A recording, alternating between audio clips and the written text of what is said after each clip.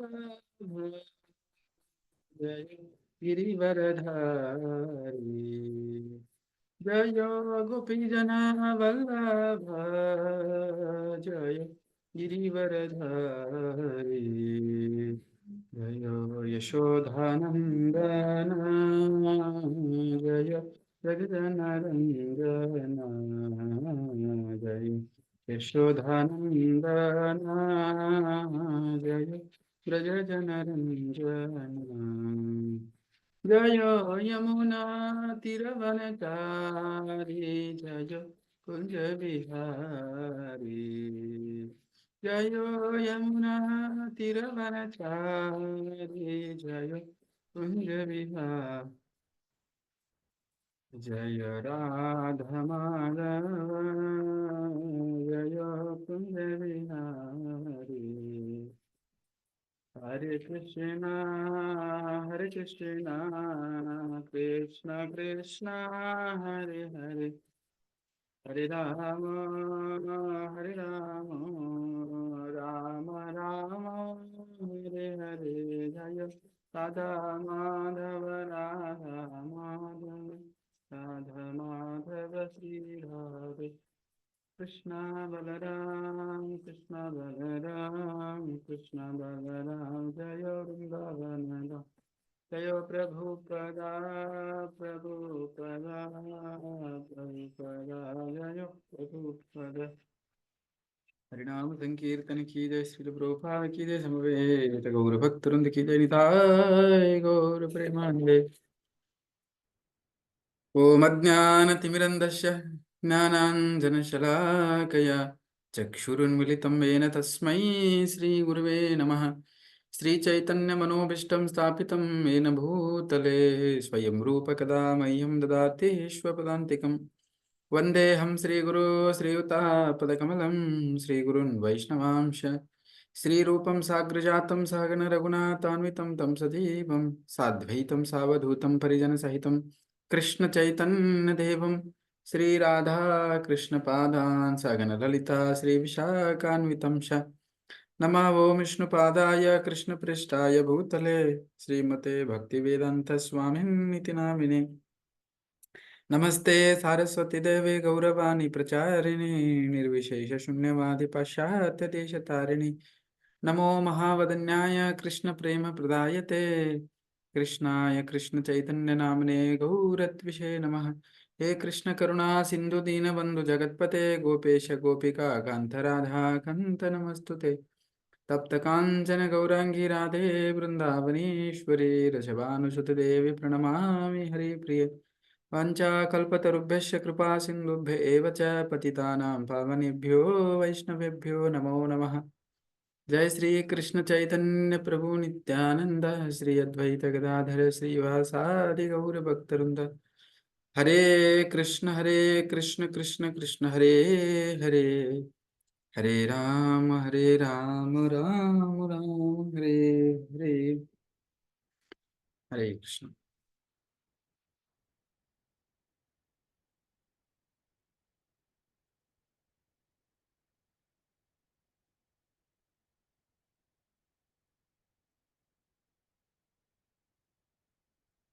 ಹರೇ ಕೃಷ್ಣ ಎಲ್ಲರಿಗೂ ಮತ್ತೊಮ್ಮೆ ಈ ಸಾಯಂಕಾಲದ ಸತ್ಸಂಗಕ್ಕೆ ಎಲ್ಲರಿಗೂ ಸ್ವಾಗತ. ಎಸ್ಪೆಷಲಿ ನಾವು ಚರ್ಚೆ ಮಾಡ್ತಿದ್ದೀವಿ ಯೋಗದ ಪರಿಪೂರ್ಣತೆ ಪುಸ್ತಕದ ಮೋಸ್ಟ್ಲಿ ಇವತ್ತು 6ನೇ ಅಧ್ಯಾಯಕ್ಕೆ ನಾವಿದ್ದೇವೆ. 5 ಅಧ್ಯಾಯಗಳು ಮುಗಿದು ಹೋಗಿದೆ. ಓಕೆ, ಇನ್ನು ಒಟ್ಟು 8 ಅಧ್ಯಾಯಗಳು. ಇವತ್ತು 6ನೇ ಅಧ್ಯಾಯದ ಬಗ್ಗೆ ನಾವು ಸ್ವಲ್ಪ ಚರ್ಚೆ ಮಾಡೋದು. ಸೊ ನಿನ್ನೆ ಕ್ಲಾಸಲ್ಲಿ ಯಾರಿಗೆ ಅತಿ ತುಂಬಾ ಹಿಡಿಸಿರುವಂತ ಪಾಯಿಂಟ್, ಇಷ್ಟ ಆಗಿರುವಂತ ಪಾಯಿಂಟ್ ಟಕ್ ಅಂತ ಹೇಳಿ ನೋಡುವ, ಗೊತ್ತಾಗತ್ತೆ. ನೀವು ಕೇಳಿದ್ರ ಹಂಗೆ ತಲೆ ಹಾಕಿದ್ರಿ ಅಂತ ಗೊತ್ತಾಗುತ್ತೆ. ಪುಸ್ತಕ ಕುಡಿಕೆ ಅಲ್ಲ, ತುಂಬಾ ನಿಮಗೆ ಇಷ್ಟ ಆಗಿತ್ತು ಅಂತ ಹೇಳಿದ್ರೆ ಇಲ್ಲಿ ಇಷ್ಟ ಆಗಿರುತ್ತದ ಒಳಗೆ. ಪುಸ್ತಕದಲ್ಲಿ ಬರೆಯೋದು ಕೇಳ್ತಾ ಇಲ್ಲ ನಾನು. ನೀನು ಒಂದ್ ತಾಸು ಚರ್ಚೆ ಮಾಡಿ. ಹೇಳಿ. ದ್ವಂದ್ವದ ಬಗ್ಗೆ ಹೇಳಿದ್ರಲ್ಲ, ಸ್ವಲ್ಪ ತುಂಬಾ ಇಷ್ಟ ಆಯ್ತು. ಏನ್ ಮಾತಾಡಿ? ಸರಿ, ಕೇಳಿಲ್ಲ ಸರಿ. ದ್ವಂದ್ವದ ಬಗ್ಗೆ ಹೇಳಿದ್ರಲ್ಲ. ಹಾ, ದ್ವಂದ್ವದ ಏನಾರು ಬಗ್ಗೆ ಹೇಳಿದ್ರಲ್ಲ. ಎಸ್. ಓಕೆ, ಇಡೀ ಕ್ಲಾಸೇ ದ್ವಂದ್ವದ ಬಗ್ಗೆ ಇತ್ತು. ಸ್ಪೆಸಿಫಿಕ್ ಆಗಿ ಏನಾದ್ರು ಒಂದು ಪಾಯಿಂಟ್ ಹೇಳಿ. ಮತ್ತಾರು ಹೇಳ್ತೀರಿ?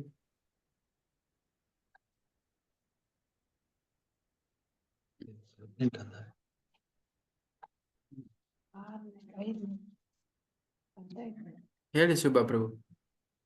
ಹರೇ ಕೃಷ್ಣ ಪ್ರಭುಜಿ. ಹಾ, ಈಗ ನಾವು ಈ ಒಂದು ಭೌತಿಕ ಸಂಸಾರದಲ್ಲಿ ಇರೋದು ರಂಗಭೂಮಿಯಲ್ಲಿ ಪಾತ್ರಧಾರಿಗಳಂತೆ ಅಂತ ಒಂದು ಪಾಯಿಂಟ್ ಹೇಳಿದ್ರಲ್ಲ ಪ್ರಭುಜಿ, ಅದು ನಂಗೆ ತುಂಬಾ ಇಷ್ಟ ಆಯ್ತು. ಯಾಕಂದ್ರೆ ನಾವು ಪಾತ್ರಧಾರಿಗಳು ಅಂತ ಅನ್ಸುದೇ ಇಲ್ಲ, ನಾವು ನಿಜವಾಗ್ಲೂ ಅದರಲ್ಲೇ ಮುಳುಗಿದ್ದೇವೆ, ದೇಹಾತ್ಮ ಬುದ್ಧಿಯಲ್ಲೇ ಮುಳುಗಿ ನಾವು ಇಷ್ಟೆಲ್ಲ ಕಷ್ಟ ಪಡ್ತಾ ಇದ್ವಿ, ಈ ದ್ವಂದ್ವದಲ್ಲಿ ಇದ್ದೇವೆ. ಆಕ್ಚುಲಿ ನಾವು ಪಾತ್ರಧಾರಿಗಳು ಅಂತ ಅನ್ಕೊಂಡಾಗ ನಿಜವಾದ ನಮ್ದು ಒಂದು ಧ್ಯೇಯನ್ನು ನಾವು ಮುಟ್ತೇವೆ ಅಂತ ಅನ್ಸುತ್ತೆ. ಓಕೆ. Okay, thank you. ಮತ್ತೆ ಜಗತ್ತಿನಲ್ಲಿ ಏನಾಗ್ತದೋ ಹಾಗೆ ತಿಳ್ಕೊಳ್ಳುದು, ಏನ್ ನಡೀತದೋ ಅದನ್ನೇ ಒಪ್ಪಿಕೊಳ್ಳುವಂತ. ಏನ್ ಹಂಗಂದ್ರೆ? ಏನಂದ್ರೆ ಈಗ ಜಗದ ನಿಯಮ ಎಲ್ಲ ಈಗ ಯಾವ್ಯಾವ ರೀತಿಯಲ್ಲಿ ನಡೀತದೋ ಅದನ್ನ ನಾವು ಅದೇ ರೀತಿ ಒಪ್ಪಿಕೊಳ್ಳುವ ಗುಣ. ಹಾ, ಅಲ್ಲಲ್ಲ, ಕಂಪ್ಲೀಟ್ ಸ್ಟೇಟ್ಮೆಂಟ್ ಹೇಳಿ. ನೀವು ಏನ್ ಹೇಳ್ತಾ ಇದೀರಿ ಅಂತ ಗೊತ್ತಾಗ್ತಾ ಇಲ್ಲ ನನಗೆ. ಜಗತ್ತಿನಲ್ಲಿ ಏನಾಗ್ತದೋ ಹಾಗೆ ತಿಳಿದುಕೊಳ್ಳುದು, ನಾವು ಹೇಗಾಗ್ತದೋ ಅದನ್ನೇ ಅದೇ ರೀತಿ ತಿಳಿದುಕೊಳ್ಳುವಂತ. ಅದಕ್ಕೆ ಬೇರೆ ಅರ್ಥ ಕಲ್ಪಿಸ್ಲಿಕ್ಕೆ ಆದ್ರೆ ನಡೆಯುವಂಥದ್ದು ನಡೀತಾ ಇರ್ತದೆ, ಅದನ್ನೇ ನಾವು ಒಪ್ಪಿಕೊಳ್ಳುವಂತ ಗುಣ.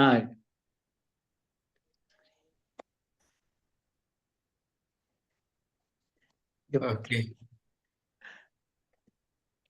Okay, no problem. ನಂಗೆ ಅರ್ಥ ಆಗ್ಲಿಲ್ಲ ಆಕ್ಚುಲಿ.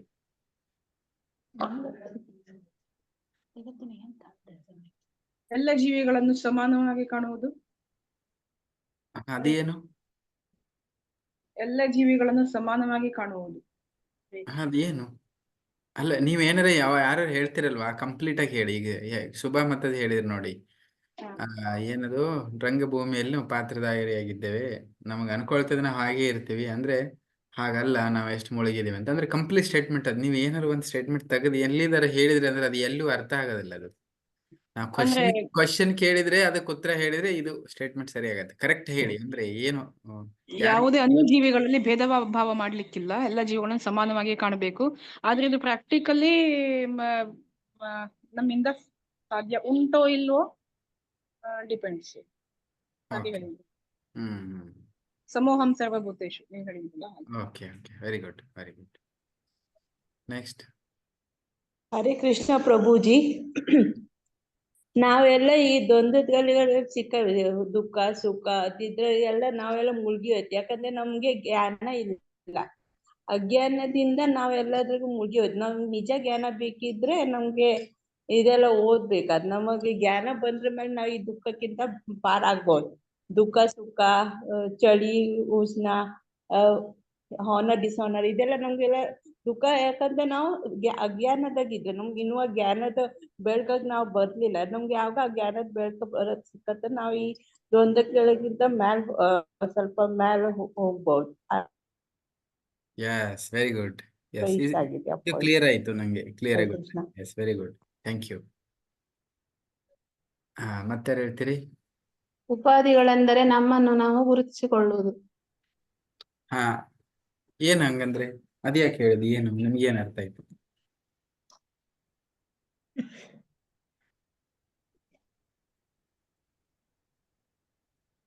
ಹರೇ ಕೃಷ್ಣ ಪ್ರಭುಜಿ. ಹೇಳಿ. ಅದೇ ಪ್ರಭುಜಿ, ಈಗ ನಾವು ವೃತ್ತಿಯಲ್ಲಿ ಇದೀವಿ ಅಂದ್ರೆ, ನಾವು ಈ ಟೀಚರ್ ಇದೀವಿ ಅಂದ್ರೆ, ಈಗ ನಾನ್ ಟೀಚರ್, ಈ ತರ ನಮ್ಮ ವೃತ್ತಿಯನ್ನ ನಾವು ಗುರುತಿಸ್ಕೊಂಡ್ರೆ ಅದು ಉಪಾಧಿ ಅಂತ. ಓಕೆ,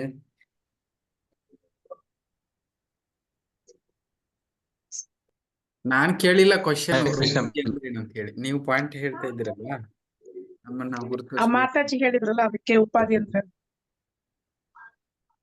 ಉಪಾಧಿ ಅಂದ್ರೆ ನನಗೆ ಗೊತ್ತು, ಬಟ್ ನೀವ್ ಎಕ್ಸಾಕ್ಟ್ ಆಗಿ ಏನ್ ಯಾವ ಈ ವಿಷಯ ಏನ್ ಹೇಳ್ತಾ ಇದೀರಿ ಅನ್ನೋ ಕ್ಲಿಯರ್ ನಂಗೆ ಗೊತ್ತಾಗಿಲ್ಲ. ಅದಕ್ಕೆ ಅವ್ರಿಗೆ ಕೇಳಿದ್ ನಾನು, ಯಾಕೆ ಅದು ಹೇಳಿದ್ರು ಅವ್ರಂತೆ. ಕಂಪ್ಲೀಟ್ ಸ್ಟೇಟ್ಮೆಂಟ್ ಹೇಳ್ತೀರಿ?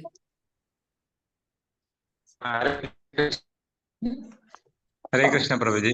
ಹೇಳಿ ಹರೇ ಕೃಷ್ಣ ಪ್ರಭುಜಿ. ಹೇಳಿ. ಹಾ ಪ್ರಭುಜಿ, ಈಗಂದ್ರೆ ಮಾನ ಅಪಮಾನ ಆದವಾಗ ನಾವು ಸುಮ್ಮನೆ ಅಂದ್ರೆ ತಟಸ್ಥವಾಗಿರೋದು. ಯಾರು ಅಪಮಾನ ಮಾಡ್ರು ಮಾತ್ರ ಹೊಗಳಿಕೆ ಮಾಡಿದ್ರು, ಹಾ ಅದಕ್ಕೇನು ಅಂದ್ರೆ ತಟಸ್ಥವಾಗಿರ್ಬೇಕು ಅಂತ ಹೇಳಿದ್ರೆ ಅದು ಇಷ್ಟ ಆಯ್ತು ನನಗೆ.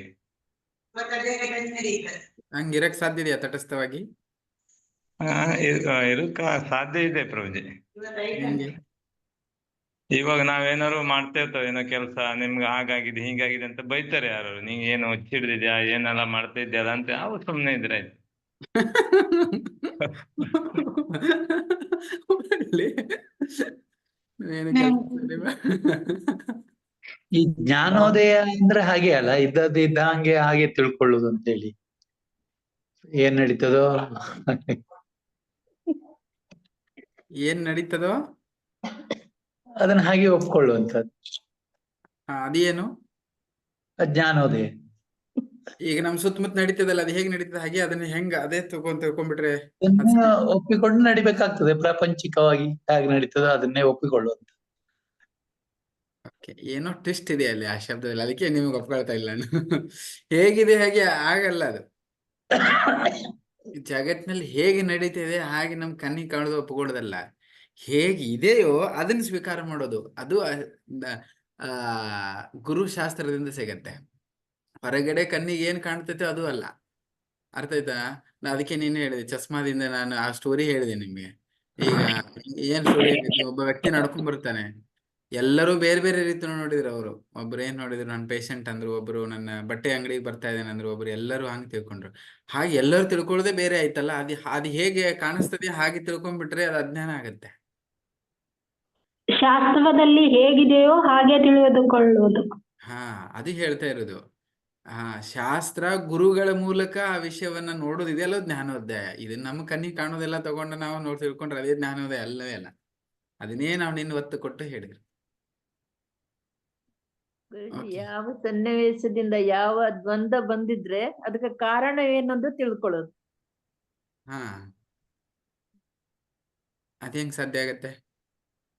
ಅಂದ್ರೆ ದ್ವಂದ್ವ ಬರ್ಲಿಕ್ಕೆ ಕಾರಣ ಏನು, ಯಾಕೆ ಅವರಿಂದ ಬಂತು ಅಂತ ಅದ್ರ ಬಗ್ಗೆ ತಿಳಿದು ಸುಧಾರಿಸ್ಕೊಳ್ಬೇಕು ಅಂತ, ತಿಳಿದುಕೊಳ್ಬೇಕು ಅಂತ. ಓಕೆ.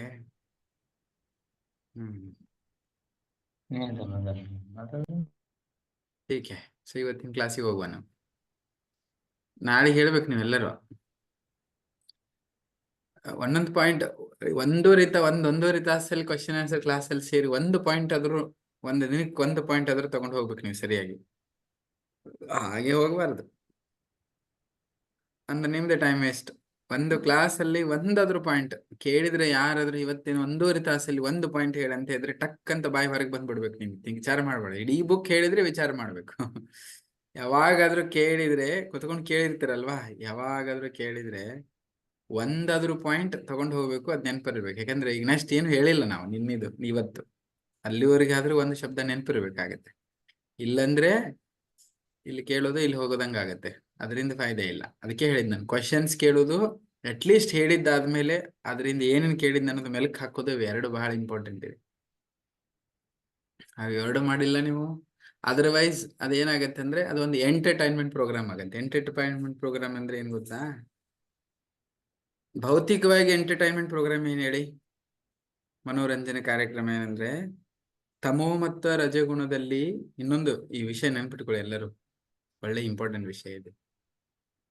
ತಮೋಗುಣ ರಜಗುಣದಲ್ಲಿಯೂ ಕೂಡ ಏನಾಗತ್ತೆ ಅಂದ್ರೆ ಮನೋರಂಜನೆ ಆಗತ್ತೆ. ಸತ್ವಗುಣದಲ್ಲಿ ಕೂಡ ಒಂದಷ್ಟು ಮನೋರಂಜನೆ ಆಗತ್ತೆ. ಜಸ್ಟ್ ಮನೋರಂಜನೆ ಆಗಿ ಉಳಿದ್ ಬಿಡತ್ತೆ. ಅದು ಹೆಂಗೆ ಅನ್ನೋದು ಹೇಳ್ತೇನೆ ನೋಡಿ. ತಮೋಗುಣ ರಜಗುಣದಲ್ಲಿ ಬೇರೆ ಬೇರೆ, ಅಥವಾ ಸಿನಿಮಾ ನೋಡಿದೆ, ಅಥವಾ ಮತ್ತೊಂದು ನೋಡಿದೆ, ಏನಾರು ಹವ್ಯಾಸಗಳನ್ನ ಮಾಡಿದೆ, ಅಥವಾ ಎಲ್ಲೋ ಹೋದ್ನೆ, ಏನಾರು, ಅದು ಮನೋರಂಜನೆ. ಅದನ್ನ ಎಲ್ಲರೂ ಮಾಡ್ತಾ ಇದ್ದಾರೆ. ಸ್ವಲ್ಪ ಜನ ಸತ್ವಗುಣದಲ್ಲಿ ಇರೋರು ಏನ್ ಮಾಡ್ತಾರೆ, ಅದು ಬೇಡ ಆಗತ್ತೆ. ಸತ್ವಗುಣದಲ್ಲಿ ಇರ್ಬೇಕು, ಹಾ ಚೆನ್ನಾಗಿರ್ಬೇಕಪ್ಪ ನಾವು ಅನ್ನೋದ್ರಲ್ಲಿ, ಅದರಲ್ಲಿ ಸ್ವಲ್ಪ ಜನ ಸತ್ವಗುಣದಲ್ಲಿ ಬಂದು ಇದರಲ್ಲಿ ಮನೋರಂಜನೆ ಕಾರ್ಯಕ್ರಮಗಳು ಉಳ್ಕೊಂಡ್ಬಿಡ್ತಾರೆ. ಅದೇನ್ ಮನೋರಂಜನೆ ಕಾರ್ಯಕ್ರಮ ಅಂದ್ರೆ, ಉದಾಹರಣೆಗೆ ವಾರಕ್ಕೆ ಒಂದ್ಸರಿ ದೇವಸ್ಥಾನಕ್ಕೆ ಹೋಗಿ ಬರೋದು, ಚೆನ್ನಾಗಿ ಅನಿಸ್ತದೆ, ಬಸ್. ಓಕೆ, ಎಲ್ಲಾದ್ರೂ ಏನಾದ್ರು ಸತ್ಸಂಗೀತ ಹೋಗಿ ಬಂದ್ರು, ಓಕೆ, ಪ್ರಸಾದ್ ತಿಂದ್ರು, ಓಕೆ. ಇದೇನು ಮನೋರಂಜನೆ ಕಾರ್ಯಕ್ರಮ ಅಂದ್ರೆ ನನಗೆ ಚೆನ್ನಾಗಿ ಅನಿಸ್ತದೆ, ಜಸ್ಟ್ ನಂಗೆ ಚೇಂಜ್ ಆಗತ್ತೆ, ಅದಕ್ಕೆ ನಾವೊಂದು ಹೋಗಿ ಬರ್ತೀನಿ, ಇದು ಮನೋರಂಜನೆಯಾಗಿ ಉಳಿತದೆ.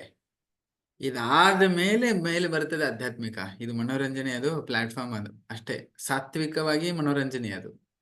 ಅದಾದ ಮೇಲೆ ಆಕ್ಚುಲಿ ಅದು ಏನ್ ನಾವು ಎದರಲ್ಲಿ ಪಾಲ್ಗೊಳ್ತೇವಲ್ಲ, ಫುಲ್ ಹಾರ್ಟ್ ಹಾಕಿ, ನಮ್ಮ ಹೃದಯ ಹಾಕಿ ಕಂಪ್ಲೀಟ್ ಆಗಿ ಅದರಲ್ಲ ತೊಡಕೊಂಡು ನಾವು ಅವುಗಳನ್ನ ಆಚರಣೆ ಮಾಡ್ತೇವಲ್ಲ, ಅವಾಗ ಆಧ್ಯಾತ್ಮಿಕ ಆಗತ್ತೆ. ಅದು ಅಲ್ಲಿಂದ ಪ್ರಾರಂಭ ಆಗತ್ತೆ. ಜಸ್ಟ್ ನಾವು ಅದ್ರಲ್ಲಿ ಜಸ್ಟ್ ಪಾರ್ಟಿಸಿಪೇಟ್ ಮಾಡಿ ಅದ್ರ ಸುತ್ತಮುತ್ತ ಇದ್ಕೊಂಡು ಬಂದ್ಬಿಟ್ರೆ ಅದು ಏನು ಹೇಳ್ತಾರೆ, ಪಯಾಸ್ ಎಂಟರ್ಟೈನ್ಮೆಂಟ್ ಇಂಗ್ಲಿಷ್ ಅಲ್ಲಿ ಇದ್ರೆ. ಪಯಾಸ್ ಎಂಟರ್ಟೈನ್ಮೆಂಟ್ ಅಂದ್ರೆ ಸತ್ವಗುಣದಲ್ಲಿರುವಂತ ಒಂದು ಮನೋರಂಜನೆ. ಓಕೆ, ಸ್ವಲ್ಪ ನಂಗೆ ಹೋದ್ರೆ ಭಜನೆ ಇಷ್ಟ ಆಗುತ್ತೆ, ಮನೋರಂಜನೆ ಓಕೆ ಆಗುತ್ತೆ, ಮತ್ತೇನಾದ್ರೂ ಎಲ್ಲ ಸೀರಿಯಸ್ ತಗೊಳಕ್ ಹೋಗಲ್ಲ ಅದು ವಿಷಯದಕ್ಕೆ. ಓಕೆ, ಹಾಗೆ. ಓಕೆ, ನಾನು ಒಂದ್ಸರಿ ವೀಕ್ಲಿ ಹೋಗಿ ಬರ್ತೇನೆ. ಓಕೆ, ನೋ ಪ್ರಾಬ್ಲಮ್, ಚೆನ್ನಾಗಿ. ಓಕೆ, ಇನ್ನೊಂದ್ಸರಿ ನಾನು ಬೆಳಗ್ಗೆ ಹೋಗುವಾಗ, ಎಲ್ಲಾದ್ರೂ ಹೋಗುವಾಗ, ಕೆಲ್ಸಕ್ಕೆ ಹೋಗುವಾಗ ಎಲ್ಲಾದ್ರೂ ಸ್ವಲ್ಪ ಹೋಗಿ ಟನ್ ಅಂತ ಗಂಟೆ ಬಾರಿಸಿ ಹಿಂಗೆ ಕೈ ಮುಗ್ಕೊಂಡು ಹೋಗ್ತೀನಿ. ಓಕೆ, ಯಾಕಂದ್ರೆ ನಂಗೆ ಏನಾದರೂ ಒಳ್ಳೇದಾಗತ್ತೆ. ಇದೆಲ್ಲ ಏನು ಹೇಳಿ ಅಂದ್ರೆ ಪಯಾಸ್ ಎಂಜಾಯ್ಮೆಂಟ್. ಬಟ್ ಇಲ್ಲೇ ನಿಲ್ಲೋದಿಲ್ಲ ಅದು. ಭಕ್ತಿ ಇಲ್ಲಿಗೆ ಮುಗಿಯೋದಿಲ್ಲ, ಇಷ್ಟಕ್ಕೇನು ಸೀಮಿತವಾಗಿಲ್ಲ ಭಕ್ತಿ, ಇದ್ರ ಮೇಲಿದೆ ಭಕ್ತಿ. ಥಿಂಕ್ ಮಾಡಿದ್ದೀನಿ ನಾನು ನಿನಗೇನು ಹೇಳ್ತೇನೆ. ಓಕೆ, ಸೊ ಇದ್ರ ಮೇಲೆ ಆಕ್ಚುಲಿ ಆಗಿ ನಮ್ಮನ್ನು ನಾವು ಅದರಲ್ಲಿ ತೊಡಗಿಸಿ, ನಾವು ಏನೇನಲ್ಲಿ ಕೇಳ್ತೇವೆ ಪ್ರತಿಯೊಂದು ಕೇಳ್ತಾ ಅದನ್ನ ಭಾಗವಹಿಸೋದಿದೆಯಲ್ಲ, ಅದು ಹೋಲ್ ಹಾರ್ಟೆಡ್ಲಿ ನಮ್ಮ ಹೃದಯ ಹಾಕಿ ಅದ್ರ ಭಾಗವಹಿಸೋದಿಲ್ಲ, ಅಲ್ಲಿಂದ ಭಕ್ತಿ ಚಲೋ ಆಗುತ್ತೆ. ಓಕೆ, ಮುಂದೆ ಹೇಳ್ತಾರೆ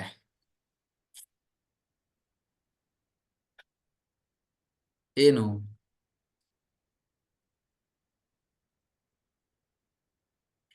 ಒಂದು ನಿಮಿಷ.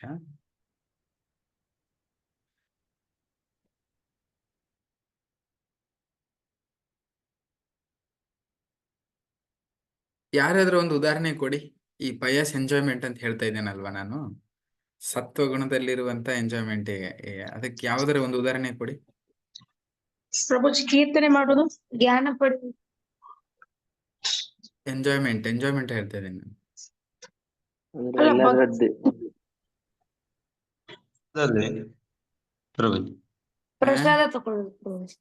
ಪ್ರಸಾದ ದೇವಸ್ಥಾನದಲ್ಲಿ ಹೋಮ ಗೀಮ ಆದ್ರೂ ನೋಡ್ಲಿಕ್ಕೆ ಹೋಗುದು. ಹಾ, ದೇವಸ್ಥಾನದಲ್ಲಿ ಹೋಮ ನಡೆದ್ರೆ ನೋಡ್ಲಿಕ್ಕೆ ಹೋಗುದು. ಸ್ವಲ್ಪ ನೋಡ್ಕೊಂಡು ಬಂದ್ಬಿಡೋದು, ಚೆನ್ನಾಗಾಗತ್ತೆ ಅಂತ ಹೇಳಿ. ಓಕೆ, ಚೆನ್ನಾಗಿ. ಇದಕ್ಕೊಂದು ಭೌತಿಕದೊಂದು ಉದಾಹರಣೆ ಕೊಟ್ಟು ನಂಗೆ ಅರ್ಥ ಮಾಡಿಸಿ. ಹಾ, ರೋಹಿತ್ ಪ್ರಭು. ಡಿವೋಷನಲ್ ಪ್ಲೇಸಸ್ಗೆ ಟ್ರಿಪ್ ಹೋಗ್ತೀವಲ್ಲ ಪ್ರಭುಜಿ, ಅಂದ್ರೆ ಅದು ದೇವಸ್ಥಾನ ಹೋಗಕ್ಕಂತ ಅಲ್ಲಿ ಚೆನ್ನಾಗಿರುತ್ತೆ ನೋಡ್ಬೇಕಂತ. ಈಗ ಅದು ಎಲ್ಲ ಅಂದ್ರೆ ಅದು ಆಧ್ಯಾತ್ಮಿಕ, ಅಲ್ಲಿ ಏನೋ ಕಲಿಬೇಕಂತ ಹೋಗೋದು. ನಾರ್ಮಲ್ ಆಗಿ ಎಲ್ಲರೂ ಹೇಳ್ತಾರೆ ಅಲ್ಲಿ ದೇವಸ್ಥಾನ ಚೆನ್ನಾಗಿರುತ್ತೆ, ಅಲ್ಲಿ ಶಿಲ್ಪಕಲೆ ಚೆನ್ನಾಗಿರುತ್ತೆ, ಅಲ್ಲ ದೇವಸ್ಥಾನ ಮಹಿತ್ಮ ಚೆನ್ನಾಗಿರುತ್ತೆ ಅಂತ. ಅದು ನೋಡಕ್ಕಂತ ಎಲ್ಲ ಹೋಗ್ತೀವಲ್ಲ ಫ್ಯಾಮಿಲಿ ಜೊತೆ, ಆ ತರ ಹೋಗಿ ಅಲ್ಲಿ ಸ್ವಲ್ಪ ತಿದ್ದು ಅಂದ್ರೆ ನಮ್ಗೆ ಖುಷಿ ಆಗುತ್ತೆ ಅಂತ ಹೋಗ್ತೀವಿ, ಅಲ್ಲಿ ಇದ್ದು ಬರ್ತೀವಿ. ಬಟ್ ನೆಕ್ಸ್ಟ್ ಅಲ್ಲಿ ನಿಜವಾದದ್ದು ಅಲ್ಲೇನು ಭಕ್ತಿ ಮಾಡ್ಲಾರ್ದು ಸುಮ್ನೆ ಹೋಗಿ ನೋಡ್ಕೊಂಡು ಒಂದು ಟ್ರಿಪ್ ತರ ಹೋಗಿ ಬರ್ತೀವಲ್ಲ, ಅದು ಸುಮಾರು ಜನ ಹಂಗೆ ಮಾಡ್ತಾರೆ ಒಂದೊಂದು ಯಾತ್ರೆಯಲ್ಲೆಲ್ಲ. ಏನು ಓಕೆ, ನಾವು ಹೋಗ್ಬೇಕು, ಅಯೋಧ್ಯ ಹೋಗ್ಬೇಕು ಅಥವಾ ವೃಂದಾವನ ಹೋಗ್ಬೇಕು ಅಥವಾ ದ್ವಾರಕ ಹೋಗ್ಬೇಕು, ಎಲ್ಲ ಓಕೆ ಹೋಗ್ಬೇಕು, ನಾನು ಹೋಗ್ಬೇಕು, ಯಾಕಂದ್ರೆ ಅವ್ರು ಹೇಳ್ಯಾರ ಇವ್ರು ಹೇಳ್ಯಾರ ಹೋಗಿ ಬರ್ಬೇಕು, ಹಾಗೆ ಹೋಗಿ ಬಂದ್ಬಿಡು. ಸೊ ಯಾವಾಗಾದ್ರೂ ಒಂದ್ಸರಿಗೆ ಅದಕ್ಕಾಗಿ ಸ್ವಲ್ಪ ಹಣ ಹಾಕಿ 1 ವಾರ 10 ದಿವಸ ಹೋಗಿ ಸುತ್ತಕೊಂಡು ಹಾಗೆ ಬಂದ್ಬಿಡೋದು. ಅದೇನಂದ್ರೆ ಸ್ಪಿರಿಚುವಲ್ ಅಂದ್ರೆ ಪಯಾಸ್ ಅಂತ ಹೇಳಿದ್ರೆ, ಪಯಾಸ್ ಅಂತಾರೆ ಏನು ಕರಿತಾರೆ ಪಯಾಸಿಗೆ? ಪಯಾಸ್ ಅಂದ್ರೆ ಗೊತ್ತಾ? ಪುಣ್ಯ ಒಂದು ಜಸ್ಟ್ ಪುಣ್ಯದ ಒಂದು ಕೆಲಸ, ಪುಣ್ಯದಲ್ಲಿ ಒಂದು ಎಂಜಾಯ್ಮೆಂಟ್ ಮಾಡ್ತೀವಿ ನಾವು, ಖುಷಿ ಪಡ್ತೀವಿ ಅಷ್ಟೇ. ಅದು ಪ್ಯೂರ್ ಭಕ್ತಿ ಪ್ರಾಕ್ಟೀಸ್ ಅಲ್ಲಿ ಏನು ಕನೆಕ್ಷನ್ ಇಲ್ಲ. ಅರ್ಥ ಆಯ್ತು ನಿಮಗೆ? ಅದರಲ್ಲಿ ತೊಡಗಿ ಅಲ್ಲಿ ಹೋಗಾದ್ಮೇಲೆ ಅಲ್ಲಿ ಏನ್ ಮಾಡ್ಬೇಕು, ಅಲ್ಲಿ ನಿಯಮ ಏನ್ ಪಾಲನೆ ಮಾಡ್ಬೇಕು, ಅದನ್ನ ಭಕ್ತಿ ಹೆಂಗ ಆಚರಣೆ ಮಾಡಬೇಕು, ಅದೆಲ್ಲ ಮಾಡಿದಾಗ ಅದ್ರದ್ದು ಅವಾಗ ಭಕ್ತಿ ಚಲೋ ಆಗುತ್ತೆ. ತುಂಬಾ ವ್ಯತ್ಯಾಸ ಇದೆ ಪಯಸ್ ಮೆಂಟಾಲಿಟಿ ಇರೋದಕ್ಕೂ ನಿಜವಾಗ್ಲೂ ಭಕ್ತಿಯಲ್ಲಿ ತೊಡಗಿಸ್ಕೋದು ತುಂಬಾ ವ್ಯತ್ಯಾಸ ಇದೆ, ತುಂಬಾ ವ್ಯತ್ಯಾಸ ಇದೆ. ಇಸ್ಕಾನ್ ದೇವಸ್ಥಾನದಲ್ಲಿ ಭಕ್ತಿಯಿಂದ ಹಾಡು ಹೇಳ್ತಾ ಡ್ಯಾನ್ಸ್ ಮಾಡ್ತಾ ಇರ್ತಾರಲ್ಲ, ಅವಾಗ ಅದು ದೇವರ ಅದೊಂದು ಎಂಜಾಯ್ಮೆಂಟೇ ಆಗುತ್ತೆ, ಮಾನಸಿಕವಾಗಿ ದೈಹಿಕವಾಗಿ. ಸೊ ಅದು ಒಂದು ಎಂಜಾಯ್ಮೆಂಟ್. ಪಯಾಸ್ ಎಂಜಾಯ್ಮೆಂಟ್ ಹೇಳ್ತಾ ಇದ್ದೀನಿ ನಾನು, ಸ್ಪಿರಿಚುವಲ್ ಎಂಜಾಯ್ಮೆಂಟ್ ಹೇಳ್ತಾ ಇಲ್ಲ. ಇಸ್ಕಾನ್ ಮಂದಿರಲ್ಲಿ ಸುಮಾರು ಜನ ಬರ್ತಾರೆ, ದೊಡ್ಡ ದೊಡ್ಡ ಮಂದಿರಗಳಲ್ಲಿ ಇವ್ರು ಚೆನ್ನಾಗಿ ಡಾನ್ಸ್ ಮಾಡ್ತಾರೆ, ಹೋಗಿ ಕುಣಿದು ಬಂದ್ಬಿಡೋದು. ಓಕೆ, ಅಷ್ಟಕ್ಕೆ ಸೀಮಿತವಾಗಿರೋದು. ಅದನ್ನ ತಿಳ್ಕೊಂಡು ಅದನ್ನ ಪ್ರಾಕ್ಟೀಸ್ ಮಾಡ್ಬೇಕಂತ ಏನು ಇರೋದಿಲ್ಲ. ಅಷ್ಟು ಪಯಾಸ ಆಗಿ ಉಳ್ತಾರೆ ಅಷ್ಟೇ. ಈಗ ಹೇಳಿದ್ರಲ್ಲ, ವಾರಕ್ಕೆ ಒಂದ್ಸರಿ ಹೋದಿ ಇಸ್ಕಾನಕ್ಕೆ ಅಥವಾ ಎಲ್ಲೋ ದೇವಸ್ಥಾನಕ್ಕೆ ಹೋದ್ವಿ, ಡ್ಯಾನ್ಸ್ ಮಾಡಿದ್ರು, ಕುಣಿದ್ರು, ಅಲ್ಲಿಂದಲೇ ಬಂದ್ರು. ಅದು ಬಯಸ್. ಎನಿವೆ, ಹಾಗೆ ನಾವು ಎಲ್ಲಾದ್ರೂ ಅದಕ್ಕೆ ಹೊರಗಿಂದ ಹೊರಗೆ ಅಂತಾರೆ. ಅದಕ್ಕೆಲ್ಲ ಹೊರಗಿಂದ ಹೊರಗೆ ಅಂದ್ರೆ ಗೊತ್ತಾ? ಮೇಲಿನ ಮೇಲೆ. ಅದೇನಂತ ಹೇಳಿದ್ರೆ, ಅದು ಹೇಗೆ ಅಂದ್ರೆ, ಬಯಾಸ್ ಮೆಂಟಾಲಿಟಿ ಇರೋದು ಹೆಂಗಿದೆ ಅಂದ್ರೆ, ಜೇನ್ ತುಪ್ಪದ ಒಂದು ಗ್ಲಾಸಿನ ಬಾಟಲ್ ಇರುತ್ತಲ್ವಾ, ಆ ಬಾಟಲ್ ಕಾಣಿಸ್ತಾ ಇರ್ತದೆ, ಅದ್ರ ಮೇಲ್ಗಡೆಯಿಂದ ನೆಕ್ಕುದು. ಈಗ ಹೊರಗೆ ಹೊರಗಿಂದೆ ಅದು ಕಾಣಿಸ್ತಾ ಇರ್ತದಲ್ವಾ, ಮೇಲಿಂದ ನೆಕ್ಕೋದು. ಡಕ್ಕನ್ ತೆಗೆಯೋದಿಲ್ಲ, ಅದನ್ನ ಮೇಲಿನ ಡಬ್ಬ ತೆಗೆಯೋದಿಲ್ಲ, ಮೇಲಿಂದ ನೆಕ್ಕೋದು, ಮತ್ತೆ ತೆಗೆದು ಇಡೋದು. ಏನ್ ಅನಿಸ್ತು ನೋಡ್, ಕಾಣಿಸ್ತಾ ಇದೆ, ನಾನು ನೆಕ್ಕಿದೆ ಅನಿಸ್ತದೆ. ಬಟ್ ಏನಾದ್ರು ಅದ್ರದ್ದು ಏನಾದ್ರು ಸಿಗತ್ತಾ? ಟೇಸ್ಟ್ ಸಿಗುದಿಲ್ಲ. ಇದೆ ಅದು ಮೇಲಿನ ಮೇಲೆ ಮಾಡೋ ಹೇಳ್ತೇವಲ್ಲ ನಾವು, ಅದಕ್ಕೆ ಹೇಳಿ. ಈಗ ನೀವು ಸುಮಾರು ಜನ ಬರ್ತಾ ಇದ್ದೀರಿ ಇಲ್ಲಿ, ನೀವು ಕಂಪ್ಲೀಟ್ ಆಗಿ ಇನ್ವಾಲ್ವ್ಮೆಂಟ್ ಆಗೋದಿಲ್ಲ.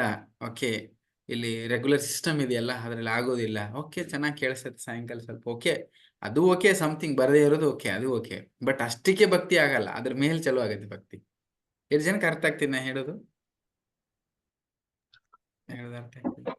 ಪ್ರಭುಜಿ ಅಂಕುಶ್, ಪ್ರಭುಜಿ ಇವಾಗ ನೀವ್ ಅಂದ್ರಲ್ಲ, ಅಂದ್ರೆ ಮೇಲಿಂದ ಮೇಲೆ ಅಂತ, ಈಗ ಅವ್ರು ಹೇಳಿದ್ರು ಪ್ರಭು, ಡ್ಯಾನ್ಸ್ ಮಾಡೋದು, ಕೀರ್ತನ ಮಾಡೋದು, ಅದು ಪಾಯಸ ಅಂತ ಹೇಳಿದ್ರು.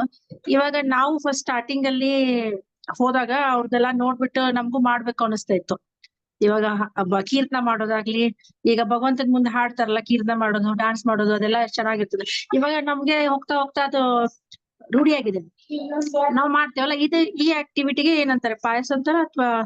ಅಲ್ಲಲ್ಲ, ಯಾವಾಗ್ಲೂ ಅದೇನ್ ಹೇಳ್ತಿದ್ದೀನಿ, ಅಲ್ಲಿಗೆ ಸೀಮಿತ ಆಗಲ್ಲ, ಅದ್ರ ಮೇಲಿಂದ ಅಲ್ಲಿಂದ ಚಲೋ ಆಗತ್ತೆ ಅಂತ ಹೇಳ್ತಾ ಇದ್ದೇನೆ ನಾನು. ನಾವೊಂದ್ ವೇಳೆಗೆ ಅಲ್ಲೇ ನಿಂತುಕೊಂಡ್ರೆ ಅಷ್ಟೇ ಪಾಯಸ ನಿಂತ್ಕೊಳ್ತೀವಿ. ಸ್ಟಾರ್ಟಿಂಗ್ ಎಲ್ಲರೂ ಅಲ್ಲಿ ಅಟ್ರಾಕ್ಟ್ ಆಗ್ತೀವಿ ನಾವು, ಬಟ್ ಅಲ್ಲಿಗೆ ಮುಗಿಯೋದಿಲ್ಲ ಅಂತ ಹೇಳ್ತಾ ಇದ್ದೀನಿ. ಈಗ ಹೆಂಗೆ ನೀವು ಸ್ವೀಟ್ ಅಂಗಡಿಗೆ ಹೋದಾಗ ಏನ್ ಮಾಡ್ತಾರೆ, ಸ್ವೀಟ್ ಅಂಗಡಿಯವ್ರು ಏನ್ ಮಾಡ್ತಾರೆ, ನೀವು ಸ್ವೀಟ್ ತಗೋಕಿನ ಮೊದಲು ನೀವು ಹಂಗೆ ನೋಡ್ಕೊಂಡು ನಿಂತಿರ್ತೀರಿ ಅಲ್ಲಿ, ಎಲ್ಲ ಸ್ವಲ್ಪ ಸ್ವಲ್ಪ ಸ್ವಲ್ಪ ಸ್ವಲ್ಪ ಟೇಸ್ಟ್ ಕೊಡ್ತಾರೆ ಹಿಂಗೆ.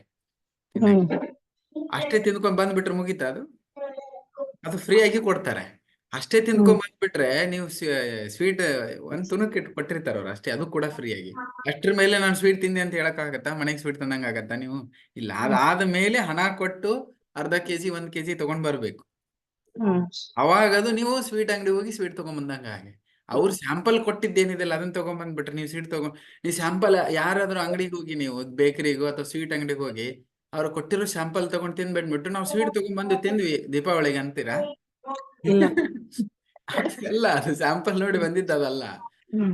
ಹಾಗೆ ಓಕೆ, ನಾವು ಯಾತ್ರೆಗೆ ಹೋಗಿದ್ವಿ ನೋಡಿ ಬಂದ್ವಿ, ನಾವು ಭಕ್ತರೇನೋ ಆಗಲ್ಲ ಅದು. ಓಕೆ, ನಾವು ಒಂದ್ ವಾರಕ್ಕೆ ಒಂದ್ಸರಿ ಅಲ್ಲಿ ಹೋಗಿದ್ವಿ ಪ್ರೋಗ್ರಾಮ್, ಓಕೆ, ನಿಜವಾಗಿ ಅದನ್ನ ಖರೀದಿ ಮಾಡಿ ತಗೊಂಡು ಬಂದು ತಿನ್ಬೇಕು. ಅವಾಗ ಅದು ಸ್ವೀಟ್ ತಗೊಂಡ್ಬಂದು ದೀಪಾವಳಿ ಆಚರಣೆ ಮಾಡಿ ತಿನ್ಬೇಕು ಅಂತ. ಅರ್ಥ ಆಗ್ತಿದೆ? ಈಗ ಅರ್ಥ ಆಗ್ತಿದ್ಯಾ? ಅರ್ಥ ಆಯ್ತು ಪ್ರಭುಜಿ, ಅರ್ಥ ಆಯ್ತು. ಅಂದ್ರೆ ಅಲ್ಲಿಂದ ಚಲೋ ಆಗತ್ತೆ. ಅವರು ಸ್ಯಾಂಪಲ್ ಯಾಕೆ ಕೊಡ್ತಾರೆ, ಅಲ್ಲಿಂದ ನಿಮ್ಗೆ ಟೇಸ್ಟ್ ಇಷ್ಟ ಆಗಿ ಅಲ್ಲಿಂದ ಚಲೋ ಮಾಡ್ಲಿ ಅಂತ. ಆ ಸ್ಯಾಂಪಲ್ ಅಲ್ಲೇ ನಾವು ಸಾಕು ಬಂದ್ಬಿಟ್ರೆ ಏನು ಉಪಯೋಗ ಇಲ್ಲ ಅಂತ. ಅದು ಹೇಳ್ತಾರೆ. ಸೊ ಅದಕ್ಕೆ ಇಷ್ಟಕ್ಕೆ ನಿಲ್ಲಿಸ್ಬೇಡಿ, ಇದಕ್ಕೆ ರಿಸ್ಟ್ರಿಕ್ಷನ್ ಇಷ್ಟಕ್ಕೆ ಹಾಕೊಳ್ಬೇಡಿ. ಇದ್ರ ಮುಂದೆ ಪ್ರತಿಯೊಂದು ಹೋಲ್ ಹಾರ್ಟೆಡ್ ಆಗಿ ನೀವು ಪ್ರಾಕ್ಟೀಸ್ ಮಾಡಿದ್ರೆ ನಿಮ್ಗೆ ಇನ್ನೂ ಇಷ್ಟೇ ಸಮಯದಲ್ಲಿ ತುಂಬಾ ಸಿಗತ್ತೆ ಅಂತ. ಅದಕ್ಕೆ ನಾನು ಹೇಳ್ತೇವೆ, ಲಕ್ಷ್ಯ ಕೊಟ್ಟು ಎಲ್ಲವನ್ನು ಕಾನ್ಸಿಯಸ್ ಆಗಿ ಪ್ರಜ್ಞೆದಿಂದ ಮಾಡ್ತಾ ಹೋದ್ರೆ ಒಂದೇ. ನೀವು ಹಂಗೆ ವಿಚಾರ ಮಾಡಿ, ಇವತ್ತು ನಾ ಪ್ರಶ್ನೆ ಕೇಳಿದೆ, ಸುಮಾರು ಜನ ಸುಮ್ಮನೆ ಕುತ್ಕೊಂಡ್ಬಿಟ್ರು ಸಡನ್ ಆಗಿ.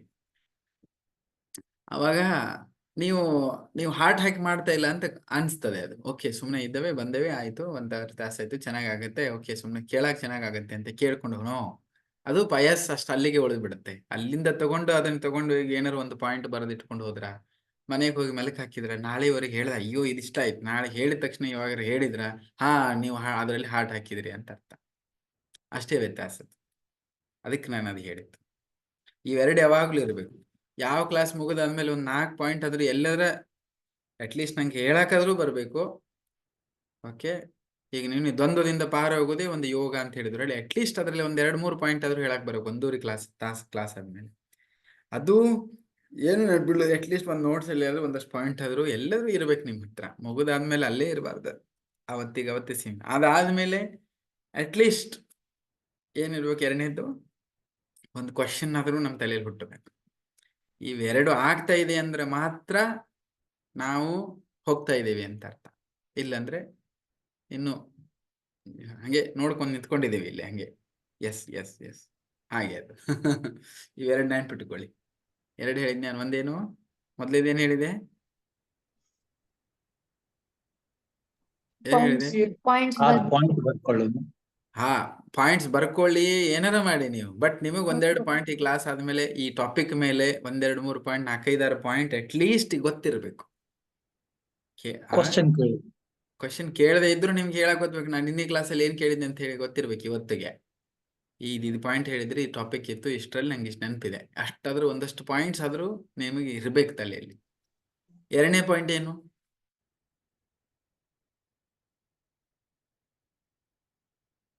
ಎರಡನೇದ್ದೇನು? ಕ್ವಶನ್ ಬರ್ಬೇಕು, ತಲೆಯಲ್ಲಿ ಕ್ವಶನ್ ಬರಬೇಕು. ಯಾಕಂದ್ರೆ ನೀವು ಅದು ಹಾರ್ಟ್ ಆಗಿ ಕೇಳಿದ್ರಿ ಅಂದ್ರೆ 100% ಕ್ವಶನ್ ಬರುತ್ತೆ. ಈಗ ಅವ್ರು ಯಾರು ಹೇಳ್ತಿದ್ರು ನೋಡಿ, ಕುಮಟಾದವರು, ಎಲ್ಲವನ್ನು ಸಮಾನ ದೃಷ್ಟಿಯಿಂದ ನೋಡ್ಬೇಕು ಅಂತ ನಾವು ಕಲ್ಕೊಂಡು ಈಗ ಒಂದು ಪಾಯಿಂಟ್ ಅವ್ರ ತಲೆಯಲ್ಲಿ ಹೋಯ್ತು. ಸ್ವಾತಿ ಮಾತಾಜಿ ಹೇಳ್ತಾ ಇದ್ರು.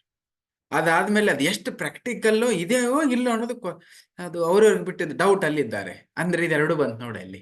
ಅದನ್ನ ಕೇಳಿದ್ದಾರೆ, ತಲೆಯಲ್ಲಿ ಉಳಿದಿದೆ, ಆ ಡೌಟ್ ಬಂದಿದೆ. ಬಂತ? ಅದನ್ನ ಕೇಳಿದ್ದಕ್ಕೋಸ್ಕರ ಡೌಟ್ ಬಂದಿದೆ. ಪ್ರಾಕ್ಟಿಕಲ್ ಉದಾಹರಣೆ ಇಲ್ಲೇ ಕೊಡ್ತಿದ್ದೀನಿ. ಸ್ವಾತಿ ಮಾತಾಜಿ ಹೇಳಿದ್ರಲ್ಲ, ಎಸ್, ಆ ಸ್ಟೇಟ್ ಅಲ್ಲಿ ನಾವಿರ್ಬೇಕು ಡೈಲಿ. ಅಂದಾಗ ಮಾತ್ರ ನಮ್ಮ ಗಾಡಿ ಮುಂದೆ ಹೋಗ್ತಾ ಇದೆ ಅಂತ ಅರ್ಥ. ಇದು ಕೇಳಿದ್ದು ಸಾರ್ಥಕ ಅಂತ. ಓಕೆ, ಇದೇ ಚರ್ಚೆ ಆಯ್ತು, ಒಂದು ಅರ್ಧ ಗಂಟೆ ಆಯ್ತು. ಓಕೆ, 6ನೇ ಅಧ್ಯಾಯ ತುಂಬಾ ಚೆನ್ನಾಗಿದೆ. ಯೋಗ ಭ್ರಷ್ಟನ ಗತಿ ಏನು? ಒಂದು ವೇಳೆ ಯೋಗ ಅಭ್ಯಾಸ ಮಾಡ್ತಿದ್ದಾರೆ, ಭಕ್ತಿಯಲ್ಲಿ ಮುಂದೆ ಹೋಗ್ತಾ ಇದ್ದಾನೆ, ಅವನ ಮಧ್ಯದಲ್ಲಿ ನಿಲ್ಲಿಸ್ಬಿಟ್ರೆ, ಅರ್ಧಕ್ಕೆ ನಿಲ್ಲಿಸ್ಬಿಟ್ರೆ ಅವನ ಕತೆ ಏನು? ನಾ ಮೊನ್ನೆ ಹೇಳ್ತಾ ಇದ್ದೆ, ಸಿದ್ಧಿ ಅವೆಲ್ಲ ಮಾಡ್ಕೊಳ್ಬೇಕಂತ ಹೇಳಿದ್ರೆ ನಾನು ಏನ್ ಹೇಳಿದೆ?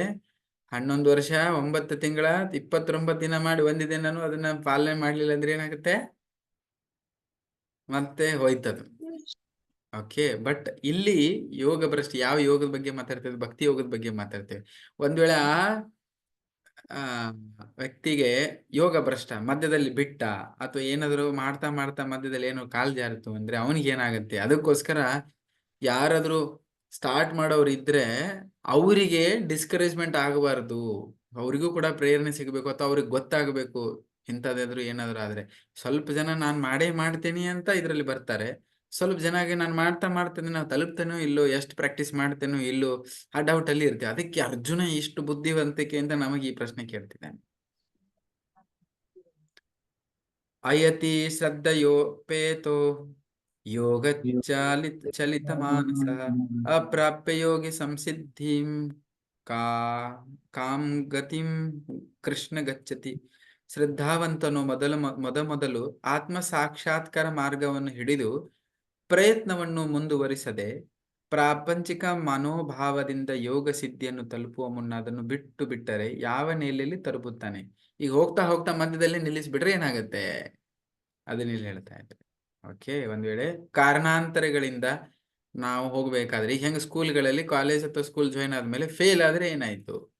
ಅವ್ರು ಏನ್ ಮಾಡ್ತಾರೆ? ಇನ್ನೊಂದು ಚಾನ್ಸ್ ಕೊಡ್ತಾರೆ ಬರೀಲಿಕ್ಕೆ, ಮತ್ತೊಂದು ಚಾನ್ಸ್ ಕೊಡ್ತಾರೆ, 3ನೇ ಚಾನ್ಸ್ ಕೊಡ್ತಾರೆ. ಅದಾದ್ಮೇಲೆ ಹಂಗೆ ಚಾನ್ಸ್ ತಗೊಳ್ಳೋರು ಇರ್ತಾರೆ, ಆಮೇಲೆ ಏಜ್ ಲಿಮಿಟ್ ಕೊಡ್ತಾರೆ. ಹಂಗೊಂದು ಇದೆಯಲ್ಲ ಸಿಸ್ಟಮ್, ಭೌತಿಕವಾಗಿದೆ. ಅದೇ ರೀತಿ ಒಂದ್ ವೇಳೆ ಒಬ್ಬ ವಿದ್ಯಾರ್ಥಿ ಶಾಲೆಯನ್ನು ತೊರೆದಿದ್ದರಿಂದ ಪದವಿ ದೊರಕದೇ ಇದ್ದಂತೆ. ಇದರಲ್ಲಿ ಏನ್ ಹೇಳ್ತಾರೆ? ಕಾರಣಾಂತರಗಳಿಂದ ಒಂದು ವೇಳೆ ಭಕ್ತಿ ಮಾಡ್ತಾ ಮಧ್ಯದಲ್ಲಿ ಬಿಟ್ರೆ ಅವನಿಗೆ ಏನಾಗತ್ತೆ?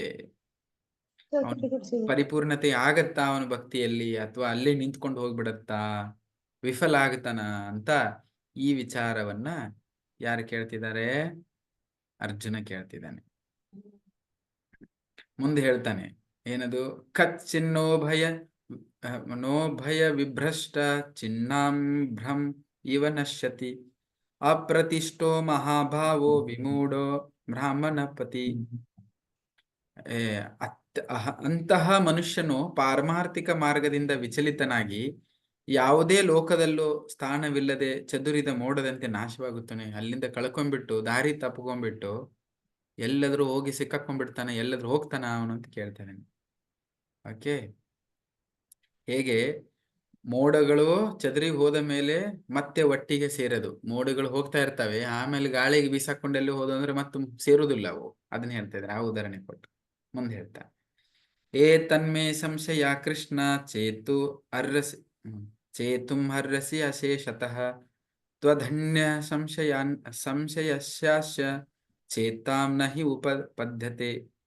ಹೋ ಕೃಷ್ಣ, ಇದು ನನ್ನ ಸಂಶಯ ಪರಿಹಾರಕ್ಕಾಗಿ ನಾನು ನಿನ್ನನ್ನು ಕೇಳುತ್ತಿದ್ದೆ. ನಿನ್ನ ಬಿಟ್ಟರೆ ಬೇರೆ ಯಾರು ಈ ಸಂಶಯನ್ನ ಪರಿಹಾರ ಮಾಡಲಾಗರು. ಅದಕ್ಕೆ ಕೃಷ್ಣ ಹೇಳ್ತಾನೆ, ಶ್ರೀ ಭಗವಾನ್ ಉವಾಚ ಪಾರ್ಥ ನೈವೇಹ ನಾಮುತ್ರ ವಿನಶ್ಯಸ್ತಸ್ಯ ವಿದ್ಯತೆ ನಹಿ ಕಲ್ಯಾಣ ಕೃತ್ ಕಶ್ಚಿನ್ ದುರ್ಗತಿಂ ತಾತ ಗಚ್ಚತಿ. ಇಲ್ಲೇನ್ ಹೇಳ್ತಿದ್ದಾರೆ ಅಂದ್ರೆ, ಇಲ್ಲಿ ತುಂಬಾ ಹೇಳ್ತಿದ್ದಾರೆ, ಭಗವಾನ್ ಎಂದರೆ ಕೃಷ್ಣನು 6 ಬಗೆಯ ಸಂಪತ್ತುಗಳ ಒಡೆಯ. ಅವನು ಸಕಲ ಸೌಂದರ್ಯ ಎಲ್ಲ ಅವನ ಹತ್ರ ಇದ್ದಾವೆ. ಓಕೆ, ಮೊದಲು ಅದನ್ನ ಹೇಳ್ತಿದ್ದಾರೆ, ಚರ್ಚೆ ಮಾಡ್ತಾರೆ. ಏನು ಇದರ ಮೀನಿಂಗ್ ಇಲ್ಲಿದೆ. ಹೇ ಪ್ರತ ಅಂದ್ರೆ ಅರ್ಜುನ, ಮಂಗಳಕರ ಕೆಲಸ ಕಾರ್ಯಗಳಲ್ಲಿ ತೊಡಗಿರುವ ಅಧ್ಯಾತ್ಮವಾದಿಯು ಈ ಜಗತ್ತಿನಲ್ಲಾಗಲಿ ಆಧ್ಯಾತ್ಮಿಕ ಜಗತ್ತಿನಲ್ಲಾಗಲಿ ನಾಶವಾಗುವುದಿಲ್ಲ. ಓ ಮಿತ್ರ, ಒಳಿತನ್ನೇ ಮಾಡುವವನಿಗೆ ಎಂದು ಕೆಡುಕಾಗುವುದಿಲ್ಲ. ಇದು ಡೈರೆಕ್ಟ್ ಉತ್ತರ, ಬಾಕಿ ಎಲ್ಲ ವಿಷಯಗಳಲ್ಲಿದೆ. ಮಂಗಳಕರ ಕಾರ್ಯದಲ್ಲಿ ಯಾರು ತೊಡಗಿದ್ದಾರೆ, ಓಕೆ, ಅವರಿಗೆ, ಅದರಲ್ಲಿ ಯಾರು ಶ್ರಮಿಸ್ತಾ ಇದ್ದಾರೆ ಅವರಿಗೆ ಈ ಜಗತ್ತಿನಲ್ಲಾಗ್ಲಿ ಮುಂದಿನ ಆಧ್ಯಾತ್ಮಿಕ ಜಗತ್ತಿನಾಗ್ಲಿ ಏನು ಕೆಡುಕಿಲ್ಲ ಅಂತ.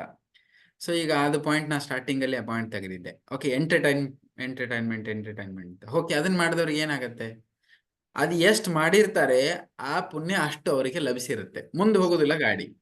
ಅರ್ಥ ಆಯ್ತು ನಿಮಗೆ? ಮುಂದೆ ಹೋಗೋದಿಲ್ಲ ಗಾಡಿ, ಅಷ್ಟೇ ನಿಲ್ಲುತ್ತೆ ಅನ್ನೋದೊಂದು ವಿಷಯ. ಎಷ್ಟಕ್ಕಷ್ಟು ಏನ್ ಮಾಡಿರ್ತಾರೆ ಅಷ್ಟಕ್ಕಷ್ಟೇ ನಿಂತ್ಕೊಂಡ್ಬಿಡುತ್ತೆ.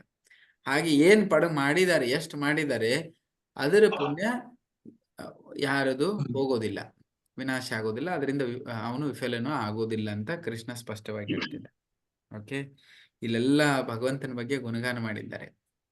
ಭಗವಂತ 6 ಐಶ್ವರ್ಯಗಳಿದ್ದಾವೆ. ಐಶ್ವರ್ಯಗಳ ಬಗ್ಗೆ ಇಲ್ಲೆಲ್ಲ ಚರ್ಚೆ ಮಾಡ್ತಾ ಇದ್ದಾರೆ. ಹಾಗಾಗಿ ಈ ಜ್ಞಾನ ಸರಿಯಾಗಿ ನಾವು ತಿಳ್ಕೊಬೇಕು. ಯಾಕಂದ್ರೆ ಮುಂದೆ ಹೋಗುವಾಗ ಮುಂದೆ ಎಲ್ಲಿ ಏನ್ ಬರುತ್ತೆ, ಈಗ ಗಾಡಿ ಓಡಿಸೋರಿಗೆ ಕಲಿಸ್ತಾರೆ ನೋಡಿ, ಡ್ರೈವಿಂಗ್ ಮಾಡೋ 4 ವೀಲರ್ ಡ್ರೈವಿಂಗು ಅಥವಾ ಯಾರು ಡ್ರೈವಿಂಗ್ ಮಾಡ್ತಿರ್ತಾರೆ ಅವರಿಗೆಲ್ಲರಿಗೂ ಇದನ್ನ ಹೇಳ್ಕೊಡ್ತಾರೆ. ಏನದು ಹೇಳ್ಕೊಡೋದು, ಏನ್ ಹೇಳ್ಕೊಡ್ತಾರೆ, ಮುಂದೆ ಇಂತಹ ಸಿಗ್ನಲ್ ಬಂದ್ರೆ ಈ ಕಡೆ ಟರ್ನ್ ತಗೊಳ್ಬೇಕು. ಓಕೆ, ಹಂಪ್ ಬರೋದು ಒಂದು ಸಿಗ್ನಲ್ ಇಟ್ಟಿರ್ತಾರೆ, ಅವಾಗ ಸ್ಲೋ ಮಾಡಬೇಕು. ಲೆಫ್ಟ್ ತಿರುಗಿಸ್ಬೇಕಾದ್ರೆ ಮುಂದಂತ ಸಿಚುವೇಶನ್ ಬಂದ್ರೆ ಲೆಫ್ಟ್ ತಿರುಗಿಸ್ಬೇಕು ಅಥವಾ ರೈಟ್ ತಿರುಗಿಸ್ಬೇಕು. ಎಲ್ಲ ಹೇಳಿಕೊಟ್ಟಿರ್ತಾರೆ ಡ್ರೈವಿಂಗ್ ಲೈಸೆನ್ಸ್ ಕೊಡೋಕ್ಕಿಂತ ಮೊದಲು. ಹೇಳಿಕೊಟ್ಟಾದ್ಮೇಲೆ ಗಾಡಿಯಲ್ಲಿ ಕೂತ್ಕೊಂಡ ಆ ವ್ಯಕ್ತಿ ಏನ್ ಮಾಡ್ತಾನೆ, ಡ್ರೈವಿಂಗ್ ಮಾಡ್ತಾ ಹೋಗ್ತಾನೆ. ಸೊ ಅವಾಗ ಅವನು ಏನೇನ್ ಸಿಚುವೇಶನ್ಸ್ ಬರುತ್ತೆ ಅವಾಗ ಅದನ್ನು ಎದುರಿಸ್ತಾ ಹೋಗ್ತಾನೆ. ಅರ್ಥ ಆಯ್ತು ನಿಮ್ಗೆ? ಅದೇ ರೀತಿ ಗುರು ಪರಂಪರೆಯಿಂದ ಬಂದಿರುವಂತ ಈ ಜ್ಞಾನ ಏನಿದೆ ಅಲ್ವಾ, ಈ ಜ್ಞಾನ ನಾವು ಪಡ್ಕೊಂಡಿದ್ದೇ ಆದ್ರೆ ಓಕೆ, ಅದನ್ನು ಹೇಳ್ಕೊಡ್ತಾರೆ ಅವರು. ಬ್ರೇಕ್ ಫೇಲ್ ಆದ್ರೆ ಏನ್ ಮಾಡ್ಬೇಕು. ನೀವೆಲ್ಲ ನೋಡಿರ್ಬೇಕು, ಸುಮಾರು ವರ್ಷದ ಹಿಂದೆ ಮಂಗಳೂರಲ್ಲಿ ಒಂದು ಪ್ಲೇನ್ ಕ್ರ್ಯಾಶ್ ಆಗಿತ್ತು. ಯಾರಿಗಾದ್ರು ಗೊತ್ತಿದೆಯಾ? ಯಾರಿಗಾದ್ರೂ ನೆನಪಿದೆಯಾ? ಸುಮಾರು ವರ್ಷ ಆಯ್ತು, ಬಹುಶಃ 10 ವರ್ಷ ಆಯ್ತು. ಹಾ, ಒಂದು ವಿಮಾನ ಏನಾಯ್ತು ಅಂತ ಹೇಳಿದ್ರೆ, ಏನ್ ಮಾತಾಜಿ? ದುಬೈಯಿಂದ ಬಂದಿತ್ತು ಪ್ರಭುಜಿ, ಅದು ಮಂಗಳೂರಿಗೆ. ಎಸ್, ದುಬೈಯಿಂದ ಬಂದಿದ್ ಪ್ಲೇನ್ ಅದು. ಆ ಪ್ಲೇನು ಬರ್ತಾ ಇತ್ತು ಮಂಗಳೂರಿಗೆ, ಇಲ್ಲೇ ನಿಮ್ಮೂರ ಪಕ್ಕಕ್ಕೇನೆ. ಮಂಗಳೂರಿಗೆ ಬರ್ತಾ ಇರ್ಬೇಕಾದ್ರೆ ಏನಾಯ್ತು ಅಂದ್ರೆ, ಸುಮಾರು ಜನ ಇದ್ರು ಅದರಲ್ಲಿ. ಪಾಪ ಅವ್ರಿಗೇನಾಯ್ತು ಅಂದ್ರೆ, ಅವನ ಪಕ್ಕಕ್ಕೆ 2 ಪೈಲಟ್ ಇದ್ರು. ಅವನ ಪಕ್ಕಕ್ಕಿರೋ ಪೈಲಟ್ ಯಾವುದೇ ಒಂದು ಎಲ್ಲಿಂದ ಸ್ವಿಟ್ಜರ್ಲ್ಯಾಂಡು ಅಥವಾ ಅಲ್ಲಲ್ಲ ಸ್ಪೇನ್, ಯಾವುದೋ ಬೇರೆ ಕಡೆ ಅವನು ಟ್ರಾವೆಲ್ ಮಾಡಿದ್ದ. ಅವನಿಗೆ ಕಂಟಿನ್ಯೂ ಡ್ಯೂಟಿ ಹಾಕಿದ್ರು, ನೀನ್ ಇದು ಮುಂದೆ ಹೋಗ್ಬೇಕು, ಯಾರು ಇಲ್ಲ ಅಂತ. ಸಬ್ಸ್ಟಿಟ್ಯೂಷನ್ ಅಂತಾರೆ ಅದಕ್ಕೆ. ಪ್ರತಿ ಸರಿ ಏನ್ ಮಾಡ್ತಾರೆ ಅಂದ್ರೆ, ಪೈಲಟ್ಗೆ ಪ್ರತಿ ಸರಿ ಪ್ಲೇನ್ ಅಲ್ಲಿ ಹೋಗಕ್ಕಿಂತ ಮೊದಲೇ ಅವನು ಆರೋಗ್ಯವಂತಿದ್ದಾನ, ಅದನ್ನ ಓಡಿಸ್ಲಿಕ್ಕೆ ಅವನಿಗೆ ಯೋಗ್ಯತೆ ಇದೆ ಅಂತ ಪ್ರತಿ ಸರಿ ಪ್ಲೇನ್ ಹತ್ತೋಕ್ಕಿಂತ ಮೊದಲು ಡಾಕ್ಟರ್ ಚೆಕಪ್ ಆಗತ್ತೆ ಅವ್ರದ್ದು, ನಾನು ಕೇಳಿದ ಪ್ರಕಾರ ಪ್ರತಿ ಸರಿ. ಸೊ ಅವ್ನ ಹೆಲ್ತ್ ಕಂಡೀಷನ್ಸ್ ಎಲ್ಲ ಚೆಕ್ ಮಾಡಿಬಿಟ್ಟು ಅವನಿಗೆ ಪ್ಲೇನ್, ಯಾಕಂದ್ರೆ ಅಷ್ಟು ಜನ ಇರ್ತಾರಲ್ವಾ, ಏನಾದ್ರು ಆಯ್ತಂದ್ರೆ ಆವಾಗ ಆ ಪ್ರೊಸೆಸ್ ಅನ್ನ ಬೈಫರ್ಕೇಟ್ ಮಾಡಿ, ಅದನ್ನ ಸ್ಕಿಪ್ ಮಾಡಿ, ಯಾಕಂದ್ರೆ ಅದು ಎಮರ್ಜೆನ್ಸಿ ಇದೆ ಅಂತ ಹೇಳ್ಬಿಟ್ಟು ಅದನ್ನ ಕೊಟ್ಟಿರ್ತಾರೆ. 2 ಇರ್ತಾರೆ. ಹೋಗಿ ಬರ್ತಾ ಬರುವಾಗ ಇಲ್ಲಿ ಮಂಗಳೂರು ಸ್ವಲ್ಪ ಕಾಂಪ್ಲಿಕೇಟೆಡ್ ಏರಿಯಾ ಅದು. ಅದು ಹೀಗೆ ಹೀಗೆ ತಿರುಗಿಸುವಾಗ ಅದು ತುಂಬಾ ಪ್ಲೇನ್ ಮೇಲಿದೆ. ಅದು ಒಂದೇ ಲೈನ್ ಅಲ್ಲಿ ಹೀಗೆ ಇಳಿಸ್ಬೇಕಂತಿದ್ದು. ಇಷ್ಟು ದೂರ ಇಷ್ಟು ಕಿಲೋಮೀಟರ್ ಇರುವಾಗ ಇಷ್ಟು ಕೆಳಗೆ ಬರಬೇಕು, ಇಷ್ಟು ಕಿಲೋಮೀಟರ್ ಬಂದಾಗ ಇಷ್ಟು ಕೆಳಗೆ ಬರಬೇಕು, ಹೀಗೆ ಕೆಳಗೆ ಬರಬೇಕು ಅಂತ ಸಿಸ್ಟಮ್ ಇದೆ. ಅವ್ರ ಸಮೀಪ ಅದು ಬಂದ್ರು ಟೇಬಲ್ ಟಾಪ್ ಹಾ ಅದು ಟೇಬಲ್ ಟಾಪ್ ಅಂತ ಹೇಳ್ತಾರೆ ಅದಕ್ಕೆ. S S. ಸೊ ಅವ್ರೇನ್ ಮಾಡಿದ್ರು, ಕೆಳಗೆ ಬೇಗ ಬರ್ಲಿಲ್ಲ. ಹತ್ರ ಬಂದಾಗ ಎಷ್ಟು ಕೆಳಗೆ ಇರ್ಬೇಕು ಅಷ್ಟು ಇರ್ಲಿಲ್ಲ ಅದು. ಅವಾಗ ಏನಾಯ್ತು, ಹೀಗೆ ಹೋಗೋ ವಿಮಾನ ಹೀಗೆ ಮಾಡಿಬಿಟ್ರು. ಅರ್ಥ ಆಗ್ತದ? ಹೀಗೆ ಇಳಿಬೇಕು ಸ್ಲೋಪ್ ಅಲ್ಲಿ. ಅದು ಹೀಗೆ ತುಂಬಾ ಹೀಗೆ ಮಾಡಿದ್ರೆ ಏನಾಗುತ್ತೆ, ಹೋಗಿದ್ವು ತುಂಬಾ. ಅದು ಹೋಗ್ತಿರ್ಬೇಕಾದ್ರೆ ಕೆಳಗೆ ಹೋಗಿ ಹೋಗಿ ಹೋಗಿ ಸಮೀಪ ಬಂದ್ರು. ಅವ್ರಿಗೆ ಲೈನ್ ಸಿಗ್ಲಿಲ್ಲ ಅದು ಇದಕ್ಕೆ. ಅದು ಯಾಕಂದ್ರೆ ಮುಂದೆ ತುಂಬಾ ಡೇಂಜರ್ ಇದೆ ಮಂಗಳೂರದ. ರನ್ವೇ ತುಂಬಾ ಕಡಿಮೆ ಇದೆ. ಅವ್ರು ಕೊನೆಗೆ ಹೋಗಿ ಹೋಗಿ ಅದೇನೇನೋ ಕನೆಕ್ಷನ್, ಅದು ದೊಡ್ಡ ಪ್ರೊಸೆಸ್ ಇದೆ, ದೊಡ್ಡ ಸ್ಟೋರಿ ಇದೆ. ಅದೇನೇನೋ ಆಗಿ ಕೊನೆಗೆ ಇಳಿದು ತುಂಬಾ ಅವರು ಡಿಸಿಷನ್ ತಗೊಳ್ತಿದಾರೆ, ಇಳಿಸ್ಬೇಕೋ ಬಿಡ್ಬೇಕೋ, ಇಳಿಸ್ಬೇಕು ಬಿಡ್ಬೇಕು, ಅದೇನೇನೋ ಮಾಡಿ ಹಾಗೆ ಇಳಿಸಿದ್ರು. ಕೊನೆಗೆ ಬ್ರೇಕ್ ಏನೇನೋ ಹಾಕಿದ್ರು. ಅದು ಕೊನೆಗೆ ರನ್ವೇ ಮುಗಿದು ಬಿಡ್ತು. ಅದೀಗ ಇನ್ನು ಏರ್ಪ್ಲೇನ್ ನಿಂತಿಲ್ಲ, ರನ್ವೇ ಮುಗಿದು ಹೋಗಿಬಿಟ್ಟಿದೆ. ಅವಾಗ ಏನಾಯ್ತದು, ಸೀದಾ ಎಜ್ಜಿಗೆ ಬಂತು. ಅದು ಇದು ಎಲ್ಲಿದೆ ಹೇಳಿ, ಮಂಗಳೂರು ಗುಡ್ಡದ ಮೇಲಿದೆ ಅದು. ನೆಲದ ಮೇಲಿದೆ ಅದು ಏರ್ಪೋರ್ಟ್. ಅಲ್ಲಿಂದ ಏನಾಯ್ತು, ರನ್ವೇ ಮುಗಿದ ತಕ್ಷಣ ಏನು ಇಲ್ಲ 100 ಮೀಟರ್ 200 ಮೀಟರ್ ಆದ ತಕ್ಷಣ ಸೀದಾ ಒಳಗಡೆ ಹೋಗಿ ಕೆಳಗೆ ಹೋಗ್ಬಿಡುತ್ತೆ. ಅದು ಗುಡ್ಡದ ಮೇಲಿಂದ ಕೆಳಗೆ ಹೋಗಿ ಅಲ್ಲಿ ಹೋಗಿ ಕ್ರ್ಯಾಶ್ ಆಗ್ಬಿಡುತ್ತೆ. ಸೊ ಅದು ಸ್ಟೋರಿ. ಈ ಸ್ಟೋರಿ ಎಲ್ಲರಿಗೂ ಎಷ್ಟು ಖುಷಿಯನ್ನು ಕೇಳ್ತಾ ಇದ್ದಾರೆ ನೋಡಿ. ಇಂಥದ್ದೆಲ್ಲ ಎಲ್ಲರಿಗೂ ಇಷ್ಟ ಆಗುತ್ತೆ. ಸೊ ನಾನೇ ಆ ವಿಷಯ ಯಾಕೆ ಹೇಳ್ತಿದ್ದೇನೆ ಅಂದ್ರೆ, ಅವರಿಗೆ ಯಾವ ಸಮಯದಲ್ಲಿ ಬ್ರೇಕ್ ಕೊತ್ತಬೇಕು, ಯಾವ ಸಮಯದಲ್ಲಿ ಎಷ್ಟು ದೂರ ಹೋಗಬೇಕು, ಯಾವ ಸಮಯದಲ್ಲಿ ಎಷ್ಟು ಕೆಳಗೆ ಇಳಬೇಕು, ಅದಕ್ಕೆ ಲೈಸೆನ್ಸ್ ಕೊಡ್ತಾರೆ ಪೈಲಟಿಗೆ. ಓಕೆನಾ? ಹಂಗೆ ಸುಮ್ಮನೆ ಕೊಡೋದಿಲ್ಲ ಅವರಿಗೆ. ಅದು ಕೊಟ್ಟಾದ್ಮೇಲೆ ಅವ್ರು ಮುಂದೆ ಹೋಗ್ತಾರೆ. ಅಂದಾಗ ಮಾತ್ರ ಆ ವ್ಯಕ್ತಿ ಸರಿಯಾಗಿ ಪ್ಲೇನ್ ತಗೊಂಡು ಓಡಿಸ್ಕೊಂಡು ಯಾವ ಸಮಯದಲ್ಲಿ ಏನ್ ಡಿಸಿಷನ್ ತಗೊಂಡು ಅವನು ಹೋಗಿ ಪಾರಾಗಿ ಬರಬಹುದು. ಇದಕ್ಕೆ ಉದಾಹರಣೆ ಕೊಡ್ತಾ ಇರೋದು. ಮಂಗಳೂರು ಸ್ಟೋರಿ ಹೇಳಕ್ಕಲ್ಲ ನಿಮಗೆ. ಮುಂದೇನಾಯ್ತು ಪ್ರಭುಜಿ 2 ಜನ ಸತ್ರು, ಅದನ್ನ ಕೇಳಬೇಡಿ ಮತ್ತೆ. ಅದನ್ನು ಸೊ ಅದನ್ನ ಹೇಳಕ್ಕಲ್ಲ ಅದು. ಹಾಗೆ ಮೊದಲೇ ಅವರಿಗೆ ಸರಿಯಾಗಿ ಟ್ರೈನಿಂಗ್ ಕೊಟ್ಟು, ಸರಿಯಾದ ವಿದ್ಯೆಯನ್ನು ಅವ್ರಿಗೆ ಕೊಟ್ಟು, ಆ ಸಿಚುವೇಶನ್ ಬಂದ ಹಾಗೆ ಏನೇನ್ ಡಿಸಿಷನ್ ತಗೊಳ್ಬೇಕು ಅನ್ನೋದನ್ನ ಅವ್ರಿಗೆ ಕೊಟ್ಟು ಬಿಡ್ತಾರೆ. ಅರ್ಥ ಆಯ್ತಲ್ವಾ? ಅದೇ ಫೇಲ್ ಆದ್ರೆ ಏನ್ ಮಾಡ್ಬೇಕು, ಅಲ್ಲಿದೆಯಲ್ಲ, ಫೇಲ್ ಆದ್ರೆ ಏನ್ ಮಾಡ್ಬೇಕು, ಬ್ರೇಕ್ ಫೇಲ್ ಆದ್ರೆ ಏನ್ ಮಾಡ್ಬೇಕು, ಅಲ್ಲಿ ನೀರಲ್ಲಿ ಬಿದ್ರೆ ಏನ್ ಮಾಡ್ಬೇಕು, ಎಲ್ಲ ಮೊದ್ಲೇ ಹೇಳಿಕೊಟ್ಟಿರ್ತಾರೆ ಅವರಿಗೆ. ಬಿದ್ದಾದ್ಮೇಲೆ ಹೋಗಿ ನೋಡು ಅಂತಲ್ಲ. ನೀರಾಗಿ ಬಿದ್ದಾದ್ಮೇಲೆ ಏನ್ ಮಾಡ್ಬೇಕು, ಫೋನ್ ಹಚ್ಚಿ ಕೇಳುವ ತಡಿ, ನೀರಾಗಿ ಬಿದ್ದಾಗ ನೀರು ಕುಡಿಬೇಕಾ ಅಥವಾ ಆಮೇಲೆ ಆ ಕಾನ್ಸೆಪ್ಟ್ ಅಲ್ಲ. ಅದಕ್ಕೆ ಯಾರು ಭಕ್ತಿಯಲ್ಲಿ ಮಾಡ್ತಿದ್ದೇವಲ್ಲ, ಇದನ್ನೂ ಗೊತ್ತಿರ್ಬೇಕು ಮೊದಲು. ನಾವು ಭಕ್ತಿ ಮಾಡ್ತಿದೀವಿ ಅಂದ್ರೆ, ಅದಕ್ಕೆ ಇದು ಮೊದಲೇ ಹೇಳ್ತಿದ್ದಾರೆ. ಅರ್ಜುನ್ ಕೇಳ್ತಿದ್ದಾನೆ, ಭಕ್ತಿ ಮಾಡ್ತಿದ್ದೀವಿ ಅಂದ್ರೆ ಒಂದ್ ಮೊದಲು ಮಾಡ್ಬೇಕು, ಆಮೇಲೆ ಫೇಲ್ ಆಗೋದು ಆಮೇಲೆ.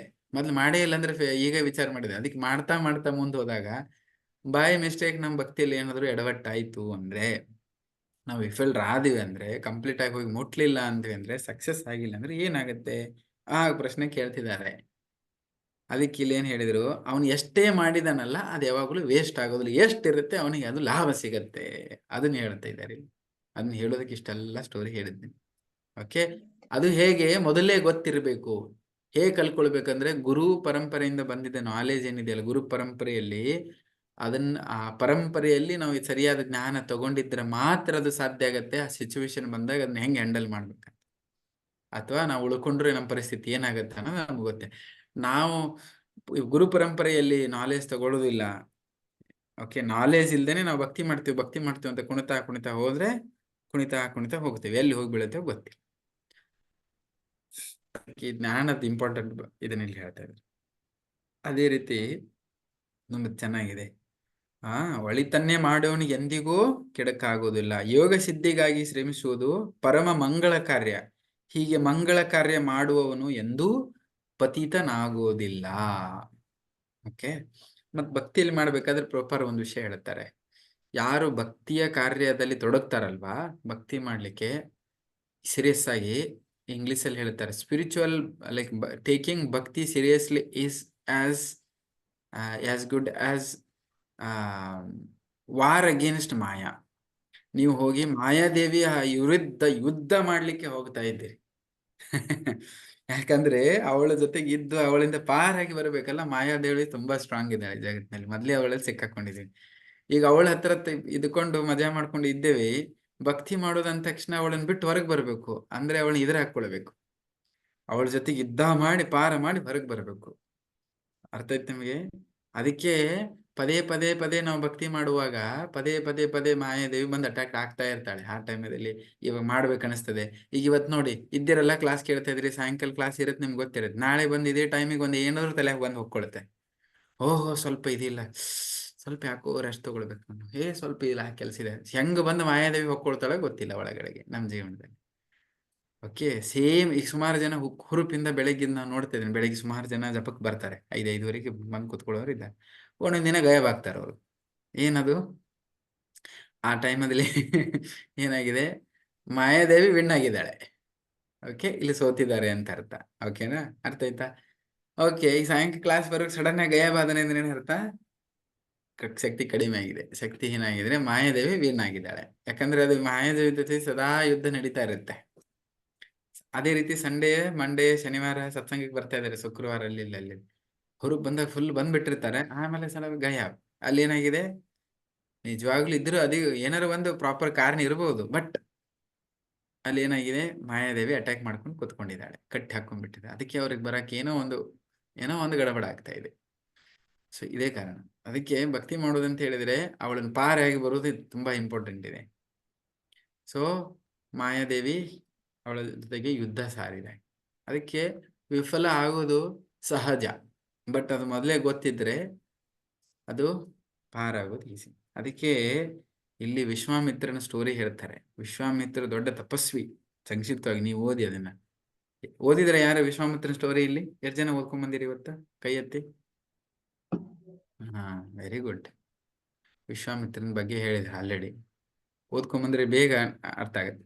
ಸೊ ವಿಶ್ವಾಮಿತ್ರ ಹೇಗೆ ಮಾಡಿದ? ವಿಶ್ವಾಮಿತ್ರ ಅವನು ತುಂಬಾ ದೃಢ ಸಂಕಲ್ಪದಿಂದ ಅವನೇನ್ ಮಾಡಿದ, ಭಕ್ತಿ ಮಾಡ್ಬೇಕಂತ ಹೇಳಿ ತಪಸ್ ಮಾಡ್ತಾ ಕೂತ್ಕೊಂಡಿದ್ದ. ಅವಾಗ ಏನಾಯ್ತು, ಯಾರು ತಪಸ್ ಮಾಡ್ತಾ ಇದ್ದಾರೆ ಮೇನಕ್ಕೆ ಅದಕ್ಕೆ ಸ್ವಲ್ಪ ಇಂದ್ರನಿಗೆ ಗುಡುಗುಡು ಅನ್ನಕ್ ಸ್ಟಾರ್ಟ್ ಆಯ್ತು. ಯಾಕಂದ್ರೆ ಯಾರು ತಪಸ್ ಮಾಡಿ ಬಂದ್ರೆ ಅವ್ರು ಹುದ್ದೆಗೆ ಬರ್ತಾರೆ. ಹುದ್ದೆಗೆ ಬಂದ ತಕ್ಷಣನೇ ಏನಾಗತ್ತೆ, ತನ್ನ ಚೇರ್ ಹೋಗ್ಬಿಡತ್ತೆ ಅಂತ ಇಂದ್ರನಿಗೆ. ಅವನಲ್ಲೇನೆ ಅದಕ್ಕೆ ಪೊಲಿಟಿಕ್ಸ್ ಜನ ಮಾಡ್ತಿರ್ತಾರೆ ನೋಡಿ, ಯಾರು ಬರ್ತಾರೆ ಅಂದ್ರೆ ಅವ್ರಿಗೆ ಒಂದು ಏನೋ ಮಾಡ್ತಾರೆ, ಏನೆಲ್ಲ ಚೇರಿಗೋಸ್ಕರ ಎಲ್ಲ ಗದ್ದಲ ಮಾಡ್ತಾ ಇರ್ತಾರೆ. ಹಾಗೆ ಇಂದ್ರನು ಅದೇ ಸ್ಟೈಲಲ್ಲಿ. ಇಂದ್ರ ಅನ್ನೋದು ಒಂದು ಹುದ್ದೆ. ಅದು ಈಗ ಹೆಂಗ್ PM ಅಂದ್ರೆ ಒಂದು ಹುದ್ದೆ, ಹಾಗೆ ಇಂದ್ರ ಅನ್ನೋದು ಒಂದು ಹುದ್ದೆ. ಅದು ಅವನಿಗೇನಾಯ್ತು, ಇವಳು ಹೋಗಿ ಏನಾದ್ರು ಮಾಡಿ ಭಂಗ ಮಾಡ್ಬೇಕು, ಇವನು ಒಳ್ಳೆ ತಪಸ್ ಮಾಡಿ ಏನಾದ್ರು ಸಫಲ ಆದ್ನಂದ್ರೆ ನನ್ ಚೇರ್ ಹೋಗತ್ತೆ ಅಂದ್ಬಿಟ್ಟು ಅಪ್ಸರೆಗಳನ್ನು ಅವ್ರು ಇವ್ರನ್ನ ಬಿಡ್ತಾರೆ. ಬಿಟ್ಟೇನಾಯ್ತು, ಅವನು ಆ ಸೌಂದರ್ಯಕ್ಕೆ, ಅವಳ ಅಪ್ಸರೆಯ ಸೌಂದರ್ಯಕ್ಕೆ ಅಟ್ರಾಕ್ಟ್ ಆಗ್ತಾನೆ. ಯಾರ ಅವಳ ಹೆಸರೇನು? ಮೇನಕ್ಕೆ. ಮೀನಕ್ಕೆ ಅಟ್ರಾಕ್ಟ್ ಆಗ್ತಾನೆ. ಅವಳ ಜೊತೆಗೆ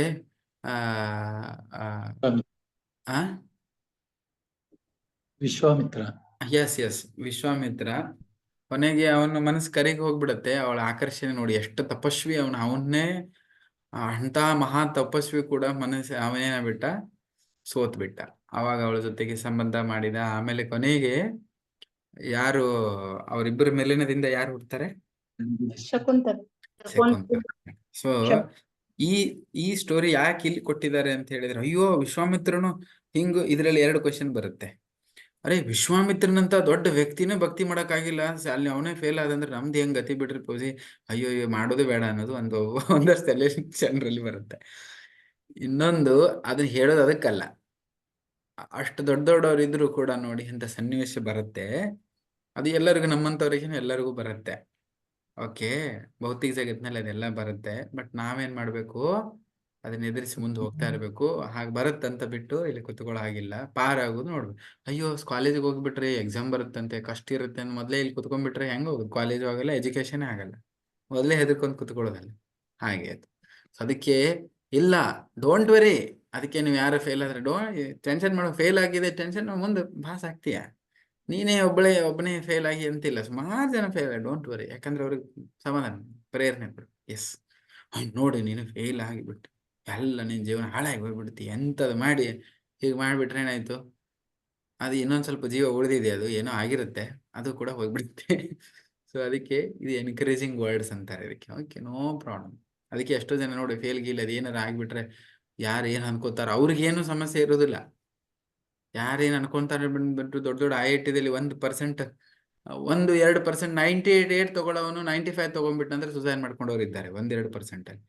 ಇಲ್ಲಿ 35% ತಗೊಂಡು ಪಾಸ್ ಹಾಕೊಂಡು ಗ್ರೌಂಡ್ ಅಲ್ಲಿ ಕಾಲರ್ ಏರ್ಸ್ಕೊಂತ ತಿರುಗಾಡೋರು ತುಂಬಾ ಜನ ಇರ್ತಾರೆ. ಸೊ ಅದು ಬೇರೆ ವಿಷಯ. ಸೊ ಹಾಗಾಗಿ ಎಮೋಷನಲಿ ಒಬ್ಬೊಬ್ಬರಿಗೆ ಕಷ್ಟ ಆಗುತ್ತೆ. ಅದಕ್ಕೆ ಇಲ್ಲಿ ಹೇಳ್ತಾರೆ ಪ್ರೇರಣೆ. ಅಷ್ಟು ಜನ ಫೇಲ್ ಆಗಿದಾರಂತೆ, ಯಾಕೆ ಇರ್ಲಿ ಬಿಡು, ಈ ಸರಿ ಸರಿ ಮಾಡಿ ಪ್ರೇರಣೆ. ಅದಕ್ಕೆ ಇಂಥ ಒಂದು ಉದಾಹರಣೆ ಕೊಟ್ಟು ಇಲ್ಲಿ ನಮಗೆ ತಿಳಿಸ್ತಾ ಇದ್ದಾರೆ, ಒಂದು ವೇಳೆ ಹಂಗೇನಾದ್ರು ಬೈ ಮಿಸ್ಟೇಕ್ ಆಯ್ತು, ಏನಾದ್ರು ಟೆನ್ಷನ್ ತಗೋಬೇಡಿ, ಏನು ಮಾಡಿದ್ದಿರತ್ತಲ್ಲ ನಿನ್ನ ಕಡೆ ಇರುತ್ತೆ, ಏನು ಟೆನ್ಷನ್ ಇಲ್ಲ. ಭಕ್ತಿ ಎಷ್ಟು ಮಾಡಿದಿ ಅದು ನಿನ್ನ ಹತ್ರ ಇರುತ್ತೆ. ಅದಕ್ಕೋಸ್ಕರ ಇದನ್ನ ಹೇಳ್ತಾರೆ. ಇನ್ನೊಂದು ಹೇಳ್ತಾರೆ, ನೀವು ಕೇಳಿದ್ರೆ, failure is a stepping stones to success. ಕೇಳಿದ್ರ? ಕನ್ನಡದಲ್ಲಿ ಏನ್ ಹೇಳ್ತಾರೆ? ಕನ್ನಡದಲ್ಲಿ ಏನ್ ಹೇಳ್ತಾರೆ ನಿಮಗೆ? ವೈಫಲ್ಯ. ಏನ್ ಪೂರ ಸ್ಟೇಟ್ಮೆಂಟ್ ಹೇಳಿ, ಅರ್ಧ ಹೇಳ್ತಿರಲ್ಲ, ನಮ್ಗೆ ಏನು ಅರ್ಥ ಆಗಲ್ಲ. ಸೋಲೆ ಗೆಲುವಿನ ಮೆಟ್ಟಿಲು. ಸೋಲೆ ಗೆಲುವಿನ ಮೆಟ್ಟಿಲು. ಎಸ್, ಅದು ಸೋಲೆ ನಮ್ಗೆ ಗೆಲುವಿನ ಒಂದ್ ವೇಳೆ ಮೆಟ್ಟಿಲು. ಬಸ್ ಆಯ್ತು. ಗೆಲುವಿನ ಮೆಟ್ಟಿಲು. ಅಯ್ಯೋ, ಒಂದ್ಸರಿ ಒಬ್ರು ಹೇಳಿದ್ರೆ ಆಯ್ತು. ಓಕೆ, ಸೋಲೆ ಗೆಲುವಿನ ಮೆಟ್ಟಿಲು ಅಂದ್ರೆ ಒಂದ್ಸರಿ ನಮಗ್ ಸೋಲು ಬಂದ್ರು ಕೂಡ ಅದೇ ಗೆಲ್ಲಿಸ್ಲಿಕ್ಕೆ ನಮಗ್ ತಗೊಂಡು ಹೋಗತ್ತೆ. ಹಾಗೆ ನಾವು ತಿಳ್ಕೊಬೇಕು. ಅಲ್ಲಿ ಒಂದ್ಸರಿ ಸೋಲು ಅಂತ ಮುಗೀತದು. ಸೋಲು ಯಾರಿಗೆ ಕಂಡಿದ್ದಾರೆ ಅದನ್ನ ಮುಂದೆ ಹೆಂಗೆ ಎದುರಿಸ್ಬೇಕು ಅನ್ನೋದು ಒಂದು ಐಡಿಯಾ ಸಿಗತ್ತೆ. ಓಕೆ, ಅದಕ್ಕಾಗಿ ಯಾವಾಗ್ಲೂ ವಿಚಲಿತ ಆಗಬಾರ್ದು. Failure is stepping stone to success. ಸೋಲೆ ಗೆಲುವಿನ ಮೆಟ್ಟಿಲು ಅನ್ಕೊಂಡು ಹೋಗ್ಬೇಕು ಅನ್ನೋ ವಿಷಯ ಇಲ್ಲಿ ಹೇಳ್ತಾ ಇದ್ರು.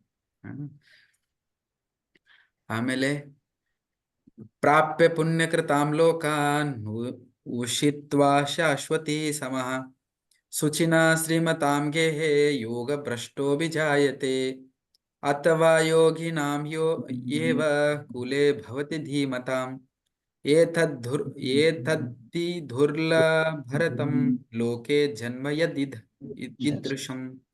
ಯೋಗ ಭ್ರಷ್ಟನು ಪುಣ್ಯಾತ್ಮರ ಲೋಕಗಳಲ್ಲಿ ಅನೇಕ ವರ್ಷಗಳ ಕಾಲ ಸುಖವನ್ನು ಅನುಭವಿಸಿ ಧಾರ್ಮಿಕ ಕುಟುಂಬದಲ್ಲೋ ಅಥವಾ ಶ್ರೀಮಂತರ ಕುಟುಂಬದಲ್ಲೋ ಹುಟ್ಟುತ್ತಾನೆ, ಅಥವಾ ಧೀಮಂತ ಆಧ್ಯಾತ್ಮಿಕರ ಕುಲದಲ್ಲೋ ಹುಟ್ಟುತ್ತಾನೆ. ನಿಜವಾಗಿ ಅಂತಹ ಜನ್ಮವು ಈ ಜಗತ್ತಿನಲ್ಲಿ ಬಹಳ ಅಪರೂಪ. ಓಕೆ, ಅವಾಗ ಏನ್ ಮಾಡ್ತಾರೆ ಅಂದ್ರೆ, ನಾವು ಪ್ರಾಕ್ಟೀಸ್ ಮಾಡ್ತಾ ಮಾಡ್ತಾ ಯಾರ್ಯಾರ ಹಂತ ತಲೆಯಲ್ಲಿ ಇರತ್ತಲ್ವಾ, ಆಯಾ ಹಂತದಲ್ಲಿದ್ದಾಗ ಅವರಿಗೆ ಆ ಕ್ವಾಲಿಫಿಕೇಶನ್ಗೋಸ್ಕರ ಕ್ವಾಲಿಫಿಕೇಶನ್ ಏನು ಬಂದಿರುತ್ತೆ ಅದಕ್ಕೆ ಆ ಅರ್ಹತೆಗೆ ತಕ್ಕ ಹಾಗೆ ಆಯಾ ಜಾಗ ಸಿಗತ್ತೆ. ಯಾವ್ದಾರ ಇನ್ನೊಂದು ಉಚ್ಚ ಸ್ಥಾನದ ಲೋಕದಲ್ಲಿ ಅವನಿಗೆ ಜನ್ಮ ಸಿಗತ್ತೋ, ಓಕೆ, ಅಥವಾ ಯಾವ್ದಾರ ಸ್ವರ್ಗ ಲೋಕದಲ್ಲಿ ಅವನಿಗೆ ಸಿಗತ್ತೋ, ಅಥವಾ ಅವನು ಚೆನ್ನಾಗಿ ಪುಣ್ಯ ಮಾಡ್ಕೊಂಡಿದ್ದಾನೆ ಅಂದ್ರೆ, ನೀವು ಕೇಳಿದ್ರಿ ಯಾವ್ದರ ಆಸ್ತಿವಂತರು, ಹಣವಂತರು ಅಥವಾ ಸುಂದರ ಶರೀರ ಸಿಗತ್ತೋ, ಅದೆಲ್ಲ ಪೂರ್ವ ಜನ್ಮದ ಇದೇ ಆಧಾರದ ಮೇಲೆ ಬರುತ್ತೆ. ಬಟ್ ಅದೇ ಭೌತಿಕವಾಗಿ ಬಂತಂದ್ರೆ ಅದ್ರ ಸ್ವಲ್ಪ ಅದ್ರ ಡೇಂಜರು ಇರತ್ತೆ. ಸುಂದರವಾಗಿ ಶರೀರ ಇಟ್ರೆ ನಾನೇ ಸೈ ಅಂತ. ಒಂದ್ ವೇಳೆ ಸರಿಯಾಗಿ ಉಪಯೋಗ ಮಾಡ್ಕೊಂಡ್ಬಿಟ್ರೆ ಇಲ್ಲಿ ಪಾರಾಗ್ತಾರೆ. ಓಕೆ, ಒಂದ್ ವೇಳೆ ಹಣ ಬಂದಿದೆ, ತುಂಬಾ ಧನಿಯ ಮನೆಯಲ್ಲಿ ಹುಟ್ಟಿದ್ದಾರೆ, ಧನಿಯ ಮನೆಯಲ್ಲೇ ಈಗ ಹುಟ್ಟಿದ್ ಬಿಟ್ರೆ ಅದ್ರ ಎರಡೂ ಇದೆ. ನಿಮಗೆ ಅನಿಸ್ತದೆ, ಅರೆ ಇಷ್ಟೆಲ್ಲ ನಮ್ ಭಕ್ತಿ ಬಗ್ಗೆ ಅರ್ಥ ಆಗ್ತಾ ಇದ್ರಿ, ಸ್ವಲ್ಪ ಎಲ್ಲ ಚೆನ್ನಾಗಿ ಹಣಗಿನ ಇತ್ತಂದ್ರೆ ನಾ ಎಲ್ಲ ಯಾತ್ರೆ ಮಾಡ್ಬೋದಿತ್ತು, ನಾವು ಮತ್ತೆ ಒಂದಿನ ಹಾಲಿಡೇ ಹಾಕೊಂಡು ಇದಕ್ಕೆ ಹೋಗ್ಬೋದಿತ್ತು, ಬಟ್ ಕೆಲಸ ಮಾಡ್ಬೇಕಲ್ಲ, ನಮ್ಗೆ ಅವಶ್ಯಕತೆ ಇದೆ ಅಂತ ಒಬ್ಬೊಬ್ರಿಗೆ ಈಗ ತಲೆಯಾಗಿ ಬರ್ತಿರ್ತದೆ. ಅದು ಯಾತ್ರೆ ಹೇಳಿದಾಗ, ಅದು ಹೇಳಿದಾಗ, ಇದು ಹೇಳಿದಾಗ. ಆದ್ರೆ ಇದ್ದವ್ರು ಇರ್ತಾರೆ, ಹರೇ ಕೃಷ್ಣ ಪ್ರಭುಜಿ. ಇದ್ದವ್ರು ಇರ್ತಾರೆ. ಆ ಇದ್ದವ್ರಿಗೆ ಅದ್ರಲ್ಲಿ ಇಷ್ಟು ತೊಡಗಿರ್ತಾರ ಅಂತ ಹೇಳಿದ್ರೆ ಇದು ಯಾವ್ದು ತಲೆಯಲ್ಲಿ ಬರುದೇ ಇಲ್ಲ. ಅದು ಏನ್ ಮಾಡ್ಬಿಡ್ತದೆ, ಇಲ್ಲಿಂದ ಹಾರಿಸ್ಕೊಂಡು ತಗೊಂಡು ಹೋಗ್ಬಿಡುತ್ತೆ, ಅದು ಎಲ್ಲೋ ಒಂದ್ ಕಡೆ ತಗೊಂಡು ಹೋಗ್ಬಿಡತ್ತೆ. ಅದಕ್ಕೆ ಯಾವಾಗ ಹಣ, ಹೆಚ್ಚಿನ ವಿದ್ಯೆ, ಭೌತಿಕ ವಿದ್ಯೆ, ಭೌತಿಕ ಸಂಪತ್ತು ಒಂದೊಂದ್ಸರಿಗೆ ತುಂಬಾ ವಿರಳ ಜನರು ಅದನ್ನ ಉಪಯೋಗ ಮಾಡ್ಕೊಂಡು ಭಕ್ತಿಲಿ ಬರ್ತಾರೆ. ಸುಮಾರು ಜನ, ಮ್ಯಾಕ್ಸಿಮಮ್ ಜನ ಅವ್ರಿಗೆ ಏನಾಗತ್ತೆ ಅಂದ್ರೆ ಅದನ್ನ ಮಿಸ್ಯೂಸ್ ಮಾಡ್ಕೊಂಡು ಈಗಿನೆಲ್ಲ ನೋಡಿ ಹಾಳು ಮಾಡೋದು. ಈಗೆಲ್ಲ ಹಂಗೆ ನೀವು ಸ್ಕೂಲ್ ಕಾಲೇಜಲ್ಲಿ ಮಕ್ಕಳು ನೋಡಿ, ಜಾಸ್ತಿ ಹಣ ಇದ್ದವ್ರು ಏನ್ ಮಾಡ್ತಿರ್ತಾರೆ, ಅವ್ರ ತಂದೆ ತಾಯಿ ಅಂತ ಮಕ್ಕಳು ಏನ್ ಮಾಡ್ತಾರೆ, ಯಾವ್ದಾರೋ ಕೆಟ್ಟ ಹವ್ಯಾಸ ಕಲ್ಕೊಳ್ತಾರೆ, ದೊಡ್ಡ ದೊಡ್ಡ ವೆಹಿಕಲ್, ಕಾಸ್ಟ್ಲಿ ವಸ್ತುಗಳನ್ನ ತಗೊಂಡು ತಿರುಗ್ತಾ ಇದಾರೆ, ಶೋ ಹೊಡ್ಕೊಂಡು. ಏನ್ ಮಾಡ್ಬೇಕು ಅದನ್ನ ಬಿಟ್ಟು ಬಾಕಿದೆಲ್ಲ ಮಾಡ್ಕೊಂಡು ತಿರುಗ್ತಾರೆ. ಬಟ್ ಕಡಿಮೆ ಮಕ್ಕಳಿದ್ದಾರೆ, ವಿರಳ ಇದ್ದಾರೆ, ಆದ್ರೆ ಯಾವ್ದು ಕೇರ್ ಮಾಡದೇನೆ ವಿದ್ಯೆಗೋಸ್ಕರ ಅಂದ್ರೆ ಡೆಡಿಕೇಟ್ ಆಗಿ ಚೆನ್ನಾಗಿ ಓದಿ ಬರೋರು ಇದ್ದಾರೆ. ಎಲ್ಲರೂ ಹಂಗಂತ ಹೇಳಕ್ಕಾಗಲ್ಲ. ಬಟ್ ಯಾವಾಗದು ಮೈಂಡ್ ಡಿಸ್ಟರ್ಬ್ ಮಾಡುವಂತದ್ದು ಏನಾದ್ರು ಸನ್ನಿವೇಶ ಅಂತ ಸಿಕ್ತಂತ ಇದಾರೆ, ಅದು ಏನ್ ಮಾಡುತ್ತಂತ ನಮ್ಗೆ ಗೊತ್ತಿಲ್ಲ. ಓಕೆ, ಅದನ್ನ ಇಲ್ಲಿ ಹೇಳ್ತಾ ಇದ್ದಾರೆ. ಏನದು ಕ್ವಶನ್ ನಂತರ ಪ್ರಭುಗಳೇ. ಓಕೆ, ಸೊ ಕೊನೆಗೆ ಅಲ್ಲ ಪ್ರಭು, ನಾ ಹೊರಟೆ, ಹೋಗ್ತೆ, ಇದಾಗ್ತೇನೆ, exit ಆಗ್ತೇನೆ. Tata. Hare Krishna. Duty. Hare Krishna. Okay, Hare Krishna ಪ್ರಭು. ಬೇರೆ ಬೇರೆ ಜಾಗದಲ್ಲಿ ಅವರು ಬೇರೆ ಬೇರೆ ಸ್ಥಾನದಲ್ಲಿ ಅವ್ರೇನ್ ತಗೊಳ್ತಾರೆ, ಜನ್ಮ ತಗೊಳ್ತಾರೆ. ಒಂದು ವೇಳೆ ಕೆಳಗೆ ಹಿಂತಿರುಗಿ ಬಂದ್ರೆ ಅಂದ್ರೆ ಕುಟುಂಬ ಶ್ರೀಮಂತರ ಮನೆಯಲ್ಲಿ ಹುಟ್ಟುತ್ತಾರೆ, ಹಾಗೆ ಹೀಗೆ. ಇಲ್ಲ ಅವರು ವಿದ್ವಾಂಸರಾಗ್ತಾರೆ, ಅದು ಇದೆಲ್ಲ ಬರೆದಿದ್ದಾರೆ, ನೀವೇ ಓದಿ ಅದನ್ನು ಏನಾಗತ್ತೆ ಅನ್ನೋದು. ಓಕೆ, ಮತ್ತೊಂದು ವಿಷಯ ಇದೆ ಅಲ್ಲಿ, ಏನದು,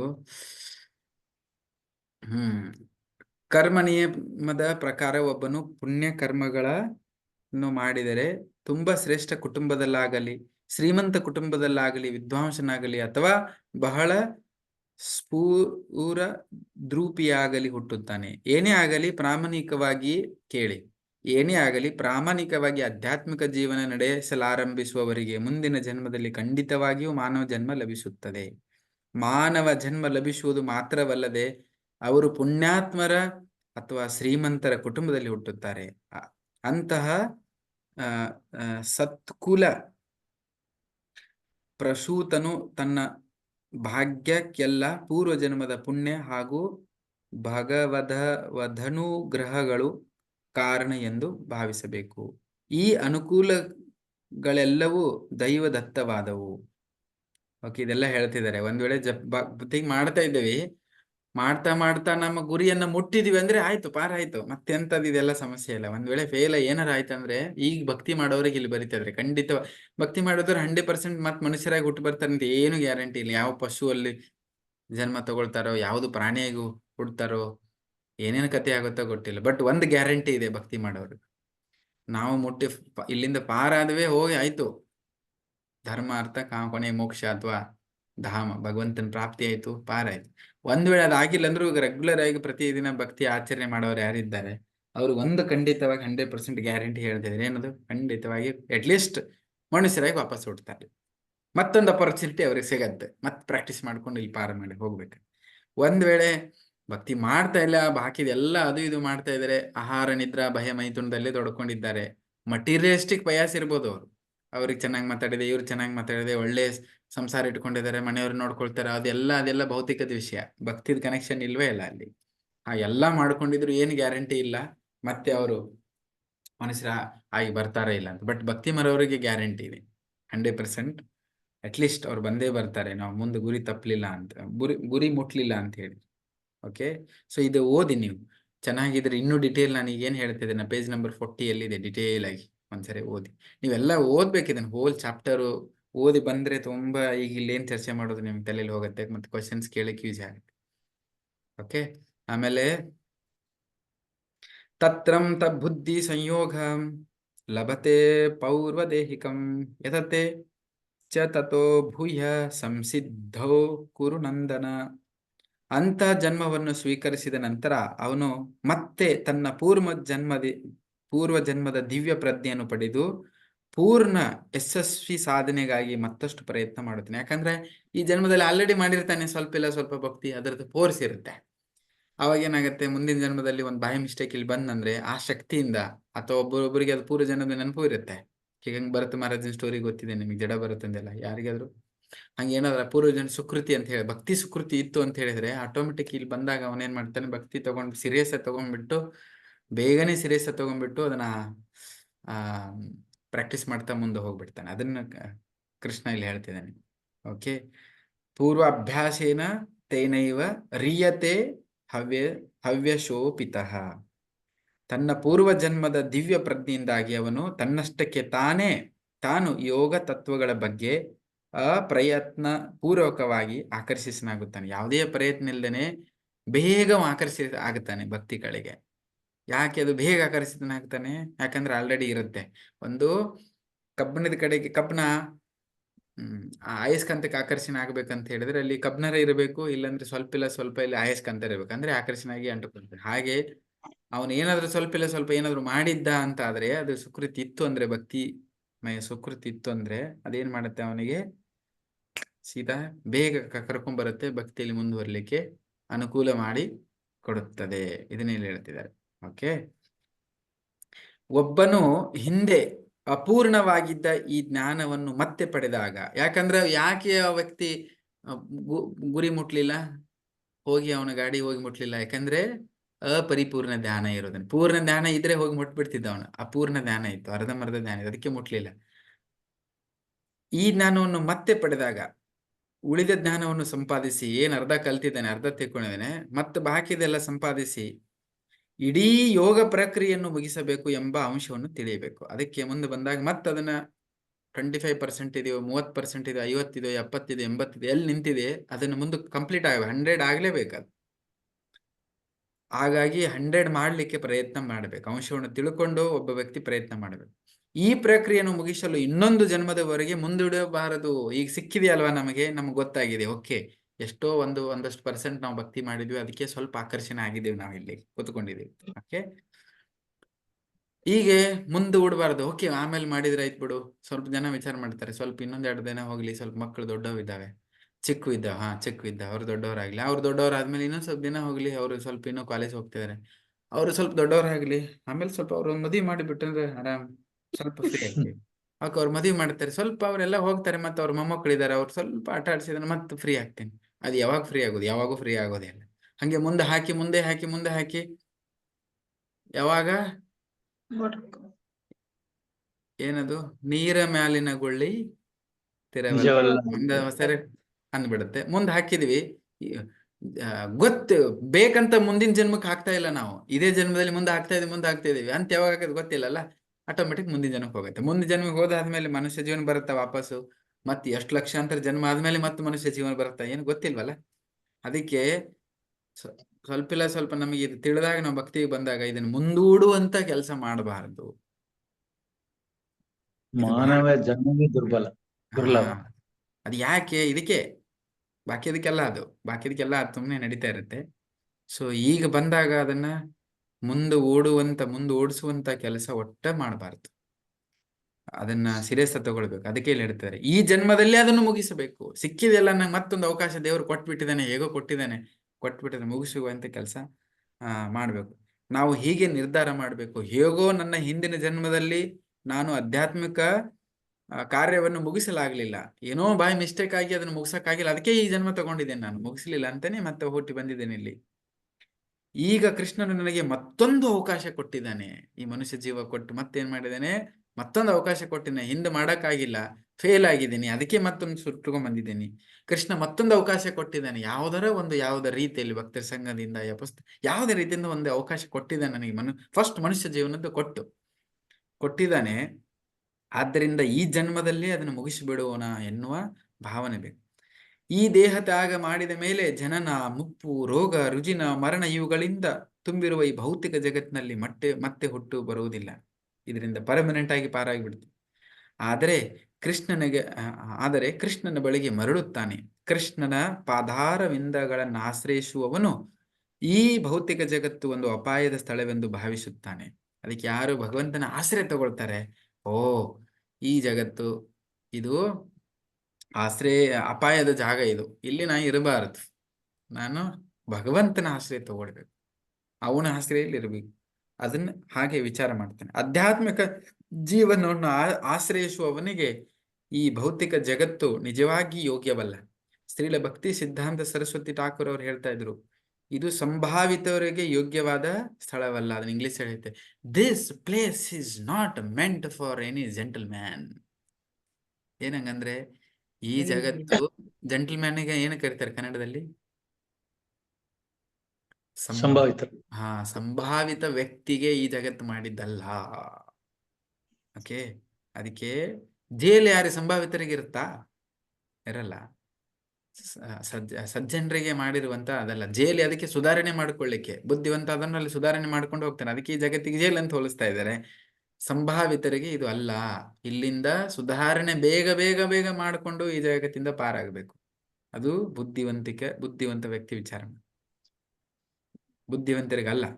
ಒಮ್ಮೆ ಕೃಷ್ಣನ ಬಳಿ ಸಾರಿ ಆಧ್ಯಾತ್ಮಿಕ ಪ್ರಗತಿ ಸಾಧನೆಯಲ್ಲಿ ತೊಡಗಿದರೆ ಹೃದಯದಲ್ಲಿ ನೆಲೆಯಾಗಿರುವ ಕೃಷ್ಣನು ನಿರ್ದೇಶನಗಳನ್ನು ಕೊಡಲು ಒಂದು ಸರಿ ನಾವು ಈ ನಿರ್ಧಾರ ಮಾಡ್ಕೊಂಡಿವಿ ಅಂದ್ರೆ, ಎಷ್ಟೋ ಜನ್ಮದಿಂದ ನಾನು ಹಂಗೆ ಮತ್ತೆ ಹುಟ್ಟಿ ಬರ್ತಾ ಇದ್ದೀನಿ, ಮತ್ತೆ ಭಗವಂತ ನಿಜವಾಗೂ ನನಗೆ ಇಂತ ಒಂದು ಸುವರ್ಣ ಅವಕಾಶ ಕೊಟ್ಟಿದ್ದಾನೆ, ನಾನು ಮತ್ತೆ ಅವನು ಬಿಡ್ಲಿಕ್ಕೆ ಕಳ್ಕೊಳ್ಳಿಕ್ ಇಷ್ಟ ಇಲ್ಲ, ನಾನು ಸೀರಿಯಸ್ ಆಗಿ ನನ್ನ ಭಕ್ತಿ ಮಾಡ್ಲೇಬೇಕು ಅಂತ ಒಂದು ನಿರ್ಧಾರ ಮಾಡಿ ನಾವೇನಾದ್ರೂ ಭಕ್ತಿ ಕಾರ್ಯಗಳನ್ನ ನಾವು ಸೀರಿಯಸ್ ಆಗಿ ತಗೊಂಡ್ವಿ ಅಂದ್ರೆ ಅವಾಗ ಕೆಲಸ ಮಾಡ್ತಾನೆ. ಒಳಗಡೆಯಿಂದ ಚೈತ್ಯ ಗುರು ಪರಮಾತ್ಮನ ರೂಪದಲ್ಲಿ ಒಳಗಡೆಯಿಂದ ನಿರ್ದೇಶನ ಕೊಡಕ್ ಸ್ಟಾರ್ಟ್ ಮಾಡ್ತಾನೆ. ಕೃಷ್ಣ ಗೈಡ್ ಮಾಡಕ್ ಸ್ಟಾರ್ಟ್ ಮಾಡ್ತಾನೆ. ಹಾ ನೀನ್ ಈಗ ಮಾಡು, ಹಾ ನೀನ್ ಇದು ಮಾಡು, ಅವಾಗ ಕೊಡ್ತಾನು, ನೀ ಕೊಡೋದಿಲ್ಲ. ಈಗ ನಾವು ಸೀರಿಯಸ್ ಇಲ್ಲ, ಸುಮ್ನೆ ನಮ್ಗೆ ಕೊಟ್ಟು ಏನ್ ಮಾಡ್ಬೇಕು ಅವನು? ಫಸ್ಟ್ ಅವನು ಹೊರಗಡೆ ಗುರುಗಳಿಂದ ಕೊಡಕ್ ನೋಡ್ತಾನೆ. ಕೊಟ್ಟಾದ್ಮೇಲೆ ಸೀರಿಯಸ್ ಆದ್ಮೇಲೆ ಒಳಗಡೆಯಿಂದ ಗೈಡ್ ಮಾಡಕ್ ಸ್ಟಾರ್ಟ್ ಮಾಡ್ತಾನೆ. ಅವಾಗ ಅದು ಅರ್ಥ ಆಗುತ್ತೆ ನಮಗೆ. ಈಗ ಅರ್ಥ ಆಗೋದು. ನಂಗೆ ಗೊತ್ತು ಕೃಷ್ಣ ಭಗವಂತ ಗೊತ್ತು, ನಂಗೆ ಒಳಗೆಲ್ಲ ಹೇಳ್ತಾನೆ. ತುಂಬಾ ಜನ ಹೇಳ್ತಾರೆ, ನಂಗೆ ಜೊತೆಗೆ ಮಾತಾಡ್ತಾನೆ, ನಂಗೆ ಒಳಗೆ ಎಲ್ಲ ಬರುತ್ತೆ. ಅದ್ಯಾವುದೂ ಅಲ್ಲ. ಎಲ್ಲಿವರೆಗೂ ಫಸ್ಟ್ ಅವನ್ ಏನ್ ಮಾಡ್ತಾನೆ, ಸೀರಿಯಸ್ ಇದ್ರೆ ಅವ್ರಿಗೇನ್, ಹೇಗೆ ಧ್ರುವ ಮಹಾರಾಜನಿಗೆ ಯಾರನ್ನ ಕಳಿಸ್ಕೊಟ್ಟ? ನಾರದ ನಾರದ ಮುನಿಗೆ ಮೊದಲು ಕಳಿಸ್ಕೊಟ್ಟ. ಅವನ ಕಣ್ಣಿಂದ ಟ್ರೈನಿಂಗ್ ಕೊಡ್ಸಿದ. ಅವನು ಹೇಳಿದಾಗ ಅವನಿಗೆ ಶರಣಾಗತಿ ಆಗೋ ಮಾಡಿದ. ಅವನ ಗುರು ಅವನು ಹೇಳ್ಕೊಟ್ಟಿದ್ದ ಹಾಗೆ ಮಾಡಿಸಿದ. ಆಮೇಲೆ ಭಗವಂತ ಬಂದ. ಮೊದಲೇ ತಾನೇ ಓಡಿ ಬರ್ಲಿಲ್ಲ ಅವನು. ಅದೇ ರೀತಿ ನಾವು ಸೀರಿಯಸ್ ಆದ್ರೆ ಫಸ್ಟ್ ನಮ್ಮ ಜೀವನದಲ್ಲಿ ಕಲಿಸೋದು ಯಾರನ್ನ? ಗುರುಗಳನ್ನು. ಗುರುಗಳನ್ನ ಕಳಿಸ್ತಾರೆ. ಸೊ ಅದನ್ನ ನಾವು ಸೀರಿಯಸ್ ಆಗಿ ತಗೊಂಡು ಪ್ರಾಕ್ಟೀಸ್ ಮಾಡ್ತಾ ಹೋಗ್ಬೇಕು. ಅದಾದ್ಮೇಲೆ ಕೊನೆಗೆ ನೆಕ್ಸ್ಟ್ ಹಂತದಲ್ಲಿ ಭಗವಂತ ಒಳಗಡೆಯಿಂದ ನಮಗೆ ಪ್ರೇರಣೆ ಮತ್ತು ಏನದು ನಮಗೆ ಹೀಗೆ ಆಧ್ಯಾತ್ಮಿಕ ಪ್ರಗತಿಗೆ ಏನೇನು ಅವಶ್ಯಕತೆ ಇದೆಯಲ್ವಾ ಅವೆಲ್ಲ ನಿರ್ದೇಶನಗಳನ್ನು ಕೊಡ್ಲಿಕ್ಕೆ ಪ್ರಾರಂಭಿಸ್ತಾನೆ.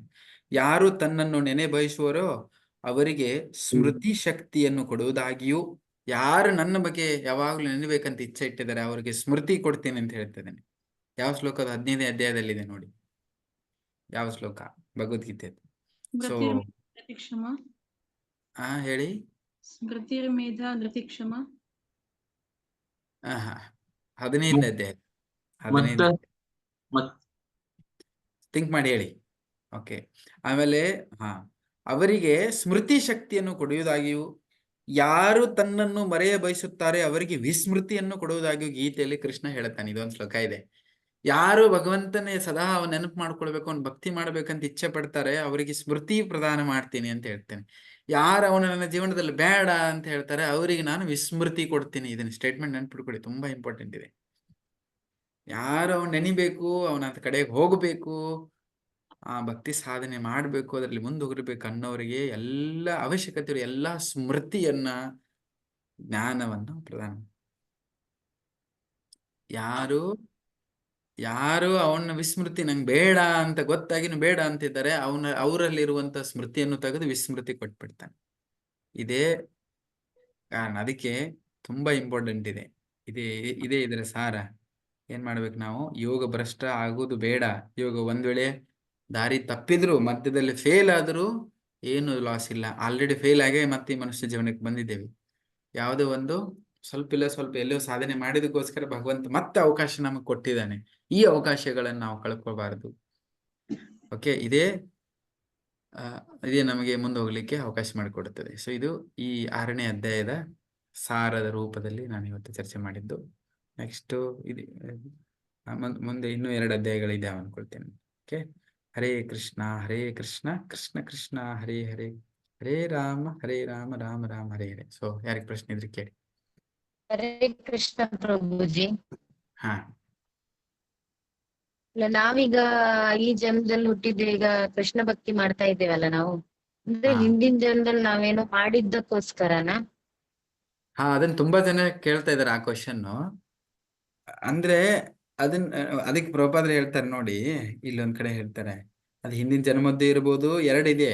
ನಾವೊಂದ್ ಏನಾದ್ರು ಸ್ವಲ್ಪ ಮಾಡಿದ್ದಿರ್ಬೋದು. ನಾನು ತುಂಬಾ ಸರಿ ಹೇಳಿದ್ದೇನೆ, ನಾವು ಸ್ವಲ್ಪ ಏನಾದ್ರು ಭಕ್ತಿ ಮಾಡಿದ್ದಿರತ್ತೆ ಅಂಶ ಅದರಲ್ಲಿ, ಅಥವಾ ನಮ್ಮ ಗುರು ಹಿರಿಯರದ್ದು ಏನೋ ಸುಕೃತಿ ಇರುತ್ತೆ. ಓಕೆ. ಅದು ಇಲ್ಲ ಅಂದ್ರೆ, ಅದು ಯಾವ್ದು ಇಲ್ಲ ಅಂದ್ರೆ, ಈಗ ಭಕ್ತರ ಸಂಘದಲ್ಲಿ ಭಕ್ತರ ಸಂಘದ್ದು ವೈಷ್ಣವರದ್ದು ಗುರುಗಳ ಕೃಪೆ ಇರುತ್ತೆ. ಏನಾದ್ರು ಒಂದು ಕಾರಣ ಇರುತ್ತೆ. ಅದಕ್ಕೆ ಎಕ್ಸಾಕ್ಟ್ ಆಗಿ ನಾವು ಅದನ್ನ ಹೇಳಕ್ಕಾಗಲ್ಲ. ಅರ್ಥ ಆಯ್ತಲ್ಲ? ಅದಕ್ಕೆ ಏನ್ ಹೇಳ್ತಾರಂದ್ರೆ, ನಾವು ಹೆಂಗ್ ಬಂದ್ವಿ ಅನ್ನೋದು ಕ್ವಶನ್ ಬರುತ್ತೆ ಎಲ್ಲರಿಗೂ. ನಾವು ಇಲ್ಲಾಕ್ ಬಂದ್ವಿ. ಅದಕ್ಕೆ ಒಂದು ಭಗವದ್ಗೀತೆಯಲ್ಲೆಲ್ಲ ಉದಾಹರಣೆ ಕೊಟ್ಟು ಹೇಳ್ತಾರೆ.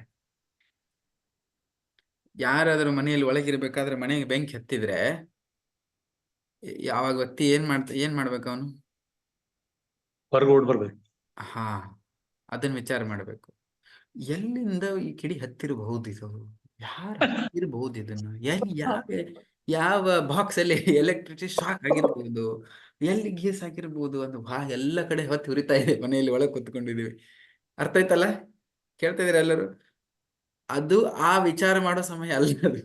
ಅವಾಗ ಫಸ್ಟ್ ಕೆಲಸ ಏನ್ ಮಾಡ್ಬೇಕು, ನಾನು ಎಲ್ಲಿಂದ ಬಂದೆ, ಹೆಂಗ ಬಂದೆ, ಏನ್ ಇಲ್ಲ, ಫಸ್ಟ್ ಹೋಗಿ ಕೆಲಸ ಮಾಡ್ಬೇಕು.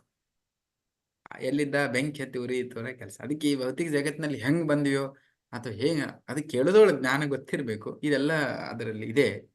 ಬಟ್ ಬುದ್ಧಿವಂತಿಕೆ ಏನಂದ್ರೆ ಬೆಂಕಿ ಹತ್ತಿ ಉರಿತಾ ಇದೆ ಈಗ ಇಲ್ಲಿ, ಸೊ ಇಲ್ಲಿಂದ ನಾನು ಹೆಂಗ್ ಪಾರಾಗಿ ಹೋಗ್ಬೇಕು ಅನ್ನೋದು ಕೇಳೋದು, ಇದೆಲ್ಲ ತುಂಬಾ ಇಂಪಾರ್ಟೆಂಟ್. ಓಕೆ, ನಾನು 2 ಹೇಳಿದೆ, ಮತ್ತೆ ಒಂದು ಪಾಯಿಂಟ್ ನಿಮ್ಗೆ ಆನ್ಸರ್ ಕೊಟ್ಟೆ, ಅದೆಲ್ಲ ಏನೋ ಇರ್ಬೋದು ಅದರಲ್ಲಿ. ಅದಾದ್ಮೇಲೆ 2ನೇದ್ದು ಹೇಳಿದೆ. ಇದ್ದೀರಾ? ಅರ್ಥ ಆಯ್ತಾ? Okay, next. ಹರೇ ಕೃಷ್ಣ ಪ್ರಭುಜಿ. ಹಾ, ಬಾಕಿದವರು ಪ್ರಶ್ನೆ ಕೇಳ್ಬೇಕು. ಇವರೇ 4 ಜನ ಡೈಲಿ ಕ್ವಶನ್ ಕೇಳ್ತಾರೆ. ಹಾ ಹಾ ಇದ್ದೇನೆ. ಹಾ ಅರ್ಥ ಕೇಳಿ. ಆಯ್ತಾ?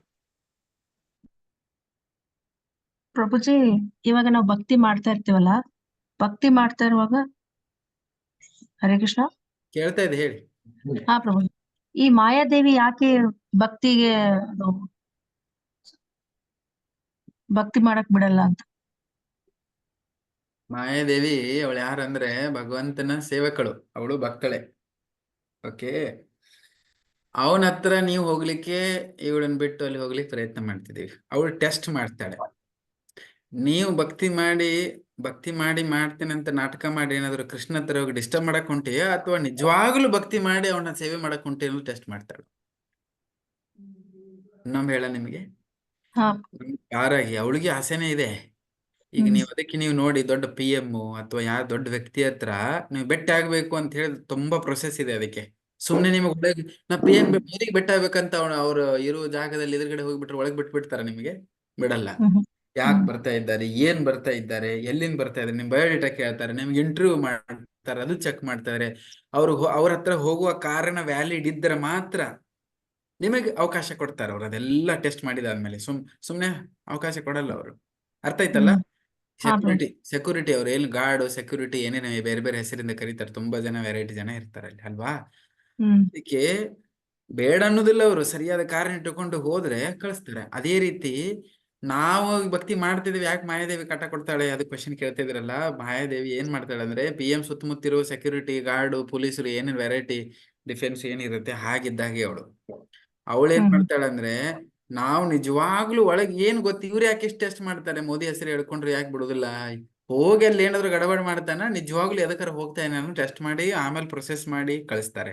ಅದೇ ರೀತಿ ನಾವು ಭಗವಂತನ ಹತ್ರ ಹೋಗ್ಲಿಕ್ಕೆ ಪ್ರಯತ್ನ ಮಾಡ್ತಿದ್ದೀವಿ, ಆದ್ರೆ ಹೋಗಿ ಅವನ ನಿಜವಾಗ್ಲೂ ನಿಸ್ವಾರ್ಥದಿಂದ ಪ್ರೀತಿಯಿಂದ ಸೇವೆ ಮಾಡಕ್ ಹೋಗ್ತಾ ಇದ್ದೇವೆ, ಅಥವಾ ಭಕ್ತಿ ಮಾಡು ನಾಟಕದಲ್ಲಿ ಹೋಗಿ ಮತ್ತೆ ಅವನಿಗೆ ಏನಾದ್ರು ಡಿಸ್ಟರ್ಬ್ ಮಾಡಕ್ ಹೋಗ್ತಾ ಇದ್ದೇವೆ ಅನ್ನೋದನ್ನ ಟೆಸ್ಟ್ ಮಾಡಿ ಸರಿಯಾಗಿ ಅರೆದು, ಸರಿಯಾಗಿ ಏನ್ ಹೇಳ್ತಾರೆ ತಿಕ್ಕಿ ಎಲ್ಲ ಸರಿಯಾಗಿ ನೋಡಿ, ಎಸ್ 24 ಕ್ಯಾರೆಟ್ ಗೋಲ್ಡ್, ಎಸ್ ಇದ್ರಲ್ಲಿ ಯಾವ್ದು ಕಲ್ಪಿತ ಇಲ್ಲ, ಆಮೇಲೆ ಬಿಡ್ತಾಳೆ ಅವಳು ಟೆಸ್ಟ್ ಮಾಡೋದು.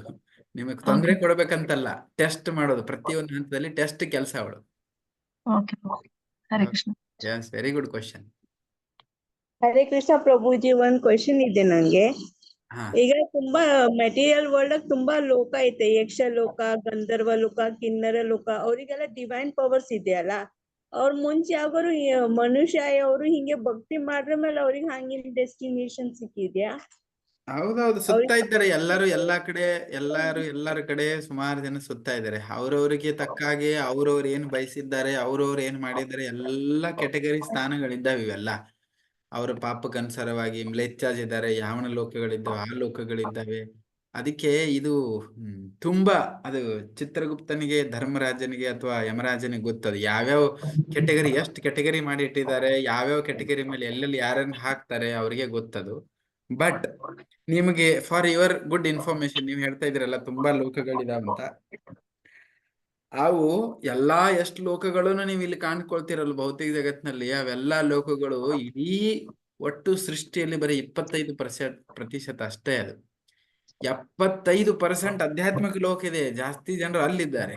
ನಿಮ್ ಊರಲ್ಲಿ ಜೈಲು ಇದ್ರೆ ಊರು ತುಂಬಾ ಜೈಲು ಇರುವುದಿಲ್ಲ, ಊರಲ್ಲಿ ಒಂದ್ ಕಡೆ ಒಂದ್ ಮೂಲೆಯಲ್ಲಿ ಜೈಲು ಇರುತ್ತೆ, ಬಾಕಿದೆಲ್ಲ ಹೊರಗಡೆ ಫ್ರೀಯಾಗಿ ಇರುತ್ತೆ. ಅದೇ ರೀತಿ 25% ಇಡೀ ಸೃಷ್ಟಿಯಲ್ಲಿ ಮಾತ್ರ ಇದು ಭೌತಿಕ ಜಗತ್ತಿರೋದು. ನಮ್ಮನ್ನ ಸುಧಾರಣೆ ಬರಲಿ ಅಂತೇಳಿ ಸುಧಾರಣೆಗೋಸ್ಕರ ನಮ್ಮನ್ನು ಕಳಿಸಿರೋದು. ಇನ್ನು 75% ಆಧ್ಯಾತ್ಮಿಕ ಜಗತ್ತೇ ಇದೆ. ಎಲ್ಲರೂ ಅಲ್ಲೇ ಖುಷಿಯಿಂದ ಇದ್ದಾರೆ ಅಲ್ಲಿ. ನಾವು ನೋಡಿಲ್ಲ ಅಷ್ಟೇ. Hare Krishna. Very good. Next. Hare Krishna ಪ್ರಭುಜಿ. ಹಾ ಪ್ರಭುಜಿ ಇವಾಗ ಒಳ್ಳೆ ಅಂದ್ರೆ ಕೃಷ್ಣನ್ ಜೊತೆ ಹೋಗ್ಬೇಕು ಅಂದ್ರೆ ಕೃಷ್ಣ ಬೇಕು ಅಂದ್ರೆ ಒಳ್ಳೆ ಸ್ಮೃತಿ ಕೊಡ್ತಾರೆ ಅಂತ ಹೇಳಿದ್ರಿ, ಮತ್ತು ಕೃಷ್ಣ ಬೇಡ ಅಂದ್ರೆ ವಿಸ್ಮೃತಿ ಅಂತ ಹೇಳಿದ್ರಲ್ಲ. ಇವಾಗ ವಿಸ್ಮೃತಿ ಅಂತವ್ರಿಗೆ ಯಾಕೆ ಬರುತ್ತೆ ಅಂತ ಅಂದ್ರೆ ಅಂತವ್ರಿಗೆ ಅಂದ್ರೆ ಯಾರವರು ಅಂದ್ರೆ ಅಂದ್ರೆ ಕೃಷ್ಣ ಬೇಡ ಹಾ ಬೇಡ ಅಂತ ಹೇಳ್ತಾರಲ್ಲ, ಅಂದ್ರೆ ಹಾ ಕೃಷ್ಣನ್ ಕಡೆ ಹೋಗೋದಿಲ್ಲ ಅಂತ ಇದ್ದವರು, ಹಾ ಅವ್ರಿಗೆ ಯಾಕೆ ವಿಸ್ಮೃತಿ ಕೊಡ್ತಾರೆ ಅಂದ್ರೆ ಅವ್ರಿಗೆ ಇಷ್ಟ ಇಲ್ಲ ಎಲ್ಲದಕ್ಕೂ ಕೊಟ್ಟು ಎಂತ ಮಾಡೋದು? ಅವ್ರಿಗೆ ಹೋಗಕ ಇಷ್ಟ ಇಲ್ಲ. ಈಗ ನೀವು ಇಲ್ಲಿ ಬರಕ ಇಷ್ಟ ಇಲ್ಲ, ಅಥವಾ ನೀವು ಒಂದ್ ವೇಳೆ ನೀವು ಮೊನ್ನೆ ಯಾತ್ರೆಗೆ ಬಂದಿದ್ರಿ, ನೀವು ಯಾತ್ರೆಗೆ ಬರಕ ಇಷ್ಟ ಇಲ್ಲ ಅಂದ್ರೆ ಯಾತ್ರೆ ಇನ್ಫಾರ್ಮೇಶನ್ ನಿಮ್ಗೆ ಕೊಟ್ಟು ಉಪಯೋಗ ಏನಿದೆ? ಪ್ರಭುಜಿ ಮತ್ತೆ ಎಲ್ಲದಕ್ಕೂ ಕಾರಣ ಕೃಷ್ಣನೇ ಅಂತ ಹೇಳ್ತಾರಲ್ಲ, ಮತ್ತೆ ಅಂದ್ರೆ ಹಾಗೆ ಇದು ಯಾವ ತರ ಅಂತ. ಅದೇ ಒಂದು ಫ್ರೀ ವಿಲ್ ಅಂತ ಇದೆಯಲ್ಲ, ಸರ್ವ ಕಾರಣ ಅವನೇ ಕಾರಣ. ಅದನ್ನ ನಡೆಸ್ತಾ ಇರೋನು ಯಾರು? ಅದೇ ಅವನೇ ನಡೆಸ್ತಾ ಇದ್ದಾನೆ. ಈಗ ಫ್ರೀ ವಿಲ್ ಇದೆ, ಕೊಟ್ಟಿದ್ದಾರೆ. ಏನು ಇಂಥದಿದೆ ಈಗ ಬರ್ತೀಯಾ ಬಾ ನಿಮ್ಗೆಲ್ಲ ಕೊಡ್ತೀನಿ, ಇಲ್ಲ ನೀ ಇಲ್ಲೇ ಇರ್ತೆ ಇರು, ಅದನ್ನು ಕೊಡ್ತಾ ಇದ್ದಾನಲ್ಲ, ಅವನೇ ಕಾರಣ ಇದ್ದಾನೆ. ಈಗ ಇಲ್ಲಿ ಇದ್ದಾರೆ ಅಂದ್ರೂ ಕೂಡ ಅವ್ರು ಊಟ ಮಾಡ್ತಾ ಇದಾರೆ, ತಿಂತಾ ಇದ್ದಾರೆ, ಮಜಾ ಮಾಡ್ತಿದಾರಲ್ಲ, ಅದನ್ನೆಲ್ಲ ಸಪ್ಲೈ ಯಾರು ಮಾಡ್ತಿದ್ದಾರೆ? ಅವನೇ ಮಾಡ್ತಿದ್ದಾನೆ. ಹಾ ಫ್ರೀ ವಿಲ್ ಅಂತಾರೆ ಅದಕ್ಕೆ. ಫ್ರೀ ವಿಲ್ ಅಂದ್ರೆ ಕನ್ನಡದಲ್ಲಿ ಅಂತಾರೆ, ಪ್ರತಿಯೊಬ್ಬ ವ್ಯಕ್ತಿಗೂ ಫ್ರೀ ವಿಲ್ ಫ್ರೀಡಮ್ ಇದೆ ಚಾಯ್ಸ್ ಮಾಡ್ಲಿಕ್ಕೆ, right and wrong. But he's telling, ಅದಕ್ಕೆ ನೀವು ಭಗವತ್ ಉದ್ದಕ್ಕೂ ನೋಡ್ಕೊಂತ ಬನ್ನಿ, ಇದು ನನ್ನ ಅಭಿಪ್ರಾಯ ಅಂತ ಹೇಳ್ತೀನಿ. ಹಿಂಗೆ ಅಂತ ಕಡಕಾಗಿ ಹೇಳ್ತಾ ಇಲ್ಲ ಅವನು ಕೂಡ ಫ್ರೀಡಮ್ ಕೊಟ್ಟಿದ್ದಾನೆ. ನೋಡಿ, ತಿಳ್ಕೊಳ್ಳಿ, ಅರ್ಥ ಮಾಡ್ಕೊಂಡು ಬರೋದು ಬನ್ನಿ, ಇಲ್ಲ ಮತ್ತಿರ್ತಾನೆ ಇರ್ರಿ, ನೋ ಪ್ರಾಬ್ಲಮ್. ಫ್ರೀಡಮ್ ಕೊಟ್ಟಿದ್ದಾನೆ. ಬಟ್ ಅದು ಎರಡಕ್ಕೂ ಸಪ್ಲೈ ಅವನೇ ಇದೆ, ಕೊಡ್ತಾ ಇದ್ದಾನಲ್ವಾ? ಓಕೆ, ಭಕ್ತರಿಗೆ ಉಣ್ಣಾಕ ತಿನ್ನಕ್ ನೀರು ಕೊಡ್ತೇನೆ, ಅಭಕ್ತರಿಗೆ ಉಣ್ಣಾಕ ತಿನ್ನಕ್ ನೀರು ಕೊಡ್ತಾ ಇಲ್ವಾ? ಅವರೂ ಗಾಳಿ ಉಪಯೋಗ ಮಾಡ್ತಿದಾರೆ, ಅವರೂ ತಿಂತಾ ಇದಾರೆ, ಅವರೂ ಇರ್ತಾ ಇದಾರೆ, ಎಲ್ಲ ಇದೆ, ಅವ್ರಿಗೆ ಫೆಸಿಲಿಟಿ ಕೊಡ್ತಾ ಇದ್ದೀನಿ. ಬಟ್ ಭಗವಂತನ ವಿಸ್ಮೃತಿ ಅವರಿಗೆ ವಿಸ್ಮೃತಿ ಕೊಡ್ತಾ, ಯಾಕಂದ್ರೆ ಅವ್ರು ಇಷ್ಟ ಇಲ್ಲ. ಬ್ಯಾಡ ಬಿಡು, ನನ್ನ ಬಗ್ಗೆ ತಿಳ್ಕೊಂಡು ನಿನಗೇನು ಉಪಯೋಗ ಇದೆ, ಬೇಡ ಅಂತ ದೂರ ಇಟ್ಟಿದ್ದೀನಿ ಅಷ್ಟೇ. ಧನ್ಯವಾದ. ಎಸ್. ಹರೇ ಕೃಷ್ಣ ಪ್ರಭುಜಿ, ದಂಡವತ್ ಪ್ರಣಾಮ್. ಓ ಲಕ್ಷ್ಮೀ ಮಯ್ಯ, ಹೇಳಿ. ಇಲ್ಲ ಪ್ರಭು, ಭಕ್ತಿಯಲ್ಲಿ 16 ರೌಂಡ್ ಚಾಂಟಿಂಗ್ ಮಾಡ್ತೀವಿ, 4 ರೆಗ್ಯುಲೇಟಿವ್ ಪ್ರಿನ್ಸಿಪಲ್ ಫಾಲೋ ಮಾಡ್ತೀವಿ, ಮತ್ತೆ ಭಗವದ್ಗೀತೆ ಭಾಗವತ ಓದ್ತೀವಿ, ಎಲ್ಲ ಮಾಡ್ತೀವಿ. ಅವರು ಜೀವನದಲ್ಲಿ ಗುರು ಸಿಕ್ಕಿರುವುದಿಲ್ಲ, ಭಕ್ತಿ ಮಾಡ್ತಾ ಇರ್ತಾರೆ ಅವರು. ಅವ್ರು ದೇಹ ತ್ಯಾಗ ಮಾಡಿ ಬಿಡ್ತಾರೆ, ಗುರು ಬಂದಿರುವುದಿಲ್ಲ ಅವರಿಗೆ. ಅವರು ಇದೆಲ್ಲ ಮಾಡ್ತಾ ಇರ್ತಾರೆ, ಎಲ್ಲ ಸೀರಿಯಸ್ ಭಕ್ತರು. ಅವ್ರು ದೇಹ ತ್ಯಾಗ ಮಾಡ್ಬಿಡ್ತಾರೆ, ಗೊತ್ತಿರುದಿಲ್ಲಲ್ಲ ನಮ್ಗೆ ನಮ್ಮ ಆಯುಷ್ಯ ಎಷ್ಟು ಏನು ಅಂತ. ಅವಾಗ ಏನಾಗುತ್ತೆ ಅದು? ಆಕ್ಚುಲಿ ಅದಕ್ಕೆ ಗುರುಗಳನ್ನ ಸ್ವೀಕಾರ ಮಾಡೋದು ತುಂಬಾ ಅವಶ್ಯಕತೆ ಇದೆ. ಯಾಕಂದ್ರೆ ಎಂಟ್ರಿ ಪಾಸೇ ಅದು ಗುರುಗಳನ್ನ ಸ್ವೀಕಾರ ಮಾಡೋದು. ಎಂಟ್ರಿ ಪಾಸೇ ಇಲ್ಲ ಅಂದ್ರೆ ನಮ್ದು ಈಗ ನಾವು ಎಲ್ಲ ಎಕ್ಸಾಮಕ್ಕೆ ಹೋಗಿದ್ದೇನೆ, ಎಕ್ಸಾಮಕ್ಕೆ ಎಲ್ಲ ತಯಾರಿ ಮಾಡಿದ್ದೇನೆ ನಾನು, ಓಕೆನಾ? ಈ KS IAS ಬರೀತಾರೆ, ಎಕ್ಸಾಮ್ಗೆ ಎಲ್ಲ 4 ವರ್ಷ ಕುತ್ಕೊಂಡು ಫುಲ್ ಕ್ಲಾಸ್ ತಗೊಂಡಿದ್ದಾರೆ, ಎಲ್ಲ ಓದಿ ತಯಾರಿ ಮಾಡಿದ್ದೀನಿ, ಎಲ್ಲ ನಾನಿದೆ, ಫಸ್ಟ್ ಕ್ಲಾಸ್ ಬರುವಂಥದ್ದು ನಾನಿದೆ. ಬಟ್ ಎಕ್ಸಾಮ್ ಕೊಡೋದಿಲ್ಲ, ಅವ್ರ ಸರ್ಟಿಫಿಕೇಟ್ ಸಿಗೋದಿಲ್ಲ, ಅವ್ರನ್ನ ಹೋಗಿ ಆಫೀಸಲ್ಲಿ ಅಲ್ಲಿ ಕುಂದ್ರಸಕ್ಕಾಗಲ್ಲ, ಆಫೀಸಲ್ಲಿ ಟಿಕೆಟ್ ಇಲ್ಲ ಅಲ್ಲಿ.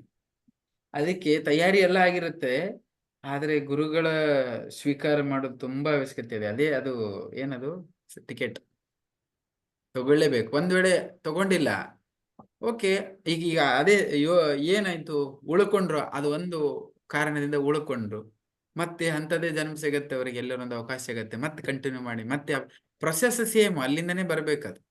ಅದಕ್ಕೆ ಶಾಸ್ತ್ರ ಹಾಡೋದಿಲ್ಲ, ಗುರುವಿನ ಗುಲಾಮನಾಗುವ ತನಕ ದೊರೆಯದೆನ್ನ ಮುಕ್ತಿ, ಮತ್ತೆ ಅದು ಹೇಳಿದ್ದಾರೆ ಅಲ್ವಾ?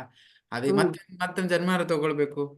ಓಕೆ, ಎಲ್ಲಿಂದ 16 ರೌಂಡ್ ಮಾಡಿ ನೀವೆಲ್ಲ ಸಿನ್ಸಿಯರ್ ಆಗಿ ಎಲ್ಲ ಮಾಡಿದ್ದಾರೆ ಅಂತ ಆದ್ಮೇಲೆ ಮತ್ತೆ ಇನ್ನೊಂದಿದೆ, ಅವ್ರಿಗೆ ಮತ್ತೆ ಅವಕಾಶ ಕೊಡ್ತಾನೆ. ಇನ್ನೊಂದ್ ನಾ ಹೇಳ, ನಾವು ಸಿನ್ಸಿಯರ್ ಎಲ್ಲ ಮಾಡ್ತಿದ್ದಾರೆ ಅಂತ ಹೇಳಿದರೆ ಅವರಿಗೆ ಮೇನ್ ಇರೋ ಪ್ರಿನ್ಸಿಪಲ್ನೇ ಮರ್ತು ಬಿಟ್ಟಿದ್ದಾರೆ. ಅವರು ಎಲ್ಲ ಮಾಡ್ತಿದ್ದಾರೆ, ಎಲ್ಲದರಲ್ಲೂ ಇಂಪಾರ್ಟೆಂಟ್ ಗುರುಗಳ ಶರಣಾಗತಿ ಆಗೋದೇ ಬಿಟ್ಟು ಎಲ್ಲ ಮಾಡ್ತಿದ್ದಾರೆ ಅವರು. ಅವಾಗ ನಿಮ್ಗೆ ಹೇಳಕ್ಕಾಗಲ್ಲ ಎಲ್ಲ ಮಾಡ್ತಿದ್ದಾರೆ ಅಂತ. ಅಲ್ಲ, ಅವ್ರಿಗೆ ಭಯ ಇರುತ್ತೆ ಪ್ರಭು, ಭಯ ಮತ್ತೆ ಇರುತ್ತೆ. ಅದೇ ಅಂದ್ರೆ ಇನ್ನೊಂದು ರಿಸರ್ವೇಶನ್ಸ್ ಇದೆ ಅಲ್ಲ ಅವ್ರ ಮೈಂಡ್ ಅಲ್ಲಿ. ಅದಕ್ಕೆ ಫುಲ್ ಗುರುಗಳಿಗೆ ಶರಣಾಗಿ ಅದೆಲ್ಲ ಬಿಟ್ಟಾದ್ಮೇಲೆ ಗುರುಗಳು ಸಿಗೋದು. ಅಲ್ಲ, ಅವ್ರು ಭಗವದ್ಗೀತೆ ಓದ್ತಾರಂದ್ಮೇಲೆ ಅದ್ರಲ್ಲಿ ಗುರು ಬೇಕು ಅಲ್ವಾ ನಮ್ಗೆ? ನಾವು ಭಗವಂತನ ಹತ್ರ ಹೋಗ್ಬೇಕು ಅಂದ್ರೆ ಗುರು ಬೇಕೇ ಅಲ್ವಾ ನಮ್ಗೆ? ಹೌದು, ಅವ್ರಿಗೆ ಭಯ ಇರುತ್ತೆ. ನಾನ್ ಅದೇ ಗುರು ದೀಕ್ಷೆ ಅರ್ಜುನನಿಗೂ ಗುರು ಭಯ ಇತ್ತು, ಅದಕ್ಕೆ ಭಯದಿಂದ ಹೊರಗೆ ಬಾ ಅಂತ ಏನು ಗೈಡ್ ಮಾಡಿದ್ ಕೃಷ್ಣ. ಅದಕ್ಕೆ ಅವರು ಅದನ್ನೆಲ್ಲ ಭಯವನ್ನ ಬಿಟ್ಟು ಫಸ್ಟ್ ಅವರು ಗುರುಗಳಿಗೆ ಶರಣ ಆದಾಗ ಮಾತ್ರ ಕೃಷ್ಣನಿಗೆ ಶರಣಾಗಕ್ಕಾಗತ್ತೆ, ಅವನ ಹತ್ರ ಹೋಗಕ್ಕಾಗತ್ತೆ. ಅವ್ರಿಗೆ ಗುರುಗಳಿಗೆ ಶರಣ ಆಗದೇನೆ ಅವ್ರು ಎಂತದು ಮಾಡಿದ್ರು ಅವನ ಹತ್ರ ಹೋಗಕ್ ಆಗಲ್ಲ. ಅವ್ರಿಗೆ ಏನ್ ಭಯ ಅಂದ್ರೆ ಒಂಥರ ಏನಂದ್ರೆ ಇದೆಲ್ಲ ಭಕ್ತಿ ಮಾಡಿದ್ಮೇಲೆ ಗುರುಗ್ ನಾವು ಶರಣಾದ್ರೆ ನಾವು ಸ್ಟ್ರಿಕ್ಟ್ ಆಗಿ ಫಾಲೋ ಮಾಡ್ಬೇಕು ಅಂತ ಅವ್ರದ್ದು ಕ್ವಶನ್ ಇರುತ್ತೆ ಪ್ರಭು. ಅದೇ ಹೇಳುದು, ರಿಸರ್ವೇಶನ್ ಭಯ ಇದೆ ಅಲ್ಲ, ಆಗುತ್ತೆ. ಭಯ ಅವ್ರ ಆಗುತ್ತೆ ಮೇಲೆ ಅವ್ರ ನಮ್ಗೆ. ಡೌಟ್ ಇದೆ. ಈಗ ಅವ್ರ ಮೇಲೆ ಅವ್ರ ಡೌಟ್ ಇರುವಾಗ ಅವ್ರು ಹೆಂಗೆ ಯಾವ ಕಾನ್ಫಿಡೆಂಟ್ ಮೇಲೆ ಮೇಲೆ ಹೋಗಕ್ಕಾಗತ್ತೆ ಹೇಳಿ? ಅವ್ರ ಮೇಲೆ ಅವ್ರಿಗೆ ಡೌಟ್ ಇದೆ. ಅದೇ ಬೇರೆ ನಾವು ಬೇರೆ- ಗುರು ದೀಕ್ಷೆ ತಕೊಳ್ಬೇಕು. ನಾವು ಗುರು ಮೂಲಕ ದೇವರನ್ನ ತಲುಪಕ್ಕಾಗತ್ತೆ. ನಮ್ಗೆ ಡೈರೆಕ್ಟ್ ಆಗಿ ದೇವ್ರ ಹತ್ರ ಹೋಗಕ್ಕಾಗೋದಿಲ್ಲ ಅಂತ ಹೇಳ್ತೀವಿ ನಾವು. ಆದ್ರೆ ಅವ್ರು ಏನ್ ಹೇಳ್ತಾರೆ, ನಮ್ಗೆ ಗುರು ಎದುರಿಗೆ ಓದ್ ತಕೊಳ್ಬೇಕಲ್ಲ ನಾವು. 16 ರೌಂಡ್ ಮಾಡ್ತೀವಿ, ಅದು ಮಾಡ್ತೀವಿ, ಅದ್ರ ನೋಡಿ ಭಯ, ಅಲ್ಲಿ ಅದ್ರ ಭಯ. ಅದೇ ಹೇಳ್ತಾ ಇರೋದು, ಅಲ್ಲಿ ಶರಣಾಗತಿ ಆಗ್ಲಿಕ್ಕೆ ಅವ್ರ ತಯಾರಿ ಇಲ್ಲ. ನೋಡ್ಲಿಕ್ಕೆ ಎಲ್ಲ ಮಾಡ್ತಾ ಇರಬಹುದು, ಬಟ್ ಯಾಕಂದ್ರೆ ಜಪ ಮಾಡ್ತಾರೆ, ಓದ್ತಾರೆ, ಪೂಜೆ ಮಾಡ್ತಾರೆ. ಕೃಷ್ಣ ಡೈರೆಕ್ಟ್ ಅಂತೂ ಮಾತಾಡೋದಿಲ್ಲ. ಮಾತಾಡ್ತಾನ ಅವನು ಯಾವಾಗಾದ್ರೂ ಕೃಷ್ಣ? ಅದು ಮಾತಾಡ್ತಾ ಇಲ್ಲ. ಓಕೆ, ಪ್ರೀತಿ ಮಾಡ್ತಾ ಇದಾರೆ, ಪೂಜೆ ಮಾಡ್ತಾ ಇದಾರೆ, 16 ಮಾಲೆ ಜಪನು ಮಾಡ್ತಿದ್ದಾರೆ. ಯಾರು ಮಾತಾಡೋರು ನಿಜವಾಗಿ ಎದುರುಗಡೆ ಇರುವಂತ ಗುರುಗಳನ್ನ ಸ್ವೀಕಾರ ಮಾಡೋ ಬಂದಾಗ ಇದೆಲ್ಲ ಬರುತ್ತೆ ಕ್ವಶನ್. ಅಲ್ಲಿ ಶರಣಾಗತಿ ಅದನ್ನೇ ನೋಡೋದು ಅವನು. ಅದು ಆಗಿಲ್ಲ, ನಾವೆಲ್ಲ ಮಾಡ್ತಿದ್ದೀವಿ ಅಂತ ಹೇಳಿದ್ರೆ ಅದು ಎಲ್ಲಿ ಇರ್ತಾರೆ ಅಲ್ಲೇ ಇರ್ತಾರೆ. ಪ್ರಭುಜಿ, ಎಲ್ಲರಿಗೂ ಗುರುಗಳ ಬಳಿಗೆ ಹೋಗ್ಬೇಕಂತ ತಿಳಿದಿಲ್ಲ ಅಲ್ಲ ಅವಾಗ. ಎಲ್ಲರಿಗೂ ಪುಸ್ತಕ ಓದ ನಂತರ ನಾವು ಗುರುಗಳ ಬಳಿಗೆ ಹೋಗ್ಬೇಕು ಅಂತ ತಿಳುವಳಿಕೆ ಇರುದಿಲ್ಲ ಗುರುಜಿ. ಅವಾಗ ಏನ್ ಮಾಡ್ಬೇಕು ಅವರು? ಅವ್ರೇನ್ ಮಾಡ್ಬೇಕು, ಎಲ್ಲಿ ಇರ್ತಾರೆ ಅಲ್ಲೇ ಇರ್ತಾರೆ.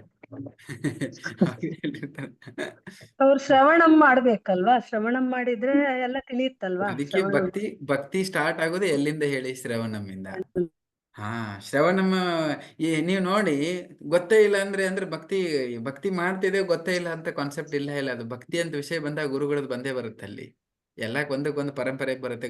ಭಕ್ತಿ ಅಂತ ಬರೀ ಅದಷ್ಟೇ ಅಲ್ಲ, 16 ಮಾಲೆ ಮಾಡೋದು ಅಷ್ಟೇ ಅಲ್ಲ, ಸೇವೆ ಮಾಡೋದು ಅಷ್ಟೇ ಅಲ್ಲ, ಇದೆಲ್ಲ ಲಾಜಿಕ್ ಅದ್ರಲ್ಲಿ ತುಂಬಾ ಇದೆ. ಅದನ್ನೆಲ್ಲ ತಿಳ್ಕೊಂಡಾಗನೇ ಅದು ಭಕ್ತಿ. ಒಂದು ಗೊತ್ತಿದೆ, ಒಂದು ಗೊತ್ತಿಲ್ಲ ಅಂದ್ರೆ ಒಂದ್ಸರಿಗೆ ನಾನು ಬೇಕಾಗಿದ್ದು ನಾನ್ ತಗೊಂಡೆ, ನನಗೆ ಇಷ್ಟ ಆಗದಿರೋ ನಾನ್ ತಗೊಳ್ತಾ ಇಲ್ಲ ಅಂತ ಹಂಗದು. ಸೊ ಅವಾಗ ಅರ್ಧೇ ನಾವು ಸ್ವೀಕಾರ ಮಾಡ್ತಿದ್ದೀವಿ ಅಂತ ಅರ್ಥ ಆಗುತ್ತೆ. ಮತ್ತು ಏನು ಹೇಳಿ, ನನಗೆ ಹೆಂಗ್ ಬೇಕು ಹಂಗ ನಂಗೆ ಭಕ್ತಿ, ಗುರುಗೆ ಹೆಂಗ್ ಬೇಕು ಹಂಗ್ ಭಕ್ತಿ ಅಲ್ಲ. ಆ ಕ್ವಶನ್ ದೊಡ್ಡ ಕ್ವಶನ್ ಬರುತ್ತೆ. ಅರ್ಥ ಆಯ್ತು ನಿಮ್ಗೆ? ಸೊ ಆ ಕ್ವಶನ್ಗೆ ನಾವೇ ಆನ್ಸರ್ ಮಾಡ್ಬೇಕು. ಪ್ರಭುಜಿ, ಇದು ದೀಕ್ಷೆ ಅಂದ್ರೆ ದೀಕ್ಷೆ ತಗೊಂಡ್ರಷ್ಟೇನೆ ನಾವು ಗೋಲೋಕಕ್ಕೆ ಅಥವಾ ಹೋಗ್ತೀವಿ ಅಂದ್ರೆ ದೀಕ್ಷೆ ಅಂದ್ರೆ ಎಷ್ಟು ಇಂಪಾರ್ಟೆಂಟ್ ಪ್ರಭುಜಿ? ಅದೇ ತುಂಬಾ ಇಂಪಾರ್ಟೆಂಟ್. ನಾವೀಗ ಏನ್ ಮಾಡೋದು ಎಲ್ಲ ತಯಾರಿನೇ ಮತ್ತಾಜಿ. ಅದು ಗುರುಗಳದೇ. ನಮ್ ದಾಸರ ಬಗ್ಗೆ ಕನ್ನಡದಲ್ಲಿ ನಾವೆಲ್ಲ ಇದ್ದೇವೆ ಇಲ್ಲೇ. ನಾವು ಗುರುವಿನ ಗುಲಾಮನಾಗೋ ತನಕಂದ್ರೆ ದೀಕ್ಷೆ ತುಂಬಾ ಇಂಪಾರ್ಟೆಂಟ್. ಆಫೀಸಿಯಲ್ಲಿ ನಾವು ದೀಕ್ಷೆ ತಗೊಳ್ಳೇಬೇಕು. ನಿಮ್ದು 100% ಸಫಲ ಆಗ್ಬೇಕಂದ್ರೆ ಈಗೆಲ್ಲ ತಯಾರಿ ಇದೆ. ಈಗ ಮಾಡಿದ್ದೇನು ವೇಸ್ಟ್ ಆಗಲ್ಲ, ಎಲ್ಲದರದ್ದೇನು ಪುಣ್ಯ ಎಲ್ಲ ಸಿಗತ್ತೆ. ಬಟ್ 100% ಆಫೀಸಿಯಲ್ ಆಗಿ ನಾವು ಭಗವಂತನ ಹತ್ರ ಹೋಗ್ಬೇಕಂತ ಹೇಳಿದ್ರೆ ಯಾವ್ದರ ಗುರು ಪರಂಪರೆ ಇಲ್ಲ. ನಾವು ಯಾವ ಗುರು ಪರಂಪರೆ ಇದ್ದೇವೆ, 4 ಪರಂಪರೆ ಹೇಳ್ತೇವಲ್ಲ, ಆ ಪರಂಪರೆಯಲ್ಲಿ ಹಂತ ಹಂತವಾಗಿ ಬಂದು ಅಲ್ಲಿ ಬಂದು ಆ ಶರಣಾಗತಿ ಆಗಿ ತಗೊಂಡಾದ್ಮೇಲೆ ಆಮೇಲೆನೆ ಅದೆಲ್ಲ ಕನೆಕ್ಷನ್. ಅಲ್ಲಿವರೆಗೂ ತಯಾರಿನೇ ಅದು. ಅದಕ್ಕೆ ಪರಂಪರೆ ಗುರು ಪರಂಪರೆ ಪ್ರತಿಯೊಂದು ಹೆಜ್ಜೆಯಲ್ಲಿ ಜ್ಞಾನ ಭಕ್ತಿ ಅಂತ ಬಂದಾಗಿದೆ, ಪದೇ ಪದೇ ಬರ್ತಾ ಇದೆ. ಎಲ್ಲಾ ತಿರುಳಲ್ಲಿ ಅದು ಒಂದು ಲೈನ್ ಇದ್ದೇ ಇದೆ ಅಲ್ಲಿ. ಸೊ ಅದು ಇದೆ ಅಲ್ವಾ, ಅದು ಯಾಕಿದೆ ಎಲ್ಲ ಕಡೆಗೆ, ಅದಕ್ಕೆ ಇರೋದು. ಈಗ ಕೆಲವರು ಜನ ಹೇಳ್ತಾರೆ ಪ್ರಭುಜಿ, ಭಗವದ್ಗೀತೆ ತಗೊಳ್ಳಿ ಅಂತಂದ್ರೆ ಇವಾಗ ಗೀತಾ ಜಯಂತಿ ನಡೀತಾ ಇದೆಲ್ಲ, ಇಲ್ಲ ನಾನು ಆಕ್ಚುಲಿ ಬೇರೆ ಆಲ್ರೆಡಿ ದೀಕ್ಷೆ ತಗೊಂಡಿದ್ದೀನಿ, ಈಗ ಅದ್ರಲ್ಲಿ ಬರಕ್ ಆಗಲ್ಲ, ಅದು ಓದಕ್ ಆಗಲ್ಲ ಅಂತ ಹೇಳ್ತಾರಲ್ಲ, ಅವ್ರಿಗೆ ಏನ್ ಹೇಳ್ಬೇಕು ಅಂತ? ಆಕ್ಚುಲಿ ನೀವೇನ್ ಮಾಡ್ತಾ ಇದೀರ ಅದನ್ನ ಮಾಡಿ, ಇದನ್ನು ಸ್ವಲ್ಪ ಓದಿ ಅದರೊಟ್ಟಿಗೆ. ಓಕೆ, ಅಂದ್ರೆ ಭಗವದ್ಗೀತೆನೇ ನಮ್ಮ ಮೂಲ ಆಧಾರ, ಎಲ್ಲಾ ವೇದ ಶಾಸ್ತ್ರಗಳ ಆಧಾರ. ಅದಕ್ಕೆ ಹಿಂದೂ ಧರ್ಮದ ಗ್ರಂಥ ಸಾಮಾನ್ಯವಾಗಿ ಜನರು ಅಂತ ಹೇಳ್ತಾರೆ. ಓಕೆನಾ? ನಾವ್ ಇದನ್ನೇ ಆಧಾರವಾಗಿರುವಂತ ಗ್ರಂಥವನ್ನೇ ಬಿಟ್ಟಿದ್ದೇವೆ ಅಂತ ಹೇಳಿದ್ರೆ ಸೊ ಮತ್ತು ಅರ್ಧಮರ್ಧನೇ ಆಯ್ತಲ್ಲ. ಅದಕ್ಕೆ ಅವ್ರು ಮಾಡ್ಲಿ, ಅವ್ರು ಏನೇನ್ ಮಾಡ್ತೀರ ನೀವು ಮಾಡಿ, ತೊಂದರೆ ಇಲ್ಲ. ಇದು ನಿಮಗೆ ಹೆಲ್ಪ್ ಆಗತ್ತೆ. ನೀವು ಅದ್ರ ಬಗ್ಗೆ ತಿಳ್ಕೊಳಕ್ ಹೋಗ್ಬೇಡಿ, ಚಿಂತೆ ಮಾಡಬೇಡಿ, ನೀವು ತಗೊಂಡು ಓದಿ ಅಂತ ಹೇಳಿ. ಆಮೇಲೆ ಅವರು ಆ ಶ್ರದ್ಧೆ ಅವ್ರ ಹತ್ರ ಬೆಳುತ್ತೆ ಅಂದ್ರೆ ಓದಕ್ ಆದ್ಮೇಲೆ, ಆಮೇಲೆ ಅವ್ರು ಓದಕ್ ಸ್ಟಾರ್ಟ್ ಮಾಡಿದಾದ್ಮೇಲೆ ಅವ್ರಿಗೆ ಕೃಷ್ಣ ಗೈಡ್ ಮಾಡ್ತಾನೆ, ಅವ್ರಿಗೆ ಸಿನ್ಸಿರಿಟಿ ಬರುತ್ತೆ. ಎಸ್. ಮತ್ತೆ ಯಾರು? ಹರೇ ಕೃಷ್ಣ. ಓಕೆ, ರಮಾ ಮಾತಾಜಿ. ಪ್ರಭುಜಿ ಬೆಳಿಗ್ಗೆ ಹೇಳ್ತಾರಲ್ಲ ಇದು ಜಪಕ್ಕೆ ತುಂಬಾ ಮಂದಿ ಬೆಳಿಗ್ಗೆ ಬರ್ತಾಳೆ, ಆದ್ರೆ ನೀವು ಹೇಳಿದ್ರಿ ಮಾಯಾದೇವಿ ಬರ್ತದೆ ನೀವು ಹೇಳಿದ್ರಿ, ಅದಕ್ಕೆ ಹೇಗೆ ನಮ್ಗೆ ತಿಳಿತದೆ ಪ್ರಭುಜಿ? ನೀನು ಹೇಳಿದ್ರಲ್ಲ. ಮಾಯಾದೇವಿ ಒಂದೊಂದ್ಸರಿಗೆ ಬರ್ಬೇಕು ಅನಿಸ್ತದೆ, ಒಂದೊಂದ್ಸರಿ ಮಾಯಾದೇವಿ ಅಟ್ಯಾಕ್ ಆಗಿ ಇವತ್ತು ಹೋಗೋದು ಬೇಡ ಮಲ್ಕೊಂಡು ಅನಿಸ್ತದೆ. ಅದೇ ಮಾಯಾದೇವಿ ಟೆಸ್ಟ್ ಮಾಡ್ತದೆ, ಅದನ್ನ ಹೇಳಿದ್ ನಾನು.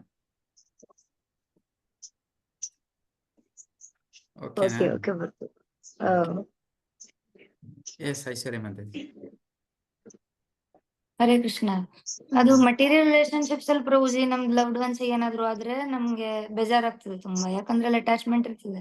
ಹಂಗೆ ಭಕ್ತರಿಗೂ ಅವ್ರದ್ದು ಗುರು ಮಹಾರಾಜಿಗೆ ಅವ್ರ ನಿತ್ಯಲೀಲಾ ಪ್ರವೇಶ ಮಾಡಿದೆ ಅಥವಾ ಅವ್ರಿಗೆ ಏನಾದ್ರು ಆದ್ರೆ ಅವರಿಗೂ ಬೇಜಾರಾಗ್ತದೆ, ಅಥವಾ ಇವರು ಮಹಾನ್ ವೈಷ್ಣವರಿದ್ರೆ ಬೇಜಾರಾಗ್ತದೆ ಅವ್ರಿಗೆ. ಸೊ ಅದು ಮಟೀರಿಯಲ್ ಅಟ್ಯಾಚ್ಮೆಂಟ್ ಉಂಟು ಮತ್ತೆ ಅಟ್ಯಾಚ್ಮೆಂಟ್ ಡಿಫ್ರೆನ್ಸ್ ಉಂಟಾ ಪ್ರಭುಜಿ?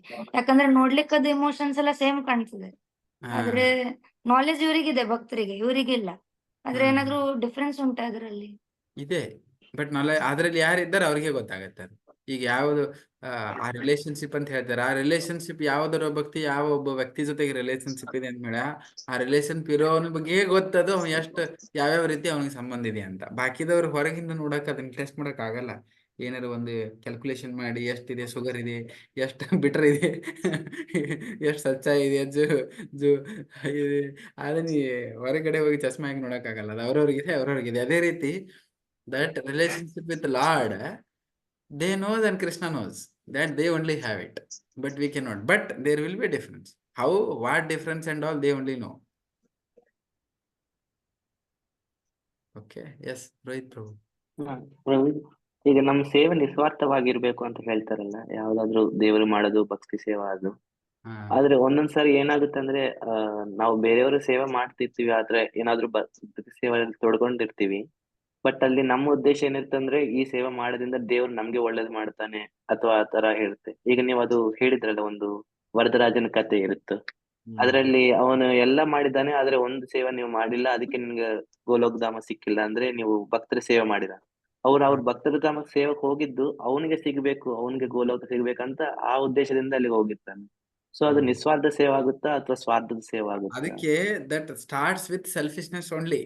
It has to start from there only. ಅಲ್ಲಿಂದ ಚಲೋ ಆಗ್ಬೇಕು. ಅದಕ್ಕೆ ಏನ್ ಹೇಳ್ತಾರಂದ್ರೆ, ಬಾಕಿದ್ರಲ್ಲಿ ಎಲ್ಲಾದ್ರೂ ಯಾವ್ದ್ರಲ್ಲಿ ಸ್ವಾರ್ಥಿ ಆಗಕ್ಕೆ ಯಾರಿಗೆ ಹೇಳಿಲ್ಲ, ಬಟ್ ಭಕ್ತಿ ಒಂದ್ ವಿಷಯದಲ್ಲಿ ಆದ್ರೆ ಅಟ್ಲೀಸ್ಟ್ ಸ್ವಾರ್ಥಿ ಆಗಿ ಅಂತ ಹೇಳ್ತಾರೆ. ಅರ್ಥ ಆಯ್ತು ನಿಮ್ಗೆ? ನನಗೋಸ್ಕರ ನಾನು ಸ್ವಲ್ಪ ಇದ್ರಲ್ಲಿ ಸ್ವಾರ್ಥಿ ಆಗಿ ಅಂತ ಹೇಳ್ತಾರೆ. ಏನಾದ್ರ ಅರ್ಥ? ನನಗೋಸ್ಕರ ಅಲ್ಲಿಂದ ಚಲೋ ಆಗ್ಬೇಕು, ನನಗೋಸ್ಕರ ಭಕ್ತಿಗೆ ಅಂತ ಹೇಳಿ. ಅದು ಮೊದಲನೇ ಹಂತ, ಫಸ್ಟ್ ಸ್ಟೆಪ್ ಅದು. But ಗ್ರಾಜುಯಲಿ when we continue in the same process for prolong time and ಗ್ರಾಜುಯಲಿ. ಅದಕ್ಕೆ ಧ್ರುವ ಹೋಗಿದ್ದು ನನಗ್ ಬೇಕಂತಾನೆ ಹೋಗಿದ್ದು. ಆಮೇಲೆ ಏನಾಯ್ತು, ಧ್ರುವ ನನಗಿದೆಲ್ಲ ಬೇಡ ಅನಿಸ್ಬಿಡ್ತು ಅವನಿಗೆ. ಅರ್ಥ ಆಯ್ತಲ್ಲ? ನನಗೆ ನಿಂದೊಂದು ಹಾಗೆ ಸೇವೆ ಮಾಡ್ತಾ ಮಾಡ್ತಾ ಮಾಡ್ತಾ ಮಾಡ್ತಾ ನಮ್ ಶುದ್ಧೀಕರಣ ಆಗತ್ತೆ. ಆ ಭಾವನೆಗಳು ಅಪ್ಗ್ರೇಡ್ ಆಗ್ತಾ ಹೋಗ್ತವೆ. ಓಕೆ, ಅದಕ್ಕೆ ಇಲ್ಲ ಈಗ ನನಗೋಸ್ಕರ ಮಾಡ್ತಿದ್ರೆ ಅದೇ ಏನೋ ಬಂದಿಲ್ಲ ಅಂತ ಈಗ ನಾವು ಹೇಳೋದು ನಮ್ಗೆ ಬೇರೆದವ್ರಿಗೆ ಬರ್ಲಿ ಅದಾಗಲ್ಲ. ಅದು ಇಲ್ಲಿಂದ ಪ್ರೊಸೆಸ್ ಇಲ್ಲಿಂದನೇ. ಅದಕ್ಕೆ ಈಗೇನ್ ಸಿಕ್ಕಿದೆಯಲ್ಲ ಅದನ್ನ ಸರಿಯಾಗಿ ಮ್ಯೂಟ್ ಮಾಡಿ ಅದನ್ನ ಸರಿಯಾಗಿ ನಾವು ಮಾಡ್ತಾ ಹೋದೋದಾಗೆ ಗ್ರಾಜುವಲ್ ಪ್ರೊಸೆಸ್ ಅದು ಬರುತ್ತೆ. ಅದಂತ ಮುಂದೆ ಬರೋದು ಈಗ, ಬಟ್ ಈಗ ಬಿಡಬಾರ್ದು. ಓಕೆ, ಅಟ್ಲೀಸ್ಟ್ ಈಗ ಬಂದಿದೆಯಲ್ಲ, ಬೇರೆದವ್ರಿಗೋಸ್ಕರ ಅಂತ ಮಾಡ್ಬೇಕಂತ ಬಂದಿದೆಯಲ್ಲ, ಅದು ಆಲ್ರೆಡಿ 2ನೇ ಸ್ಟೆಪ್. ಅದು ಅಟ್ಲೀಸ್ಟ್ ನಮಗ್ ನಾವೇ ಮಾಡ್ಕೊಳಕ್ಕೆ ಸುಮಾರು ಜನಕ್ಕೆ ಬರೋದಿಲ್ಲಲ್ಲ. ಈಗ ಅಟ್ಲೀಸ್ಟ್ ನೀವು ಬೇರೆದವ್ರಿಗೋಸ್ಕರ, ನನಗೋಸ್ಕರ ಅಂತ ಬೇರೆದವ್ರಿಗೆ ಅದು ಇರ್ಬೋದು, ನನಗೋಸ್ಕರ ನನಗೆ ಒಳ್ಳೇದಾಗತ್ತೆ ಅಂತ ಬೇರೆಯವ್ರಿಗೆ ಸೇವೆ ಅಂತ ನೀವು ಈಗ ಅದೇ ನೀವು ಮಾಡ್ತಾ ಇದ್ರಲ್ಲ ರೋಹಿತ್ ಪ್ರಭು, ಅದು ಮೆಸೇಜ್ ಕಳಿಸ್ತಾ ಇದ್ರಿ, ಇದು ಕ್ಲಾಸ್ ರೆಕಗ್ನೈಸ್ ಮಾಡ್ತೀರಿ, ಅವ್ರಿಗೆ ಒಂದೇನೋ ಸೇವೆ ಮಾಡ್ತಾ ಇದ್ದೀರಿ. ಸೊ ಓಕೆ, ಯಾವ ಕಾರಣ ಏನೋ ಇರ್ಬೋದು, ಒಟ್ಟು ಮಾಡ್ತಾ ಇದ್ರಲ್ಲ, ನೀವು ಮಾಡೋದ್ರಿಂದ ಖುಷಿ ಇದ್ದಾರಲ್ಲ ಜನರು, ಆಯ್ತು. ಸೊ ಹಂಗೆ ಮುಂದೆ ಮುಂದೆ ಬೇರೆ ಹಂತಕ್ಕೆ ಬರುತ್ತೆ. ಅದಕ್ಕೆ ಅಟ್ಲೀಸ್ಟ್ ಅಷ್ಟಾದ್ರೂ ಫಸ್ಟ್ ಬರಬೇಕಲ್ಲ ಜನರಿಗೆ. ಎಸ್, ಹರೇ ಕೃಷ್ಣ ಪ್ರಭುಜಿ. ಹಾ, ಇಲ್ಲಿ 39ನೇ ಪೇಜ್ ನಲ್ಲಿ ಪ್ರಭುಜಿ, ಒಬ್ಬನು ಯೋಗಭ್ರಷ್ಟನಾದರೂ ಆ ಊರ್ಧ್ವ ಲೋಕಕ್ಕೆ ಹೋಗ್ತಾನೆ, ಕೊನೆ ಶಾಶ್ವತವಾಗಿ ಅಲ್ಲಿ ಉಳಿಯುವುದಿಲ್ಲ. ಅವನು ಪುಣ್ಯ ಕರ್ಮಗಳ ಒಂದು ಫಲ ಮುಗಿದೊಡನೆ ಮತ್ತೆ ಭೂಮಿಗೆ ಮರಳಿಸ್ತಾನೆ ಅಂತ ಹೇಳಿದಾರಲ್ಲ. ಈಗ ಅವನು ಅಲ್ಲಿ ಊರ್ಧ್ವ ಲೋಕದಲ್ಲೇ ಇದ್ಕೊಂಡು ಭಕ್ತಿ ಜೀವನವನ್ನ ಕಂಟಿನ್ಯೂ ಮಾಡಿದ್ರೆ ಅಲ್ಲಿಂದ ಮತ್ತೆ ಗೋಲೋಕಧಾಮಕ್ಕೆ ಹೋಗ್ಲಿಕ್ಕೆ ಸಾಧ್ಯ ಉಂಟಾ ಪ್ರಭುಜಿ? ಸೊ ಅದಕ್ಕೆ ಭೌತಿಕವಾದಂತ ಬೇರೆ ಬೇರೆ ಸ್ಥಳಗಳಲ್ಲಿ ಹೋದ್ರೆ ಮತ್ತೆ ವಾಪಸ್ ಬರ್ತಾರೆ ಅದು. ಓಕೆನಾ? ಒಂದ್ ವೇಳೆ ಅಲ್ಲಿಂದ ಈಗ ನಿಮಗೆ ಅದಕ್ಕೆ ರಾಮಾಯಣದ ಸ್ಟೋರಿ ಇತ್ತು ನೋಡಿ. ಅಂಗದ ಮತ್ತೆ ಯಾರು ತಾರ, ಸಾರಿ ಏನದು, ಏನ್ ಹೆಸರದು? ವಾಲಿ. ವಾಲಿ ಅಲ್ರಿ. ವಾಲಿ ಹೆಂಡತಿ ಹೆಸರೇನು? ತಾರಾ. ಹಾ. ಸೊ ಅಲ್ಲಿ ಹೋದಾಗ ಅವ್ರ ರಸ್ತೆಯಲ್ಲಿ ಹೋದಾಗ ರಾಮನ ಹುಡುಕಾಕ ಒಟ್ಟಿಗೆ ಅಂಗದ ಮತ್ತೆ ಎಲ್ಲ ಹನುಮಾನ, ಈ ತಾರ ಎಲ್ಲ ಒಟ್ಟಿಗೆ ಇರ್ತಾರೆ. ಅವ್ರು ಹೋಗುವಾಗ ಅಲ್ಲಿ ಹೋದಾದ್ಮೇಲೆ ತುಂಬಾ ಕಷ್ಟಪಟ್ಟು ಹೋಗ್ತಾರೆ. ಅಲ್ಲಿ ಹೋದಾದ್ಮೇಲೆ ಸಡನ್ ಆಗಿ ಒಂದು ಗುಹೆ ಬರುತ್ತೆ. ಅಲ್ಲಿ ಬಂದಾಗ ಇಲ್ಲಿ ಎಷ್ಟು ತಿನ್ನಕ್ಕೆ ಉಣ್ಣಕ್ಕೆ ಎಲ್ಲ ವೆರೈಟಿ ಎಲ್ಲ ಚೆನ್ನಾಗಿ ಸಿಗತ್ತೆ ಅವರಿಗೆ. ಅವಾಗ ಅವಳು ಹೇಳ್ತಾಳೆ, ಇಷ್ಟೆಲ್ಲ ಕಷ್ಟಪಟ್ಟು ಅಲ್ಲಿ ಹೋಗಿ ಇಲ್ಲಿ ಹೋಗಿ ಹುಡುಕೋದು, ನಾವು ಇಲ್ಲಿ ಇಷ್ಟು ದಿನದ ಗಟ್ಲೆ ನಡ್ಕೊಂಡು ಬರ್ತಾ ಇದೀವಿ, ಸರಿ ತಿನ್ನಕ್ಕೆ ಉಣ್ಣಕ್ಕಿಲ್ಲ, ಇಲ್ಲಿ ಬಂದು ಈಗಾದ್ರೂ ಸಿಕ್ಕೈತಿ, ಬೆಸ್ಟ್. ಯಾರಿಗೆ ಹೇಳದೇನೆ ಇಲ್ಲೇ ಉಳ್ಕೊಂಡ್ಬಿಡುವ, ಮುಂದೆ ಹೋಗೋದು ಬೇಡ, ಹಿಂದೆ ಹೋಗೋದು ಬೇಡ, ಇಲ್ಲಿ ಇದ್ರೆ ಯಾರಿಗೂ ಗೊತ್ತೂ ಆಗೋದಿಲ್ಲ ಅಂತೆ. ಯಾವಾಗ ಅವಳಿಗೆ ಇಂದ್ರಿಯ ತೃಪ್ತಿ ಸಿಕ್ತಲ್ವಾ ಅಲ್ಲಿ, ಅವಾಗ ಅವ್ರಿಗೆ ಮೈಂಡ್ ಅಲ್ಲಿ ಬಂತು. ಅದಕ್ಕೆ ಹನುಮಾನ ಎಚ್ಚರಿಕೆ, ನಾವು ಅದಕ್ಕೆ ಬಂದಿಲ್ಲ ಅಂತ. ಆಮೇಲೆ ಮತ್ತೆ ಸರಿ ಮಾಡಿ ಮುಂದೆ ಹೋಗ್ತಾರೆ. ಅರ್ಥ ಆಯ್ತಲ್ಲ?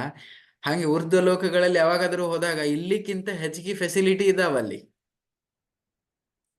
ಆ ಫೆಸಿಲಿಟಿಯಲ್ಲಿ ತೊಡಗಿಕೊಂಡಾಗ ಆ ವ್ಯಕ್ತಿ ಇದನ್ನ ಮರ್ತೇ ಬಿಟ್ಬಿಡ್ತಾನೆ. ಆ ಚಾನ್ಸಸ್ ತುಂಬಾ ಇರುತ್ತೆ.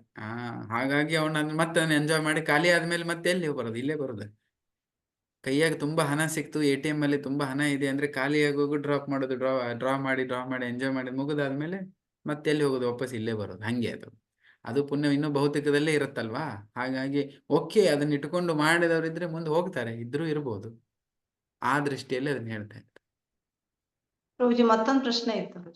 ಹಾ, ಈಗ ನಾವೆಲ್ಲರೂ ಭಕ್ತಿ ಮಾಡ್ತಾ ಇದ್ದೇವೆ, ಭಕ್ತಿ ಜೀವನದಲ್ಲೇ ಇದ್ದೇವೆ ಪ್ರಭುಜಿ. ಬಟ್ ಈಗ ನಾವು ಭಕ್ತಿಯಲ್ಲಿ ನಾವು ಸುಧಾರಿಸ್ಕೊಳ್ತಾ ಇದ್ದೇವಾ ಅಥವಾ ನಾವು ಹಿಂದಿದ್ದೇವಾ ಅಂತ ಸೆಲ್ಫ್ ಇವ್ಯಾಲ್ಯೂಯೇಷನ್ ಅಂತ ಹೇಳ್ತಾರಲ್ಲ ಪ್ರಭುಜಿ, ನಮ್ದು ಅದು ಯಾವ ರೀತಿ ನಾವು ಮಾಡ್ಕೊಳ್ಬೇಕು? ಸೊ ಒಳ್ಳೇದಿದು. ಯಾವಾಗಲೂ ನಾವು ನಮ್ಮನ್ನ ಚೆಕ್ ಮಾಡ್ತಾ ಇರ್ಬೇಕು, ಟೆಸ್ಟ್ ಯಾಕಂದ್ರೆ ಹಂಗೆ ನಾವು ಮಾಡ್ತಾ ಇದೀವಿ ವರ್ಷಗಟ್ಲೆ, 2 ವರ್ಷಗಟ್ಲೆ, 10 ವರ್ಷಗಟ್ಲೆ ಹಂಗೆ ಮಾಡ್ತಾ ಇದೀವಿ, ಹಂಗೆ ಹೋಗ್ತಾ ಇದ್ರಲ್ವಾ, ಎಲ್ಲಿದ್ದೇವೋ ಏನಿದೇವೋ ಅಂತ ಗೊತ್ತಿರೋದಿಲ್ಲ. ಫಸ್ಟ್ ನಾನು ಈಗ ಏನ್ ಮಾಡ್ತಿದ್ದೆ ಅದೇ ಫಸ್ಟ್ ಇದೇ ತಿಳ್ಕೊಳ್ಳೋದು. ಅದು ಹೋಲ್ ಸ್ಟಾರ್ಟಿಂಗ್ ಇಂದ ಎಂಡ್ ವರೆಗೂ ಯಾವ ಸ್ಟೈಲಲ್ಲಿ ಅದು ಭಕ್ತಿ ಇದೆ. ಓಕೆನಾ? ಸುಮಾರು ರೀತಿಯ ಸೆಲ್ಫ್ ಇವ್ಯಾಲ್ಯೂಯೇಷನ್ಗೆ ಏನೇನಿದೆ, ಫಸ್ಟ್ ನಾನು ಯಾವ ಹಂತದಲ್ಲಿ ಇದ್ದೇನೆ ಅದನ್ನ ನಾವು ತಿಳ್ಕೊಳ್ಳೋದು ಪ್ರತಿ ಹಂತದಲ್ಲೂ. ಯಾಕಂದ್ರೆ ಇದು ಮೊದಲೇ ಅದಕ್ಕೆ ತಿಳಿಸ್ತಾ ಇದ್ದಾರೆ, ಈ ಹಂತಿದೆ ಭಕ್ತಿಯಲ್ಲಿ, ಈ ಹಂತಿದೆ, ಓಕೆ ಇದೆಲ್ಲ ಇದೆ. ಅದನ್ನ ನಾವು ಮೊದ್ಲು ಗೊತ್ತಾಯ್ತು ಅಂತ ಆದ್ರೆ ನಾನು ಯಾವ ಹಂತದಲ್ಲಿಂದ ನಮ್ಗೆ ಆಟೋಮೆಟಿಕ್ ಗೊತ್ತಾಗತ್ತಿದಿಲ್ಲ. ಮುಂದೆ ಕಾಣ್ತಿರೋದು ನೋಡಿದ್ರಿ ಇದೆಲ್ಲ ಇದೆ. ನೀವು ಹೇಳೋದಿಲ್ಲ ಪ್ರಭುಜಿ ಇನ್ನೂ ತುಂಬಾ ಹೋಗ್ಬೇಕ್ರಿ, ತುಂಬಾ ಹೋಗ್ಬೇಕಾದ್ ಬರುತ್ತಲ್ಲ, ಹೇಳ್ತಾ ಇದ್ರಿ ನಾವ್ ಇನ್ನೂ ಚೇಂಜ್ ಆಗ. ಸೊ ಅಂದ್ರೆ ಅದೆಲ್ಲ ಕೇಳ್ಕೊಂಡಾದ ಮೇಲೆ ನಾನು ಎಲ್ಲಿದ್ದೇನೆ ಅನ್ನೋ ನನ್ನ ಪರಿಸ್ಥಿತಿ ಗೊತ್ತಾಗತ್ತೆ.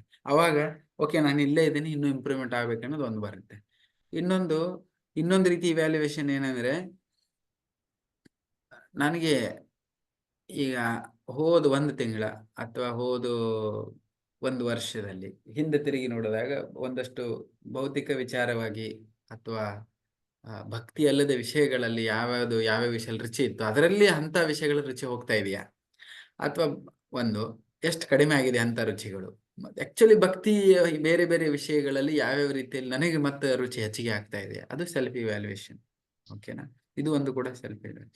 ಅದು ಆಕ್ಚುಲಿ ಇದನ್ನ ಎಕ್ಸಾಕ್ಟ್ ಆಗಿ ಹೆಂಗ್ ಲೆಕ್ಕ ಹಾಕೋದು ಏನಂತ ಸರಿಯಾಗಿ ಗೊತ್ತಾಗಲ್ಲ. ಅದಕ್ಕೆ ಈ ಸಾಧನ ಕಾರ್ಡ್ ಎಲ್ಲ ಸಿಸ್ಟಮ್ ಇರೋದು. ಸ್ಟಾರ್ಟಿಂಗ್ ಅಲ್ಲಿ ಪ್ರೋಗ್ರೆಸ್ ಕಾರ್ಡ್ ಯಾಕೆ ಸ್ಕೂಲಲ್ಲಿ ಕೊಡ್ತಾರೆ ಅದಕ್ಕೆ ಇಲ್ಲಿ ಸಾಧನ ಕಾರ್ಡ್ ಅದಕ್ಕೆ ಇರೋದು.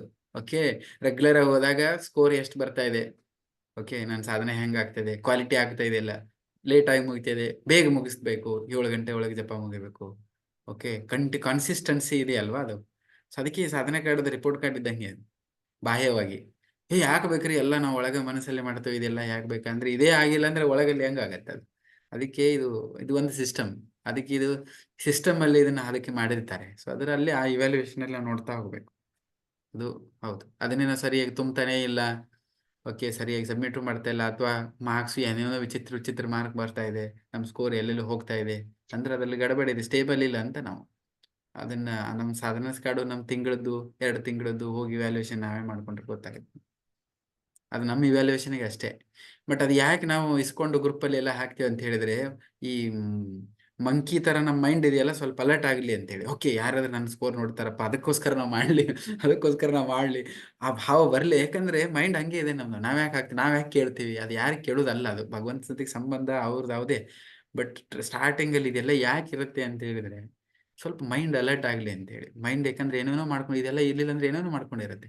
ನನ್ನ ಹೆಸರು ನಂದು ಕೇಳ್ತಾರೆ ವಾರಕ್ಕೆ, ಓಕೆ, ನಂದು ಕೇಳಿದಾದ್ಮೇಲೆ ಗ್ರೂಪ್ ಅಲ್ಲಿ ಹಾಕ್ತಾರೆ, ನನ್ನ ಪಕ್ಕಕ್ಕಿದ್ದವರು ನೋಡ್ತಾರೆ, 4 ಜನ ನೋಡ್ತಾರೆ ಅಂದ್ರೆ ಮೈಂಡ್ ಅಲರ್ಟ್ ಆಗತ್ತೆ. ನಾನು ನನ್ನ ಸ್ಕೋರ್ ಚೆನ್ನಾಗಿ, ಇದು ಇದು ಮಟೀರಿಯಲ್ ಇದು, ಇದು ಕಾಂಪಿಟೇಷನ್ ತರ ಏನೋ ನಾನು ಬರ್ಲಿ ಅಂತ. ಬಟ್ ಅದೇ ನಮ್ಮ ಸೀರಿಯಸ್ ಮಾಡ್ತಾ ಹೋಗುತ್ತೆ ಮುಂದೆ. ಅದಕ್ಕೋಸ್ಕರ ಸಿಸ್ಟಮ್.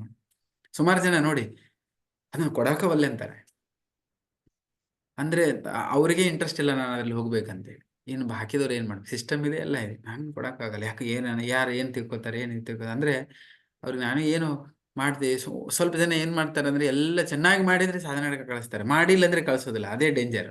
ಮಾಡಿಲ್ಲ ಅಂದ್ರೆ ಕಳ್ಸೋರ್ದೇನು, ಆಕ್ಚುಲಿ ಸಾಧನೆ ಕಾಡದ ಉದ್ದೇಶ ಮಾಡ್ದಾಗ ಕಳಿಸು, ಮಾಡದೇ ಇರೋ ಕಳಿಸೋದು ಅಲ್ಲದು. ನಮ್ಮನ್ನು ನಾವು ನೋಡೋದು ಯಾವಾಗ ನಮ್ಮ ಗಾಡಿ ಕೆಳಗೆ ಹೋಗ್ತಾ ಇದೆ, ಯಾವಾಗ ಮೇಲೆ ಏರ್ತಾ ಇದೆ, ಯಾವಾಗ ಹೇಳ್ತಾ ಇದೆ, ಇವ್ಯಾಲ್ಯೂಯೇಷನ್ ಮಾಡೋದಕ್ಕೋಸ್ಕರ ಅದು ಸಿಸ್ಟಮ್ ಇರೋದು. ಗೊತ್ತಿದ್ದಾಗ ಎಲ್ಲ ಚೆನ್ನಾಗಿದ್ದವಾಗ ನೀವು ಮತ್ತೆ ಬೇರೆ ಕೇಳೋದು ಅವಶ್ಯಕತೆ ಇರೋದಿಲ್ಲ. ಅದು ಆಗದೇ ಇರುವಾಗಲೇ ಡಾಕ್ಟರ್ ಹತ್ರ ಯಾವಾಗ ಹೋಗ್ತೀವಿ, ರೋಗ ಬಂದಾಗ ಹೋಗೋದು. ಎಲ್ಲ ಹುಷಾರಿದ್ದಾಗ ಯಾವಾಗ ಹೋಗಲ್ಲ. ಅದಕ್ಕೆ ಅದನ್ನ ನೋಡ್ಬಿಟ್ಟು ಏನು ಔಷಧಿ ಇದೆ, ಏನಿದೆ, ಅದು ಒಂದು ಅದಕ್ಕೆ ಅದು ಇರೋದು.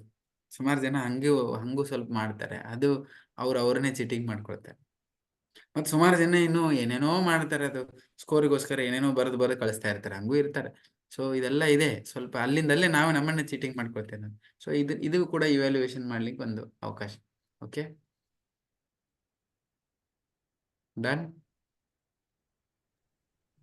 ಪ್ರಭುಜಿ, ಹಾ, ಲಾಸ್ಟ್ ಕ್ವಶನ್.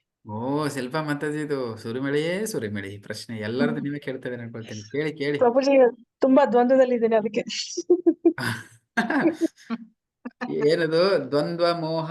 ಅದು ಒಂದು ಶ್ಲೋಕ ಹೇಳ್ತೇನೆ, ಕರಿಷ್ಯೆ ವಚನ ಅಂತ ಆ ಶ್ಲೋಕ ಇದೆ. ಹೇ ಕೃಷ್ಣ, ಇವತ್ತು ನಂದು ದ್ವಂದ್ವ ನಿರ್ವಹಣೆ ಆಯ್ತು, ನಾನು ಹೆಂಗ್ ಹೇಳ್ತೀಯ ಹಂಗಾರೆ? ಅಲ್ಲಿ ಕೇಳಿ. ಪ್ರಭುಜಿ, ಇವಾಗ ನಾವು ಭಕ್ತಿಲಿ ಭಕ್ತರ ಸೇವೆ ಮಾಡ್ಬೇಕು ಅಂತ ನೀವ್ ಹೇಳಿದ್ರಿ. ನಾವು ಭಕ್ತಿಯಲ್ಲಿ ಅದೇ ಭಕ್ತರ ಸೇವೆ ಮಾಡೋದಂದ್ರೆ, ನಾವೀಗ ಯಾರಿಗೂ ಭಕ್ತರಿಗೆ ನಾವ್ ಹೇಳ್ತೀವಿ, ಇಂಥ ಟೈಮಿಗೆ ನಾ ಸರ್ವಿಸಿಗೆ ಬರ್ತೀನಿ ಅಂತ ನಾ ಹೇಳ್ತೀವಿ. ಅವ್ರ ಪಾಪ ಅದೇ ನಂಬ್ಕೊಂಡು ಆಯ್ತು ಅಂತ ಅವ್ರು ಇದು ಮಾಡಿರ್ತಾರೆ. ಅದು ನಾವು ಹೋಗಕ್ ಆಗ್ಲಿಲ್ಲ ಅಂದ್ರೆ ಬೇಕು ಅಂತ ಹೋಗಕ್ ಅಲ್ಲಲ್ಲ, ಅದು ಏನೋ ಒಂದ್ ಪರಿಸ್ಥಿತಿಗೆ ಅನುಗುಣವಾಗಿ ನಮ್ಗೆ ಹೋಗಕ್ ಆಗ್ಲಿಲ್ಲ ಅಂದ್ರೆ, ಅದು ನಾವು ಮಾಡೋದು ಅಂದ್ರೆ ಅದು ಎಷ್ಟರ ಮಟ್ಟಿಗೆ ಅದು ಇದು ಅಂತ ಏನಂದ್ರೆ ನಮ್ ಭಕ್ತಿಗೆ ಗೊತ್ತಾಯ್ತು. ಈ ವಿಷಯದಲ್ಲಿ 2 ಇಂಪಾರ್ಟೆಂಟ್ ಇದೆ ನೋಡಿ. ನಮ್ಮ ಇಂಟೆಂಟ್ ಆಮೇಲೆ ಕಂಟೆಂಟ್. ನಾವು ಏನ್ ಮಾಡ್ತಾ ಇದ್ದೇವಲ್ಲ, ಅದು 3ನೇದೇ ಬರೋದು ಕಮ್ಯುನಿಕೇಶನ್. ಫಸ್ಟ್ ಇಂಟೆನ್ಷನ್ ಏನಿದೆ, ಯಾಕೆ ಬಿಟ್ಟಿವಿ, ಇಂಟೆನ್ಷನ್ ನಮ್ಗೆ ಕ್ಲಿಯರ್ ಆಗಿತ್ತು. ಓಕೆ, ನಂಗೆ ಅದು ಯಾವುದೂ ಇಲ್ಲ, ಬೇಕಂತ ಬಿಟ್ಟಿಲ್ಲ ಅಂದ್ರೆ okay, no problem. Again you don't repeat it and they will understand. Even though they misunderstand. ಈ ಒಂದ್ಸರಿಗೆ ಅವ್ರು ಮಿಸ್ಅಂಡರ್ಸ್ಟ್ಯಾಂಡ್ ಆಗಿತ್ತಂದ್ರೆ ಇನ್ನೊಂದ್ಸರಿಗೆ ಓಕೆ ಕ್ಲಿಯರ್ ಆಯ್ತು ಅಂತ ಹೇಳಿದ್ರೆ ಅವ್ರಿಗೆ ಮಿಸ್ಅಂಡರ್ಸ್ಟ್ಯಾಂಡಿಂಗ್ ಹೋಗುತ್ತೆ ಒಂದು. ಆಮೇಲೆ ಹೀಗಿರುವಾಗ ಇನ್ನೊಂದು ನಮ್ಮ ಭಕ್ತರಲ್ಲಿ ಇನ್ನೊಂದು ಒಂದು ಯಾಕೋ ಅದು ಅನ್ಟ್ರೈನ್ಡ್ ಅಥವಾ ಕೆಟ್ಟ ಸ್ವಭಾವ ಅನ್ಕೊಳ್ತೀನಿ, ಕಮ್ಯುನಿಕೇಶನ್ ಗ್ಯಾಪ್ ಇರುತ್ತೆ. ಏನ್ ಮಾಡ್ತಿದೆ ಏನಂದ್ರೆ ಕಮ್ಯುನಿಕೇಶನ್ ಮಾಡಲ್ಲ, ಕ್ಲಿಯರ್ ಕಮ್ಯುನಿಕೇಶನ್. ಓಕೆ, ನಿಮ್ಗೆ ಆಯ್ತಂತ ಏನೋ ಆಯ್ತಲ್ಲ, ಇಮ್ಮಿಡಿಯೇಟ್ ಕಮ್ಯುನಿಕೇಶನ್ ಹೇಳ್ಬಿಡ್ಬೇಕು. ಅವಾಗಿಂದ ಅವಾಗ ಇಂಥದ್ದಾಗ್ತಿದೆ, ಪರಿಸ್ಥಿತಿ ಇದೆ. ಒಂದೊಂದ್ಸರಿ ಏನ್ ಮಾಡ್ತಾರೆ, ಆಯ್ತು ನಾವು ಬಂದ್ರೆ ಅವ್ರು ಏನ್ ಮಾಡ್ಲಿ, ನಾನು ಸುಮ್ಮನೆ ಇದು ಕೊನೆಗೆ ಟೈಮಲ್ಲಿ ಏನೋ ಒಂದು ಹೇಳ್ಬಿಟ್ರೆ ಅದೇನಾಗತ್ತೆ ಅಂದ್ರೆ ಬೇರೆದವ್ರಿಗೆ ಸ್ವಲ್ಪ ಹರ್ಟ್ ಆಗುತ್ತೆ. ಅದಕ್ಕೆ ಯಾವಾಗ ನಿಮ್ಗೆ ಹಂಗೆ ಅನಿಸ್ತದಲ್ಲ, ಇಮ್ಮಿಡಿಯೇಟ್. ಇನ್ನೊಂದು ರೆಸ್ಪಾನ್ಸಿಬಿಲಿಟಿ ಇದ್ರೆ ಅದಕ್ಕಿಂತ ಮೇಲಿದೆ. ಒಂದ್ ವೇಳೆ ನೀವಿಬ್ಬರಿಗೆ ಸೇವೆ ನೀವು ಅವರು ಮಾಡ್ತಾ ಇದ್ದೀರಿ, ಏನ್ ಮಾಡ್ಬೇಕು, ಇನ್ನು ಅಂದ್ರೆ ಮೆಚುರಿಟಿ ಡಿಸೈಡ್ ಅಂತ ಹೇಳಿದ್ರೆ, ನನಗೆ ಸೇವೆ ನಿಮಗೆ ಸೇವೆ ಕೊಟ್ಟಿದ್ದಾರೆ, ನಿಮ್ ಜೊತೆಗೆ ಇನ್ನೊಬ್ರು ಇದ್ದಾರೆ, ನಿಮ್ಮನ್ನ ನಂಬ್ಕೊಂಡು ಅವ್ರ ಸೇವೆಗೆ ಬರ್ತಾ ಇದ್ದಾರೆ, ನೀವು ಹೋಗ್ತಾ ಇದ್ದೀರಿ, ಸಡನ್ ನೀವು ಕೈ ಕೊಟ್ರಿ ಅಂದ್ಕೊಳ್ಳಿ, ಅವ್ರು ಅನ್ಕೊಳ್ತಾರೆ ಕೈ ಕೊಟ್ರಿ ಅಂತೇಳಿ. ಅದು ಅಷ್ಟೇ ನೀವು ಹೇಳಿ ನಂಗೆ ಹೋಗ ಆಗಲ್ಲ ಪ್ರೊಸಿ, ನೀವು ಮಾತಾಡಿ ನೀವು ಬಿಟ್ಟು ನಂಗೆ ಆಗ್ತಾ ಇಲ್ಲ ಅಂತ ಬಿಟ್ಟು ಬರೋದು, ನಿಮ್ಗೆ ಸಮಸ್ಯೆ ಇದೆ ಅನ್ನೋದು ಒಂದದು. ಅಷ್ಟಕ್ಕೆ ಮೆಚುರಿಟಿ ಅನ್ನಲ್ಲ, ಅದಕ್ಕಿಂತ ಮೇಲಿದೆ ಮೆಚುರಿಟಿ. ಫಸ್ಟ್ ನಾನೀಗ ಹೋಗ್ತಾ ಇಲ್ಲ ಅಂದ್ರೆ ನಾನು ಏನಾದ್ರು ಅಂದ್ರೆ ಆ ಸರ್ವಿಸ್ ರೆಸ್ಪಾನ್ಸಿಬಿಲಿಟಿ ತಗೋಬೇಕು. ಏನಂದ್ರೆ ಓಕೆ, ನಾನು ಹೋಗ್ತಾ ಇಲ್ಲ ಅಂದ್ರೆ ಆ ಸೇವೆ ಯಾರಿಗಾದ್ರೂ ವಹಿಸ್ಕೊಡ್ಬೇಕು. ಯಾರಿಗಾರು ಅದೇ ಫೋನಲ್ಲಿ 1-2 3 ಜನಕ್ಕೆ ಓಕೆ, ನಂಗೆ ಕಷ್ಟ ಇದೆ, ಹೀಗಿದೆ, ಸ್ವಲ್ಪ ನೀವು ಮಾಡ್ತೀರಾ, ನಾನು ಮುಂದಿನ ಸರಿ ನಿಮಗೆ ಏನಾರಾದಾಗ ನಾನು ನಿಮ್ ಸೇವೆ ಮಾಡ್ತೇನೆ. ಸಬ್ಸ್ಟಿಟ್ಯೂಷನ್ ಅಂತಾರೆ, ಇದು ಮೆಚುರಿಟಿ. ಅದಕ್ಕಿಂತ ಮೇಲೆ ಓಕೆ ನಂಗೆ ಆಗಿಲ್ಲ, ನಾನು ಬರ್ತಾ ಇದ್ದೀನಿ ಅಂತ ಹೇಳ್ಬಿಟ್ರಲ್ಲ, ಅದು ಬೇಜವಾಬ್ದಾರಿ ಸೇವೆ. ಅದು ಸೇವೆ ಮಾಡ್ತಿದ್ದಾರೆ, ಬೇಜವಾಬ್ದಾರಿ ಸೇವೆ.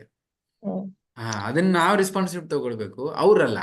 ನನಗೆ ಕೊಟ್ಟಿದ್ದಾರೆ, ನಾನ್ ರೆಸ್ಪಾನ್ಸ್ ತಗೋಬೇಕು. ನಾನು ಹೋಗ್ತಾ ಇಲ್ಲ ಅಂದ್ರೆ ಏನಾದ್ರೂ ಮ್ಯಾಕ್ಸಿಮಮ್ ಪ್ರಯತ್ನ ಮಾಡಿ ಯಾರಿಗಾರು ಅಲ್ಲಿಂದ ವ್ಯವಸ್ಥೆ ಮಾಡ್ಬೇಕು. ಅದು ಮಾಡಿ ಯಾರು ನಿಮ್ಮ ಒಟ್ಟಿಗೆ ಬರ್ತಿದ್ರೆ, ನಂಗೆ ಇವತ್ತು ಮಾತಾಜಿ ಬರಕ್ ಆಗ್ತಾ ಇಲ್ಲ, ನಂಗೆ ಸಮಸ್ಯೆ ಇದೆ, ಅದಕ್ಕೆ ಇನ್ನೊಬ್ಬರಿಗೆ ನಿಮ್ ಜೊತೆಗೆ ಸೇವೆ ಕಳಿಸ್ತಾ ಇದೀನಿ, ಅವ್ರೊಟ್ಟಿಗೆ ನೀವು ಮಾಡ್ತಾರೆ, ನೆಕ್ಸ್ಟ್ ಇಂದ ನಾ ಮಾಡ್ತೀನಿ.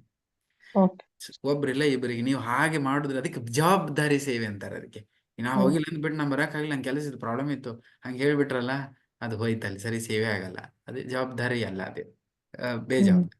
ಓಕೆ, ಅದನ್ನ ನೀವು ಮಾಡಿದ್ರಲ್ಲ, ಅವ್ರಿಗೆ ಬೇಜಾರೇ ಆಗೋದಿಲ್ಲ. ಓಕೆ, ಅವ್ರು ಬಂದಿಲ್ಲ ಅಂದ್ರೆ ಬೇರೆದು ವ್ಯವಸ್ಥೆ ಮಾಡಿದ್ದಾರೆ, ನೋ ಪ್ರಾಬ್ಲಮ್. ಯಾರು ಆಗಿಲ್ಲ ಅಂದ್ರೆ ಅಟ್ಲೀಸ್ಟ್ ಕ್ಲಿಯರ್ ಕಮ್ಯುನಿಕೇಶನ್ ಬೆಸ್ಟ್ ಅಂದ್ರೆ ಅವ್ರಿಗೆ ಹೇಳೋ ಬದಲು ಅವ್ರ ಮೇಲೆ ಇರ್ತಾರಲ್ಲ, ಹಿಂಗಾಗಿಲ್ಲ, ನೀವಾದ್ರೂ ವ್ಯವಸ್ಥೆ ಮಾಡಿ. ಯಾರಿಗಾದ್ರು ಇರ್ತಾರಲ್ಲ ಸೇವೆ ಕೊಟ್ಟವ್ರು, ನಮಗೆ ನಾವೇ ಮಾಡೋಕ್ಕಾಗಿಲ್ಲ ಅಂದ್ರೆ ಇನ್ನೊಬ್ಬ ಸೇವೆ ಕೊಟ್ಟವ್ರು ಇರ್ತಾರೆ, ಅವ್ರಿಗಾದ್ರೂ ಹೇಳ್ಬೇಕು, ಈಗ ಆಗ್ತಾ ಇಲ್ಲ, ನಾವು ನಮ್ ಪ್ರಯತ್ನ ಮಾಡೋದು. ಆಗದೆ ಇರುವಾಗ ಬೇಗ ಬೇರೆದವ್ರ ಮೇಲೆಯವ್ರಿಗೆ ಹತ್ರ ಹೋಗಿ ಹೇಳ್ಬಾರ್ದು, ನಂಗೆ ಆಗ್ತಾ ಇಲ್ಲ, ನೀವೇ ಅರೇಂಜ್ ಮಾಡಿ. ಇಲ್ಲ, ನಾನ್ ಟ್ರೈ ಮಾಡ್ಬೇಕು, ಆಗಿಲ್ಲ ಅಂದ್ರೆ ಮೇಲೆಯವ್ರು ಸ್ವಲ್ಪ ಹೋಗಿ ಹಿಂಗ್ ಸಮಸ್ಯೆ ಇದೆ, ಸ್ವಲ್ಪ ನೀವೇನಾದ್ರೂ ವ್ಯವಸ್ಥೆ ಮಾಡಿ. ಅಂದ್ರೆ ಸೇವೆ ಎಷ್ಟು ಮಾಡ್ತೀವಿ ಅನ್ನೋದಕ್ಕಿಂತ ಜವಾಬ್ದಾರಿ ತುಂಬಾ ಜವಾಬ್ದಾರಿಯುತವಾದ ಸೇವೆ ತುಂಬಾ ಇಂಪಾರ್ಟೆಂಟ್. ಓಕೆ, ಈಗ ನೀವು ಮನೆಯಾಗಿದ್ದೀರಿ, ಮಕ್ಕಳಿಗೆ ಅಡಿಗೆ ಮಾಡ್ಬೇಕಾಗಿರುತ್ತೆ. ಓಕೆ, ಅದಕ್ಕೆ ಒಂದು ಈಗ ಮಕ್ಕಳಿಗೆ ಬೆಳಗ್ಗೆ ಹೇಳ್ತಾರೆ, ಹಸಿವು ಆಗತ್ತೆ, ಸ್ಕೂಲ್ ಹೋಗ್ತಾರೆ, ಏನೋ ನಿಮ್ಗೆ ಎಂತ ಪರಿಸ್ಥಿತಿ ಬಂದು ಆರಾಮೇಲೆ ಏನಾದ್ರು ಒಂದು ಪ್ಲಾನ್ ಮಾಡ್ತಿರಲ್ಲ ಮಕ್ಕಳಿಗೆ. ನೀವು ಅಡಿಗೆ ಯಾರಿಗಾರ ಕರ್ಕೊಂಡ್ಬಂದು ಸಂಬಂಧಿಕರಿಗೆ ಅಡಿಗೆ ಮಾಡಾಕ್ಸ್ತೀರಿ, ಅಥವಾ ಏನೂ ಆಗಿಲ್ಲ ಅಂದ್ರೆ ಹೋಟೆಲಿಂದ ತರಿಸ್ತೀವಿ, ಏನಾರು ಒಂದು ಜೋಗಾಡ್ ಮಾಡ್ತೇವಲ್ಲ, ವ್ಯವಸ್ಥೆ ಮಾಡ್ತೇವಲ್ಲ, ಯಾಕಂದ್ರೆ ಮಕ್ಕಳ ಜವಾಬ್ದಾರಿ ಇದೆ ನಿಮಗೆ. ಅದೇ ರೀತಿ ಆ ಭಕ್ತಿಮಯ ಸೇವೆಯನ್ನು ಕೂಡ ಮಕ್ಕಳಿಗೆ ಹೆಂಗ್ ಜವಾಬ್ದಾರಿ ಮಾಡ್ತಲ್ಲ, ಅದೇ ಜವಾಬ್ದಾರಿ ಮನೋಭಾವ ನಮಗೆ ಬರ್ಬೇಕು. ಅದನ್ನ ಕೃಷ್ಣ ಮೆಚ್ತಾನೆ, ಅದನ್ನ ಗುರು ಮೆಚ್ತಾನೆ. ಅದೇ ಪ್ರಭುಜಿ, ಲಾಸ್ಟ್ ಟೈಮ್ ಸ್ವಲ್ಪ ನನ್ಗೆ ಹಂಗೆ ಆಯ್ತು, ಅದಕ್ಕೆ ನೋ ಪ್ರಾಬ್ಲಮ್, ಅದು ಆಗ್ತಾ ಇರುತ್ತೆ ಸೇವ್ ಮಾಡಿ. ಅಂದ್ರೆ ನೆಕ್ಸ್ಟ್ ಇಂಥದೆಲ್ಲ ಸ್ವಲ್ಪ ಲಾಜಿಕ್ ಸ್ವಲ್ಪ ಗೊತ್ತಾಗ್ಬಿಟ್ರಲ್ಲ, ಅದು ಮುಂದೆ ಸರಳ ಆಗುತ್ತೆ. ಅದು ಆಗಿದೆ ಅನ್ನೋದಕ್ಕೆ ನೀವು ಓಪನ್ ಆಗಿ ಹೇಳ್ತಿದ್ರಲ್ಲ, ಅದು ಗ್ರೇಟ್. ಇಲ್ಲ, ನಾ ಎಲ್ಲ ಸರಿ ಇದೆ ಅನ್ನೋದು ಅದು danger. Okay, so because this is devotees ಅಂದ್ರೆ ಏನ್ ಹೇಳಿ, ಭಕ್ತರಂದ್ರೆ ಒಂದು ಪಾಯಿಂಟ್ ನೆನ್ಬಿಡ್ಕೊಂಡು ನಾನು ಮುಗಿಸ್ಬಿಡ್ತೀನಿ. ಏನೇ ಇದ್ರೂ ಎಂತ ಪರಿಸ್ಥಿತಿಯಲ್ಲೂ ಕೂಡ ನಾನ್ ಇಂಪ್ರೂವ್ಮೆಂಟ್ ಆಗ್ಬೇಕು ಅನ್ನೋದು ಯಾರಿಗೆ ಮನೋಭಾವ ಇರ್ತದೆ, ಯಾರು ಏನ್ ಅನ್ಕೋತಾರ ಗೊತ್ತಿಲ್ಲ, ಯಾರು ಎದುರು ಕೇಳಿನ ಅಂತ ಗೊತ್ತಿಲ್ಲ. ಯಾರ ಆಕ್ಚುಲಿ ಭಕ್ತಿ is nothing but self improvement only.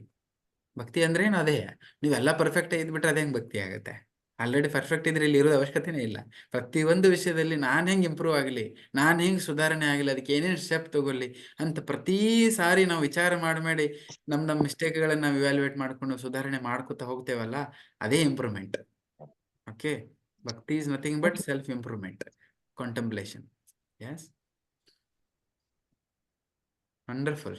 Okay, so ಇಲ್ಲಿ ಮುಗಿಸುವ. ಶುಭ ಮಾತಾಜಿ ಕೈ ಮುಗ್ತಿದ್ದಾರೆ, ಸಾಕು ಮುಗಿಸಿ ಈಗಂತ ಹೇಳಿ. ಓಕೆ, ಆಯ್ತು. ಎಸ್ ಎಸ್ ಎಸ್, ತುಂಬಾ ಸುಮ್ಮನೆ ಶೈಲಿ ಮುಗಿಸುವ. ಎಲ್ಲರಿಗೂ ಧನ್ಯವಾದ. ಹರೇ ಕೃಷ್ಣ ಪ್ರಭುಜಿ, ನಾನು ಒಬ್ರು ಮಾತಾಜಿ ಬಗ್ಗೆ ಹೇಳ್ಲಿಕ್ಕೆ ಇಷ್ಟಪಡ್ತೀನಿ. ನನ್ನ ಅನಿಸಿಕೆ ಅದು. ರಮಾ ಮಾತಾಜಿ ಬಗ್ಗೆ ಹೇಳ್ತೀನಿ. ಯಾಕಂದ್ರೆ ಅವ್ರು ಅಷ್ಟು ಸೀನಿಯರ್ ಇದ್ರು ಕೂಡ ಅವರು ಎಷ್ಟೊಂದು ಭಕ್ತಿ ಸೇವೆ ಮಾಡ್ತಾ ಇದಾರೆ ಅಂದ್ರೆ, ಈಗ ಬಾಂಬೆದಲ್ಲಿ ಸಿಟಿಯಲ್ಲಿ ವಾರದಲ್ಲಿ 2 ದಿವಸ ಅವರು ಟೆಂಪಲ್ ಹೋಗಿ ಸೇವೆ ಮಾಡ್ತಾರೆ ಪ್ರಭುಜಿ, ಆಟೋ ಎಲ್ಲ ಹಿಡ್ಕೊಂಡು.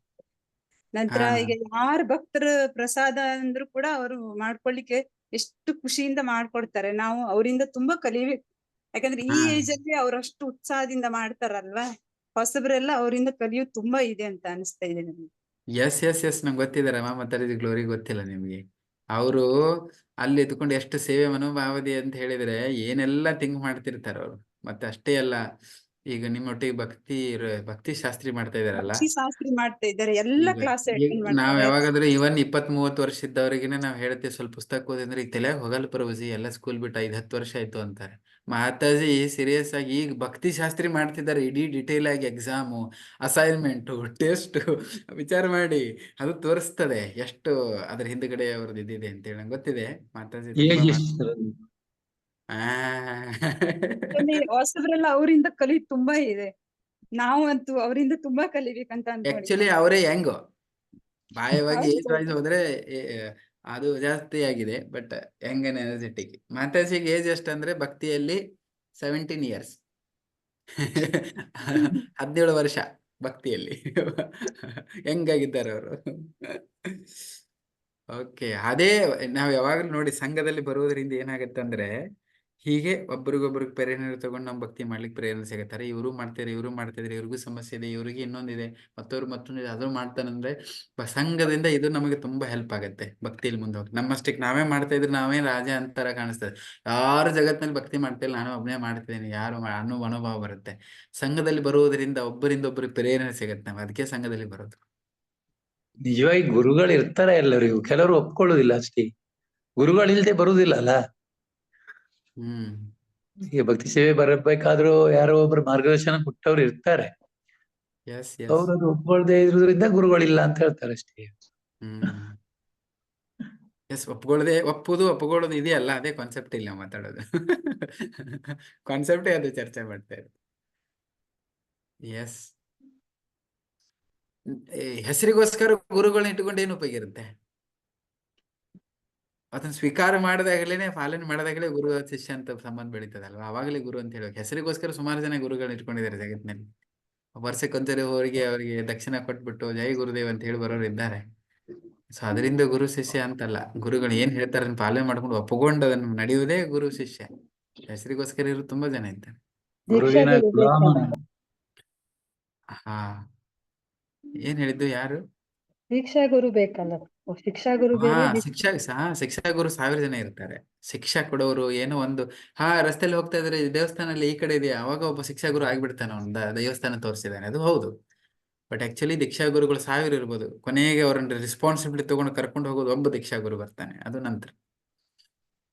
Okay, thank you. ತುಂಬಾ ಸಮಯ ಆಯ್ತು. ಓಕೆನಾ ಎಲ್ರು? ಹರೇ ಕೃಷ್ಣ. ಬೆಳಿಗ್ಗೆ ಹೇಳಿ ಎಲ್ಲರೂ, ಇಲ್ಲೆಲ್ಲ ಬರ್ತಾ ಇದಾರೆ, ಸ್ವಲ್ಪ ಸಾಧ್ಯ ಆದ್ರೆ ಬೆಳಿಗ್ಗೆ ಬಂದು ಎಲ್ಲರೂ ಕೂತ್ಸೊತ್ತಿ ಜಪ ಮಾಡಿ. ಕಂಟಿನ್ಯೂ ಇಟ್ಟಿದೆ ನಾವು ಭಗವದ್ಗೀತಾ ಶ್ಲೋಕ ರಿಸೈಟೇಷನ್, ಅದರಲ್ಲಿ ಸ್ವಲ್ಪ join ಆಗೋರಾಗಿ. Okay, Hare Krishna. Srila Prabhupada key ಜೈ, ಸಮವೇತ ಗೌರ ಭಕ್ತರೊಂದಿಗೆ ಕೀ ಜೈ, ನಿತಾಯ್ ಗೋ ಪ್ರೇಮಾನಂದೇ. ಹರಿ ಹರಿ ಬೋಲ್. ಹರೇ ಕೃಷ್ಣ. ಹರೇ ಧನ್ಯವಾದ. ಕೃಷ್ಣ ಪ್ರಭುಜಿ. ಹರೇ ಕೃಷ್ಣ ಪ್ರಭುಜಿ. ಹರೇ ಹರೇ ಕೃಷ್ಣ. ಹರೇ ಕೃಷ್ಣ. ಹರೇ ಕೃಷ್ಣ ಪ್ರಭುಜಿ. ಹರೇ ಕೃಷ್ಣ ಪ್ರಭುಜಿ. ಹರೇ ಕೃಷ್ಣ ಪ್ರಭುಜಿ. ಹರೇ ಕೃಷ್ಣ ಪ್ರಭುಜಿ. ಹರೇ ಕೃಷ್ಣ ಪ್ರಭುಜಿ.